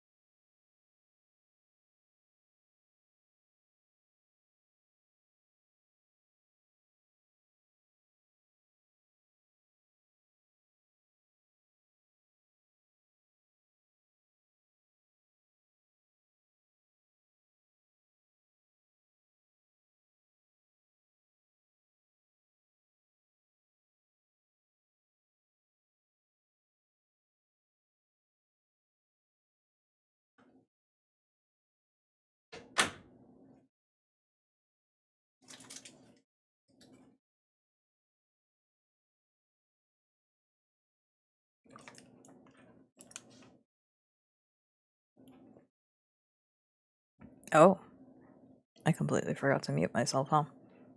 Oops. Well, hopefully you guys didn't hear nothing. Welcome back. Thank you.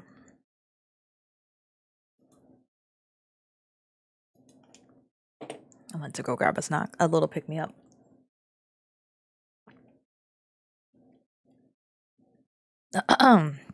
All right, let's finish this. Door opening or something spooked me, but all good. Oh, okay.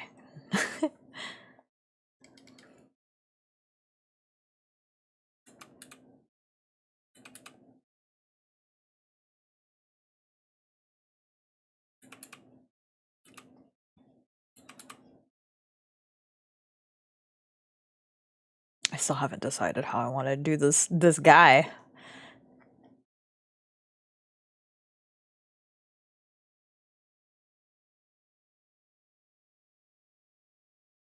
Hmm.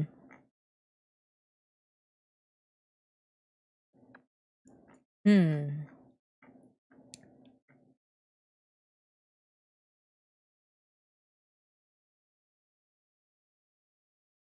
Hmm.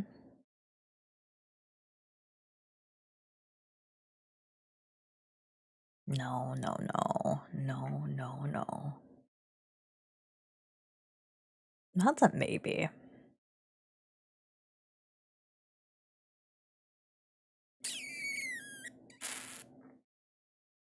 You know what, actually, wait. Back it up.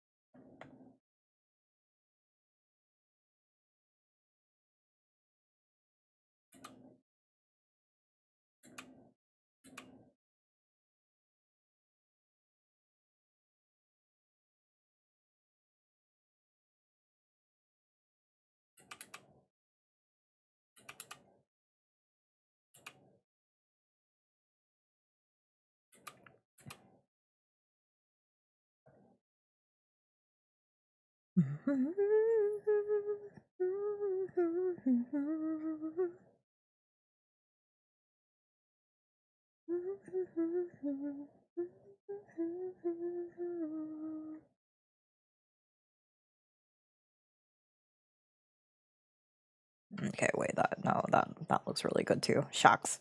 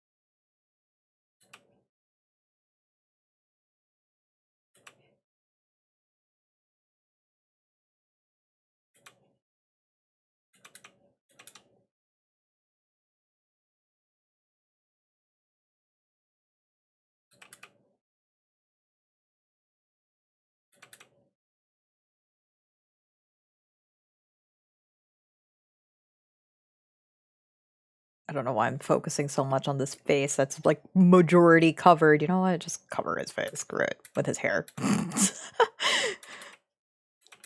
Even though I haven't even settled on his hair yet, but whatever. He's just there. Right?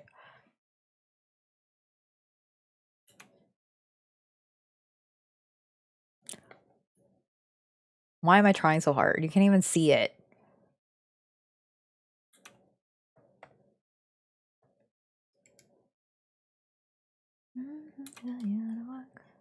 It's like a firework.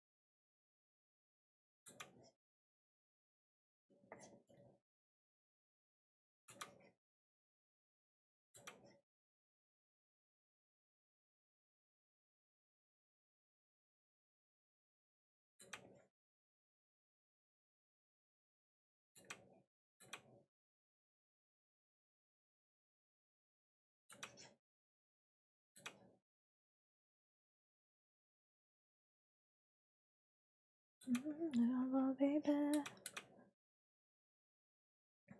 On and on.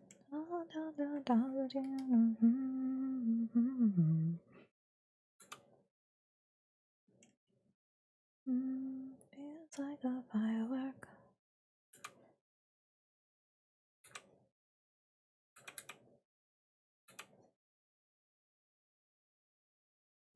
Okay, I think I'm cutting off his legs too because he's too long. It's just long. I'll just cut this all off. Okay.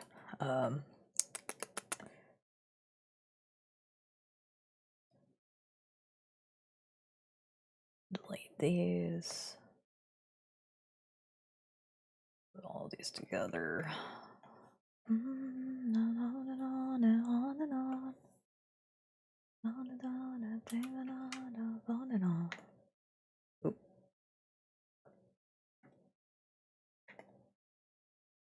Anything else? No.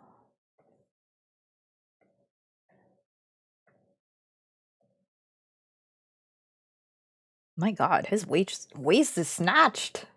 Okay, hold up. I just realized. Okay, hold on. I think I went too hard about making him a Dorito. Hold on.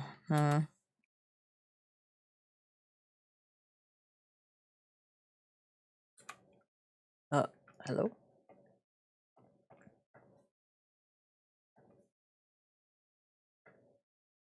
He just built like that. Okay, I think it's a bit much. Does he had to have such a snatched waist? I don't think so.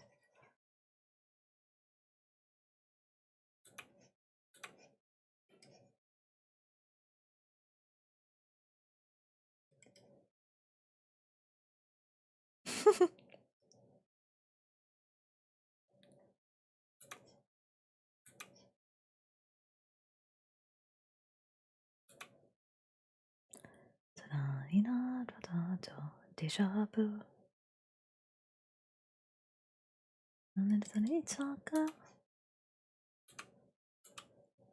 Deja vu. Say ooh.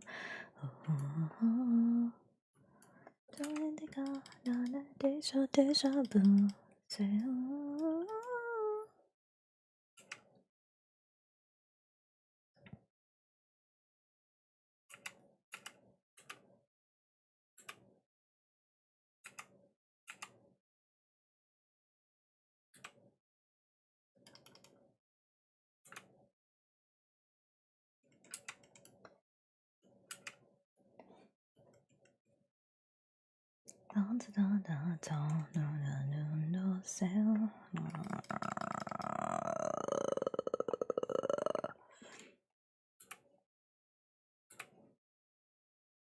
You know, I'm realizing now that I'm streaming my art again. It's like, golly, I really do crash out so much when I'm when I'm drawing art, huh? I just sound like I'm having a meltdown at times. That's okay. I think that's just the beauty of it all. Very cope statement, but still, I think it's valid.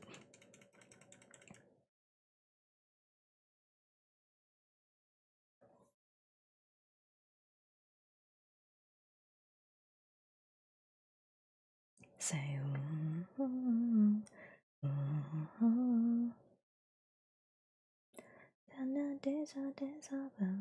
Say ooh.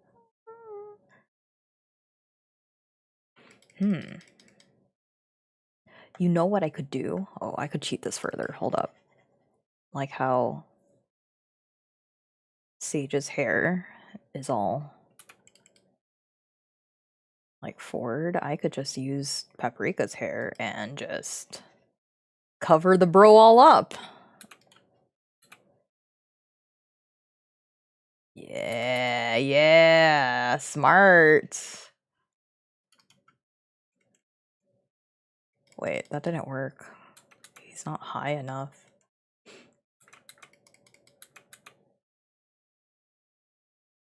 That's okay. Close enough.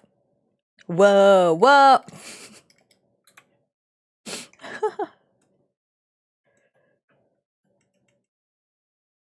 Yeah, okay.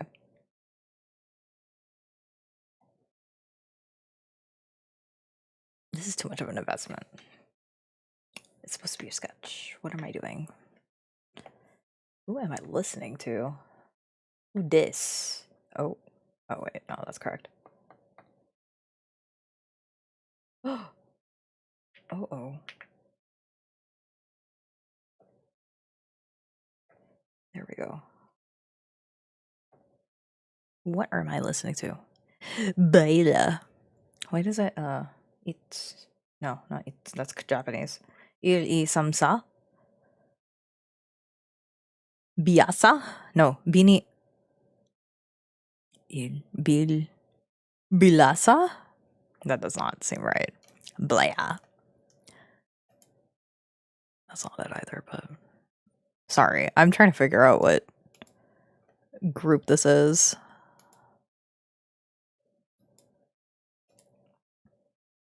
That I'm listening to. Oop. Okay.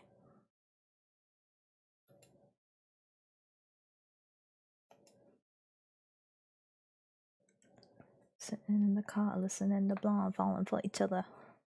Thinking to the skies, super childish, like Donna Glover. I was all alone with the love of my life. She's got glitter for skin, a radiant beat in the night. I don't need no lie to see you. It's your golden hour. You sold out time in your golden hour.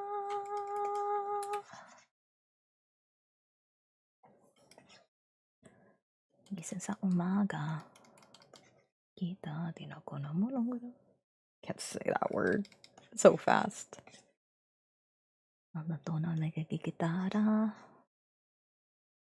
Nananahani ka ng gantana. Naya, di mawawakas tila parilala. O Diyos ko. Nada ba't sabi ko? Then come along. Di ka malaya sa'kin aking sinta. I don't need no lie, just need you shine. It's your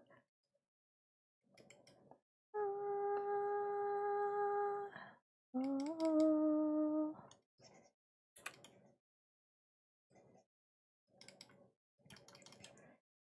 In your golden hour.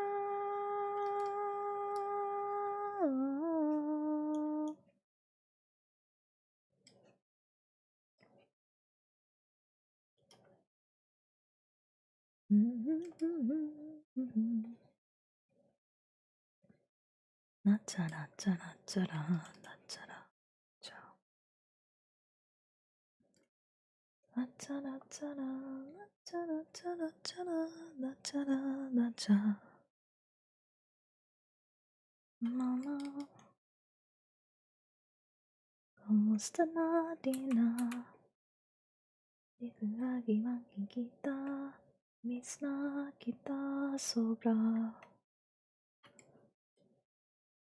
Lagi May nahiya na una Ito pwedeng ikaw muna Aking mamamaba Dahil ikaw ang aking mata Sa tuwing mundo'y naiiwan Dahil lang na aking pahinga Kaya wag mag-alala, ipikit ang iyong mata Tanong, pahinga muna, ako 비싼 윤하고와 마마 바히가 모나 아거나 라짜라짜라 라짜라짜라짜라 라짜라라짜 라짜라짜라 라짜라짜라짜라 라짜라라짜 나바라나나나나 무마발 야노노 소연이 난다사 오다야 나이바나. Ooh, that's very red. 따다요 라라고 따다고 나리리가 운나기나 저dwi노 노이다다다란나일라나 아긴바기야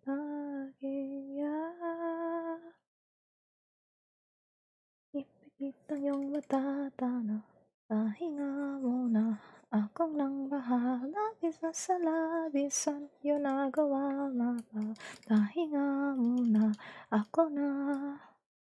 Oop.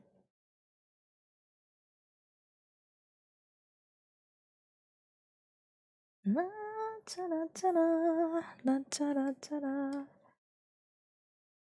chara la cha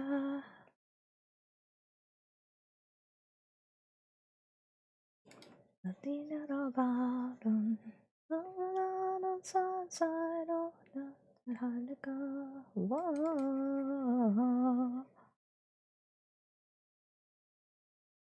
나도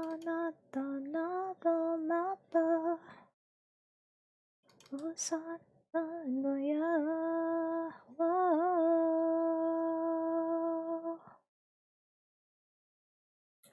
이땅 영마다 너는 나hinga muna akong na Makakalala, ipagitang iyong mata Tanang pahinga muna Akong nang bahala Bisa sa labisan Yung nagawa mapa Pahinga muna Akong na La-cha-la-cha-la La-cha-la-cha-la La-cha-la-cha-la-cha-la La-cha-la-la-cha. That is a very bright red.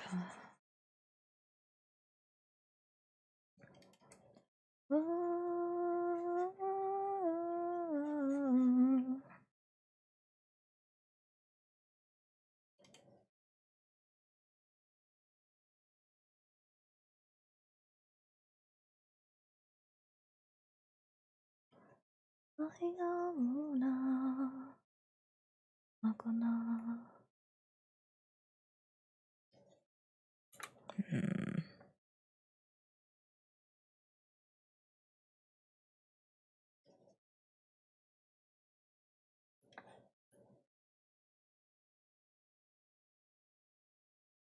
That seems so bright though. Am I just imagining this? Okay, well, I mean, it looks fine on this other one, so. So put it in motion. My desires taking over my emotions. My emotions want you in every way. Want you to scream my name with my hand around your waist. I don't not like doing what we do in the moonlight. I've been loving you, baby, all night. Baby, you and me are shadows on the ceiling. That's my favorite feeling. Yeah, all night like in the moonlight. I've been loving you, baby, all night. Baby, you and me are shadows on the ceiling. That's my favorite feeling. Doing what we do in the moonlight. La da da da, la da da da. Doing what we do in the moonlight.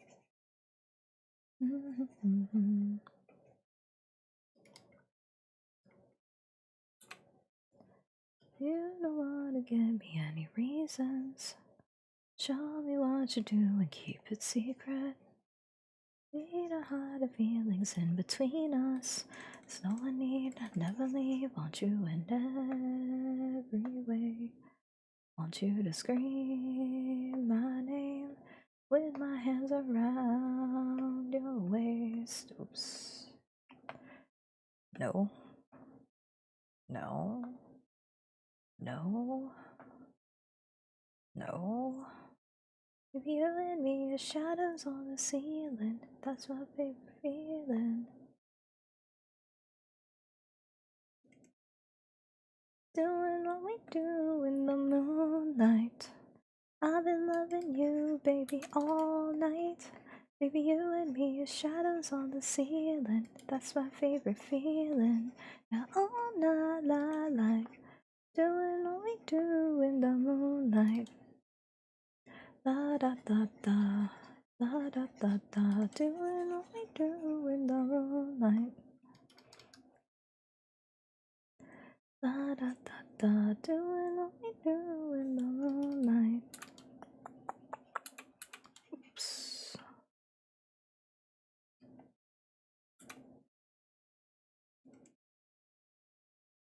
Mm-hmm.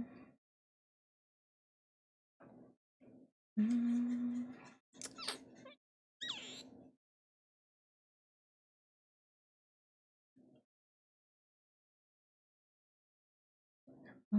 또 사나마다 난 나의 빈둥이 다이나랑 나나니 난 너보다 나도 누구야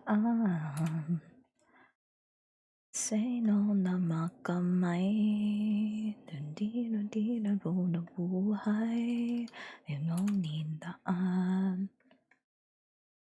Sa naman na nadaraan Nabulusuk-suklian Nabuyo nabuktihan Ang buhay ko iyanaan Sa daming dodayan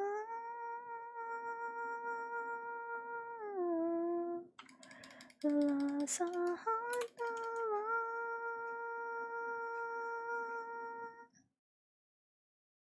Hindi pinihintay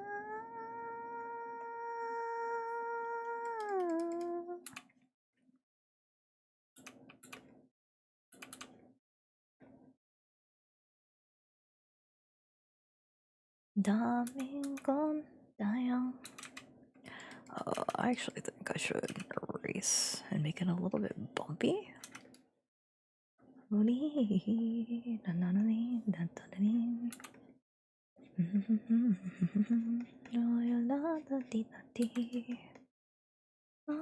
Ayan nandanai Nadoyo sa aking isip Tinapuso dahil sama to Kondayang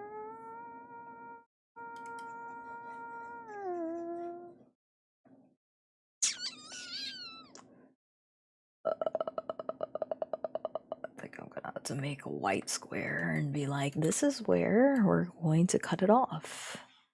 Anything within this area, so it's gonna get cut off.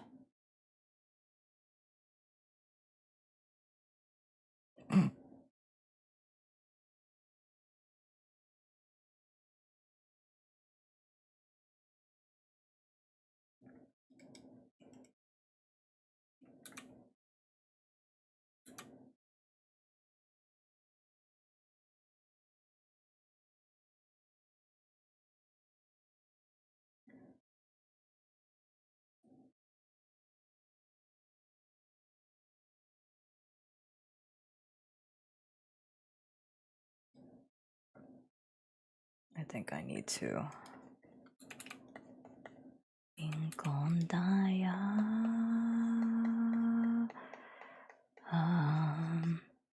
na nasa handa na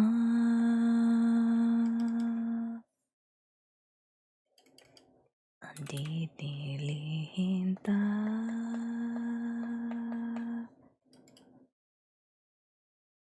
sawa na'y tanda. Oh, it's not showing in a different Flavor, no. Maybe you? Maybe.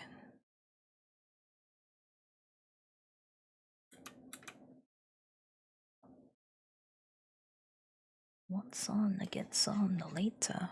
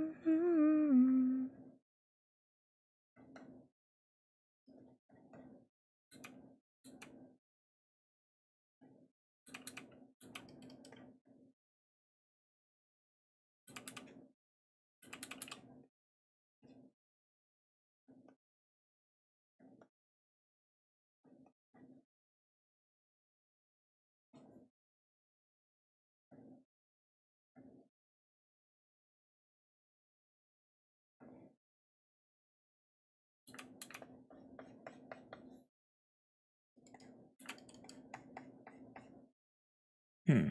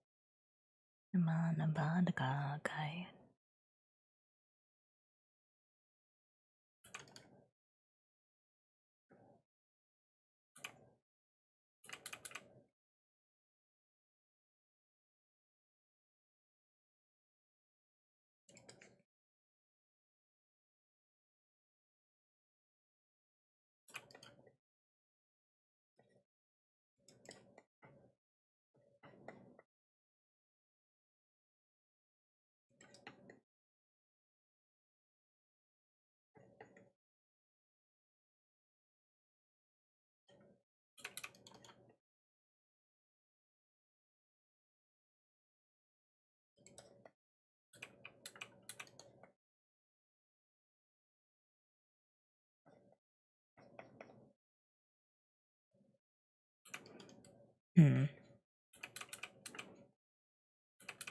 Maybe not that.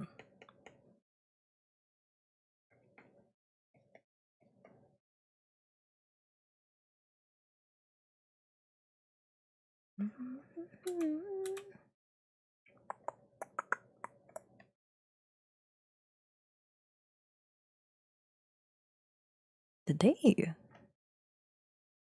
Oh wow, they actually did.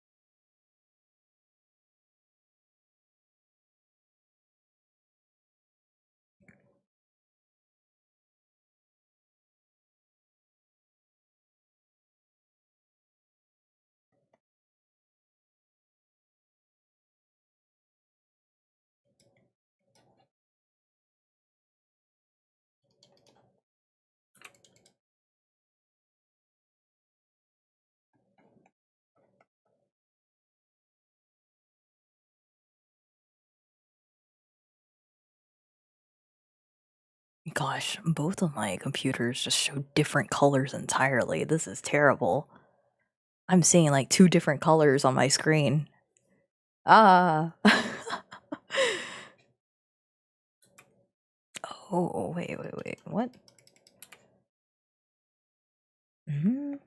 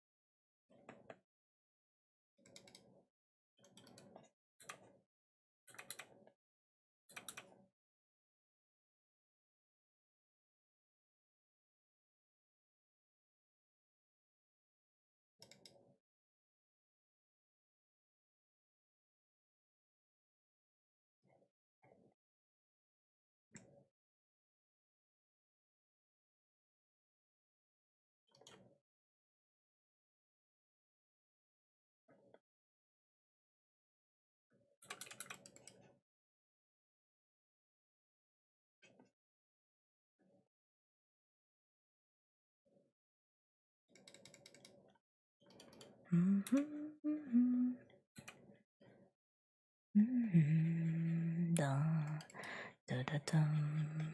Da, da, da, da, da, da.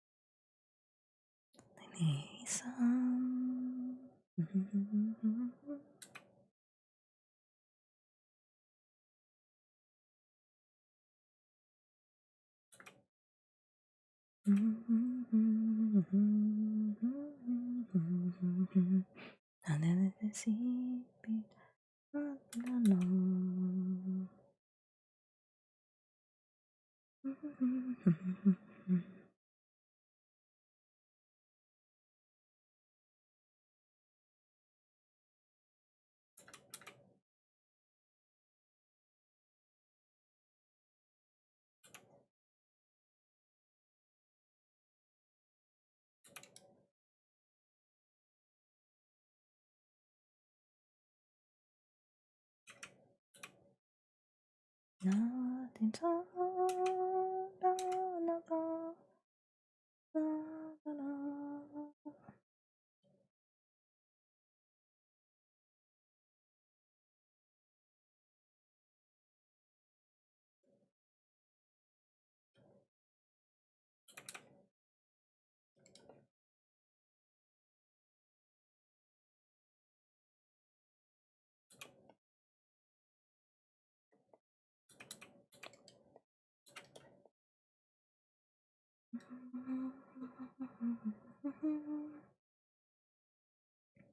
Ipanalo, wala na puksana nanda na diletino, dala dala dala dala dala mundo.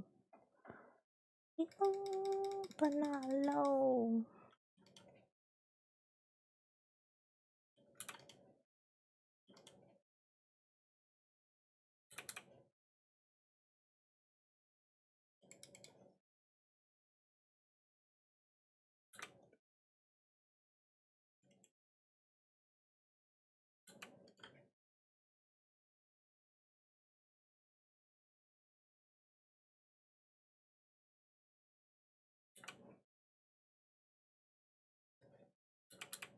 Oh, what is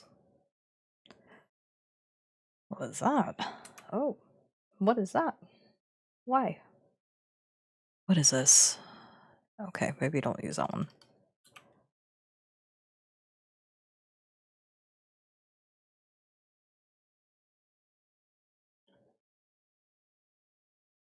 Tayo ay Pilipino, ani ng mundo na nag-isa sa puso. O Ilocano, wala sa dasidarin ng mundo. Mananago sana na natin Pilipino. Na nasa mundo, ilabuka sana na ito.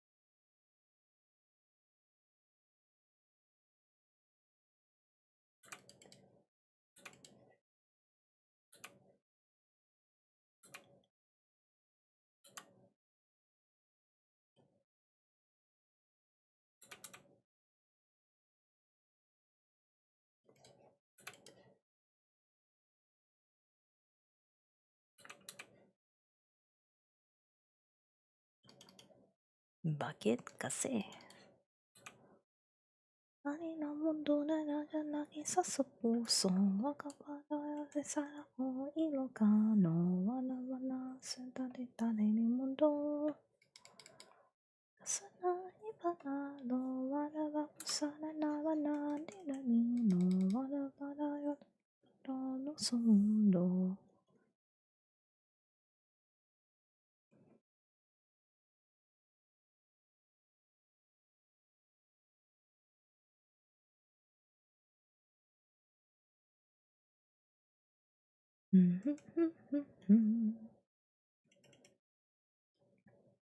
How did they do this?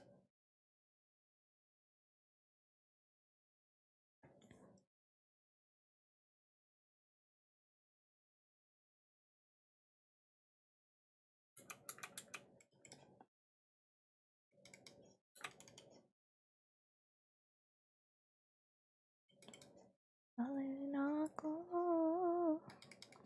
Alin ako.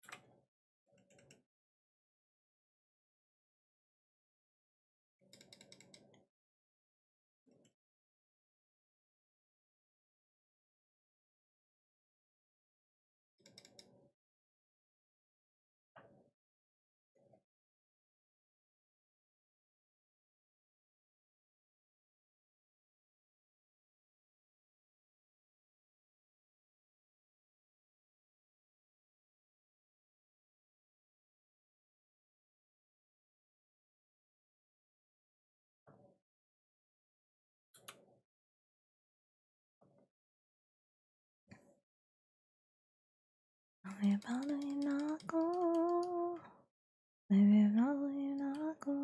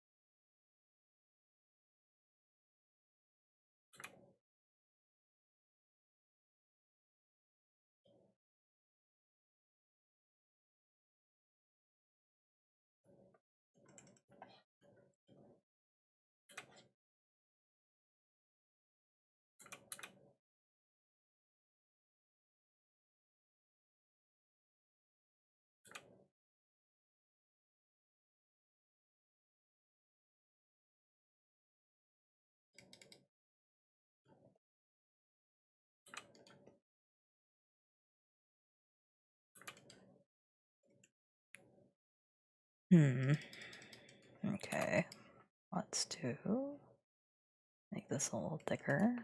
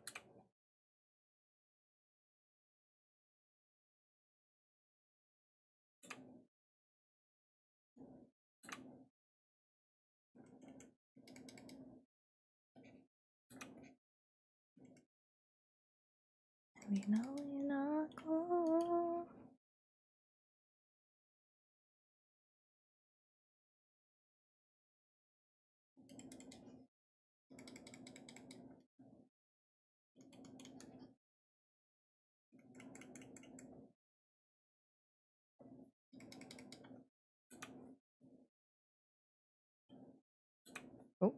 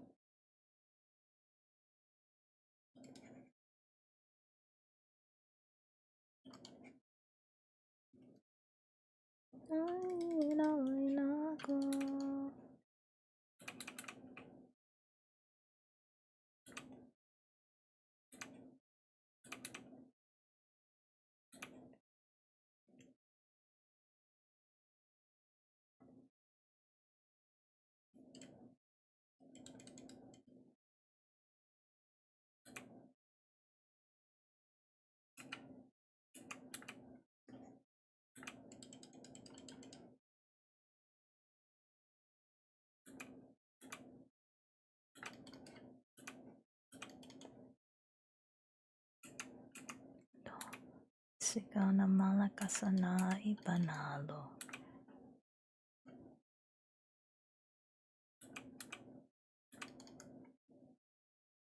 Pasana na into.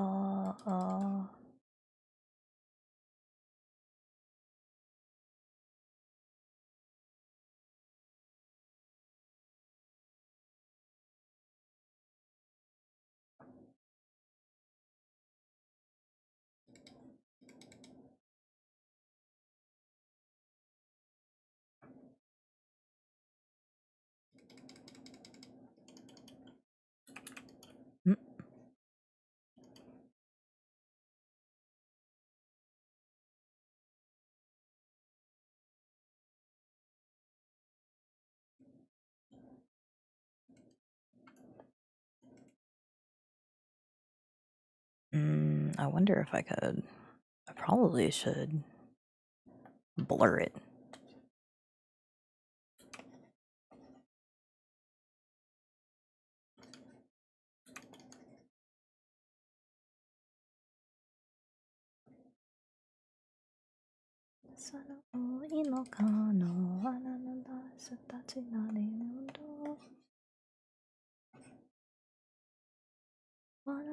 Sana negatibong pangyayari sa natin na nasa mundo.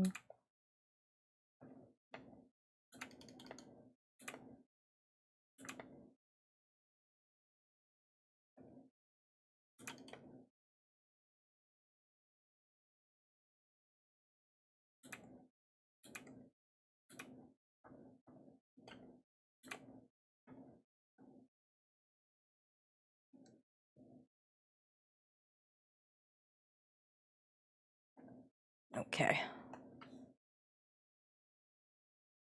Where is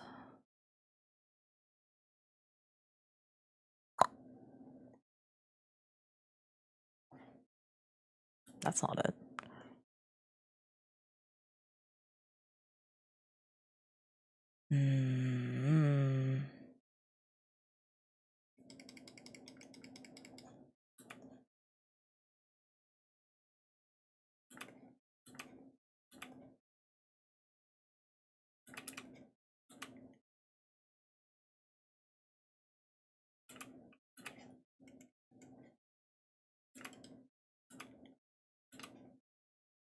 Mundo isikana malakasana ipanalo wale mapuksana naman na negatibong na sa mundo inano sana na ito.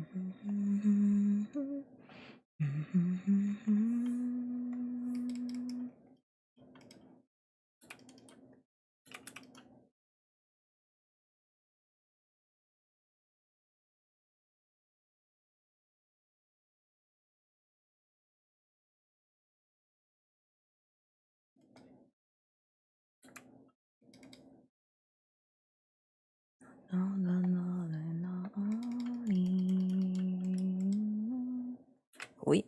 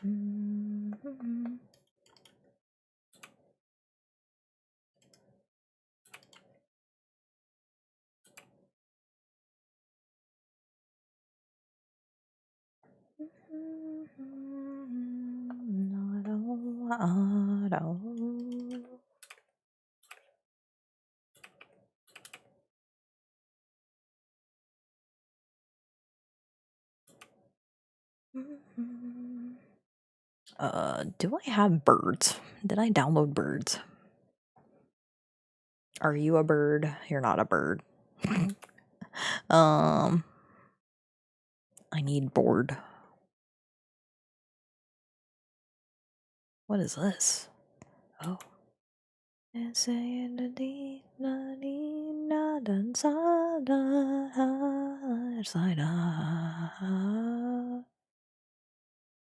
Okay, did I download a bird? Bird. Perfect. Okay, where do I put them? I thought I put them in here. Did I really not?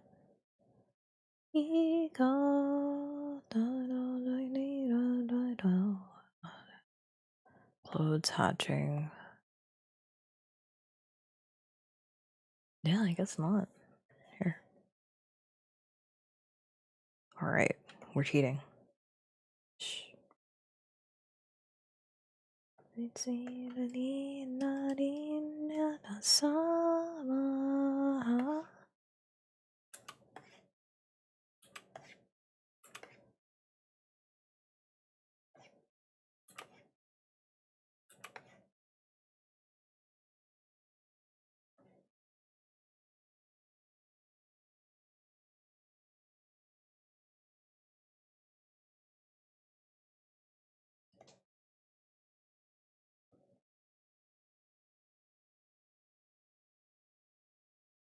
It's up, I'm back. Welcome back.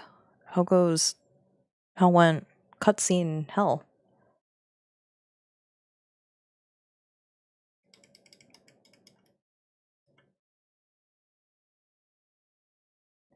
Sirena.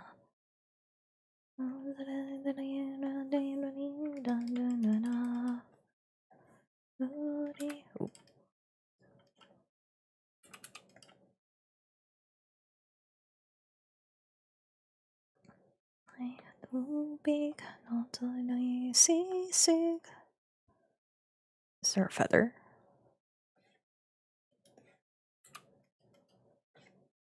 Okay, is there like less density? Okay, not that.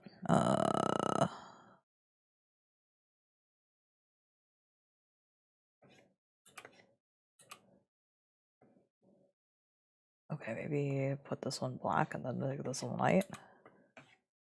Oh, never mind. Some parts good, pacing, middle part dragged on too much. Ah, okay. That's good. I'm glad there's some good parts.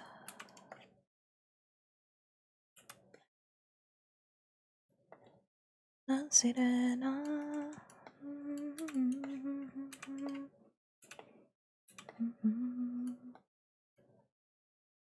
Isang sirena.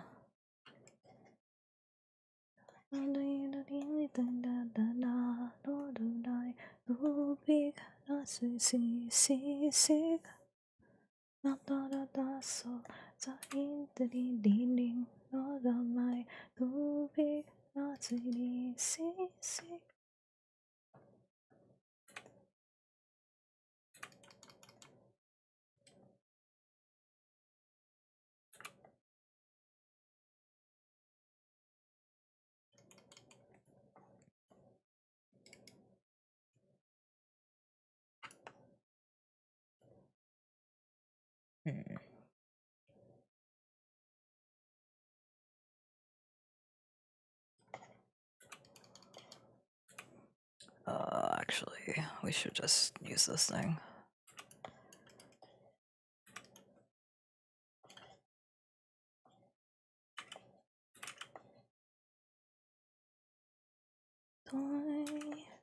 Isang sirena.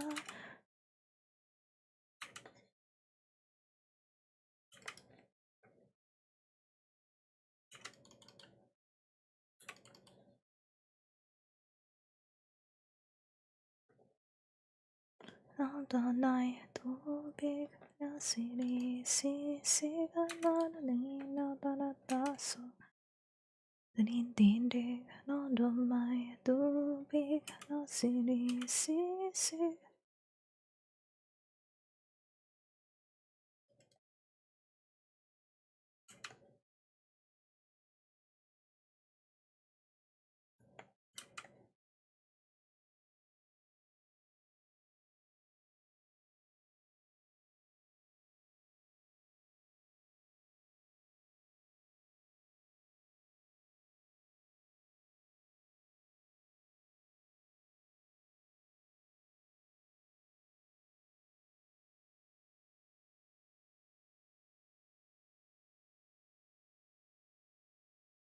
Maybe... where's the birds?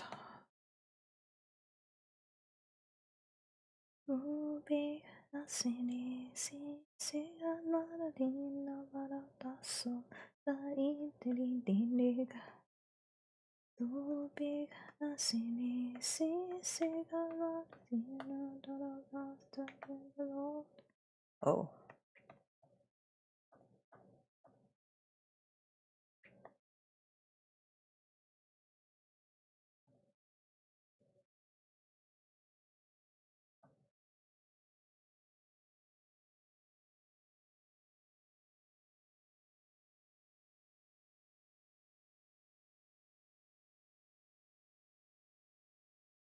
Oh.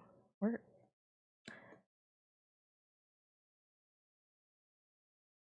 Okay. I was about to say, I'm like, is it? Oh, okay. Well, I can just add that in there. Give me a sec.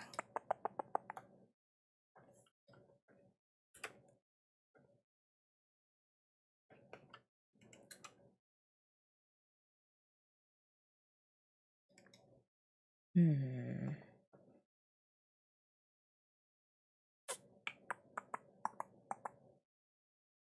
New correction? I'm actually curious. What does it look black and white? Okay, good. I don't want that guy to be so noticeable. The other two, yes, but not him.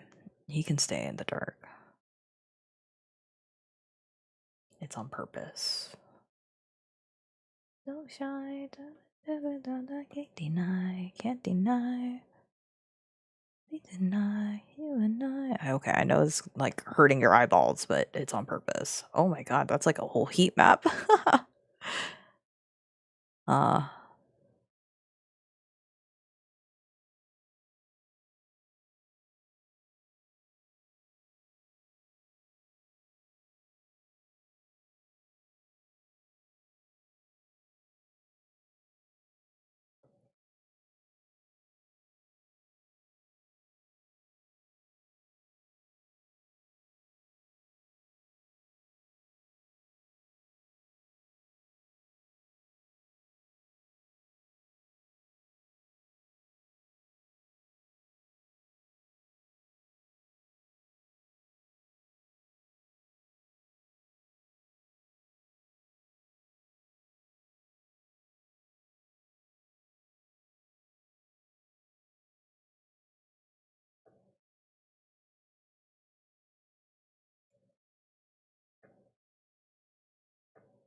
be shy, don't be shy. I can't deny. This just washed out all the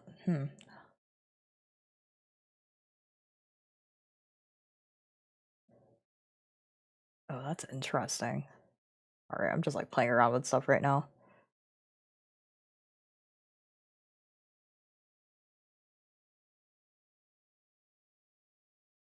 That's the brightness.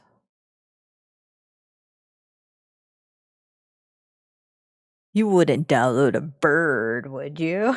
You can't stop me. You give me the power, I will. What you're gonna do? Tell you birds aren't real? Hmm?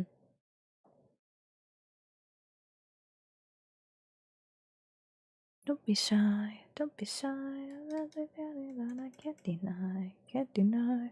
I pretend I do not see.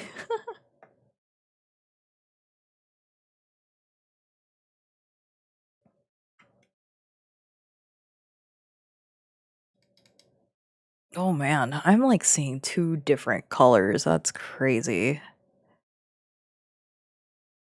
Which blue looks prettier though? I think this blue is a little bit more interesting.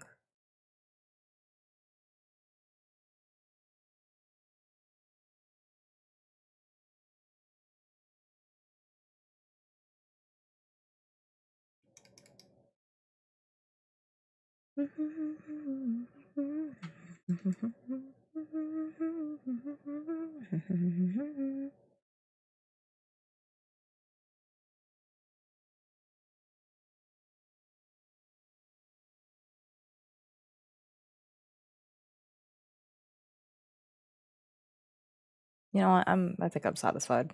I think I'm satisfied. I wasn't intending to finish this today, but I did it anyway. I'm satisfied.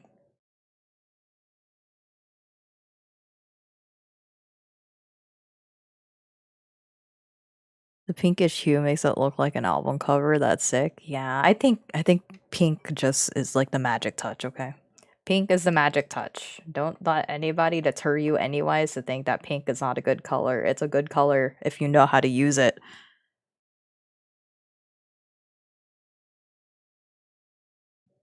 Do not be deterred.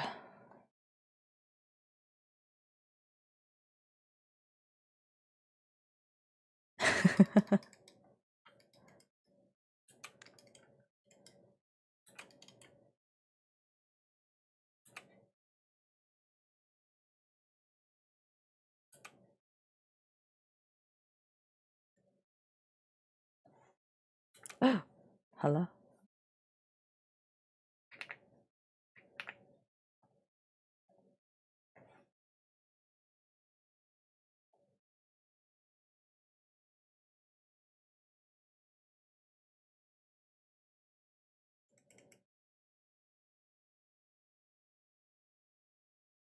You know what another favorite thing I like doing?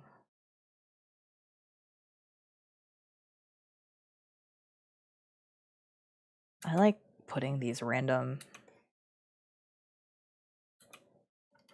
like streaks in the air. There's no reason for it. I just think it looks fun.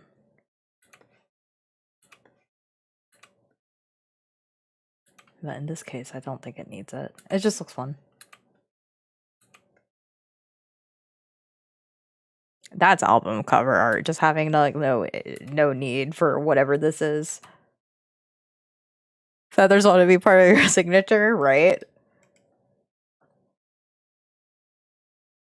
Looks really nice against the blue. Agreed, agreed, agreed. I kind of want to keep it, but I'm like, just keep it. Why not? I think it's fun.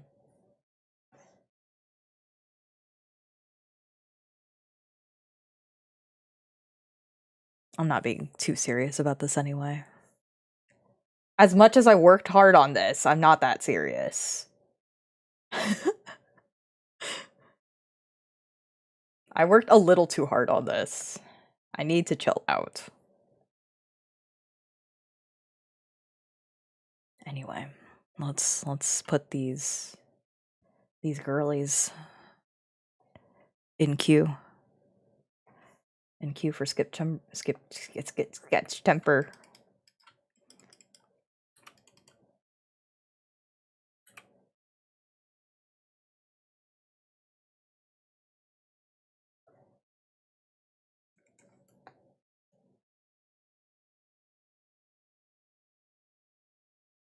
It's dire. Oh, so stressful.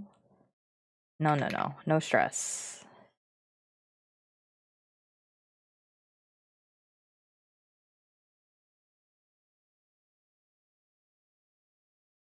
Actually, do that again.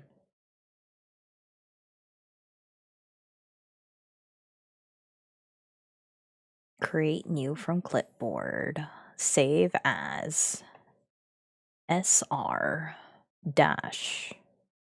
No. SRO2 dash 12. Or no, 11.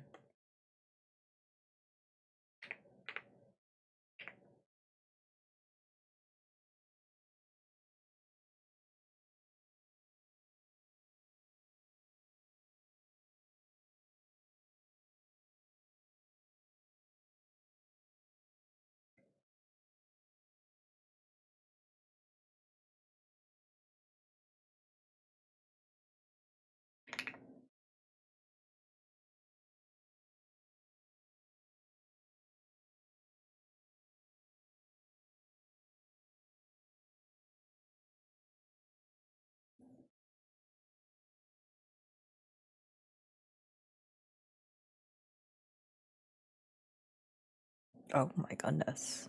I just love how it just makes it so crunchy if you decide to zoom in. It's perfect. If I were to feed into AI, it'd just be like, what am I looking at? Look at all this crunch. No, I think I want legitimate, like a nice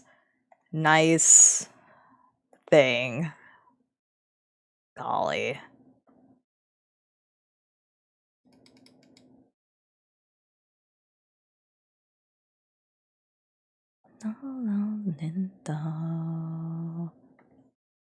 PNG SR 11 12, sorry. 12.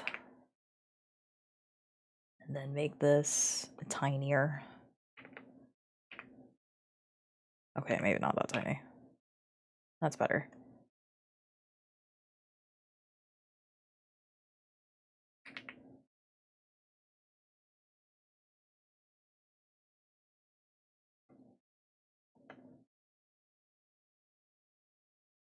Okay, cool. Well, this only counts for one day. That's crazy. Work so hard for what? No, this is gonna be my September. You know, like September art. Every month I try to do like one solid piece, like from start to finish, all of the steps. And even though I kind of like halved and cut corners, it's still completed. It's still completed. It's okay to me. Okay, we're done. Woohoo! Now I'm gonna call it a night because tomorrow I have nothing to do tomorrow, to be honest. I don't want to do anything tomorrow either. So I'll be playing Wuthering Waves. Very nice. Thank you. Thank you. I'm very, very pleased with how this turned out. It looks solid. Very messy, but I mean, it got it done. Let's see. Yeah, tomorrow Wuthering, or later today Wuthering Waves. And then the next day, Friday, I'm planning to do Demo Dose Day. So we're gonna be checking out a bunch of different demos that I downloaded over the past 2 weeks. There's so many games to check out, so I wanted to try some of them. Yeah. Hopefully I actually show up because I haven't been streaming much. But thank you to everybody who dropped by, just hanging out with me today. I know it was just very casual and then me saying really unhinged things at the midnight hour. But I'm really thankful for everybody who dropped by. And yeah, I hope to see y'all tomorrow. Have a good night. Bye-bye. Good night, good night, good night.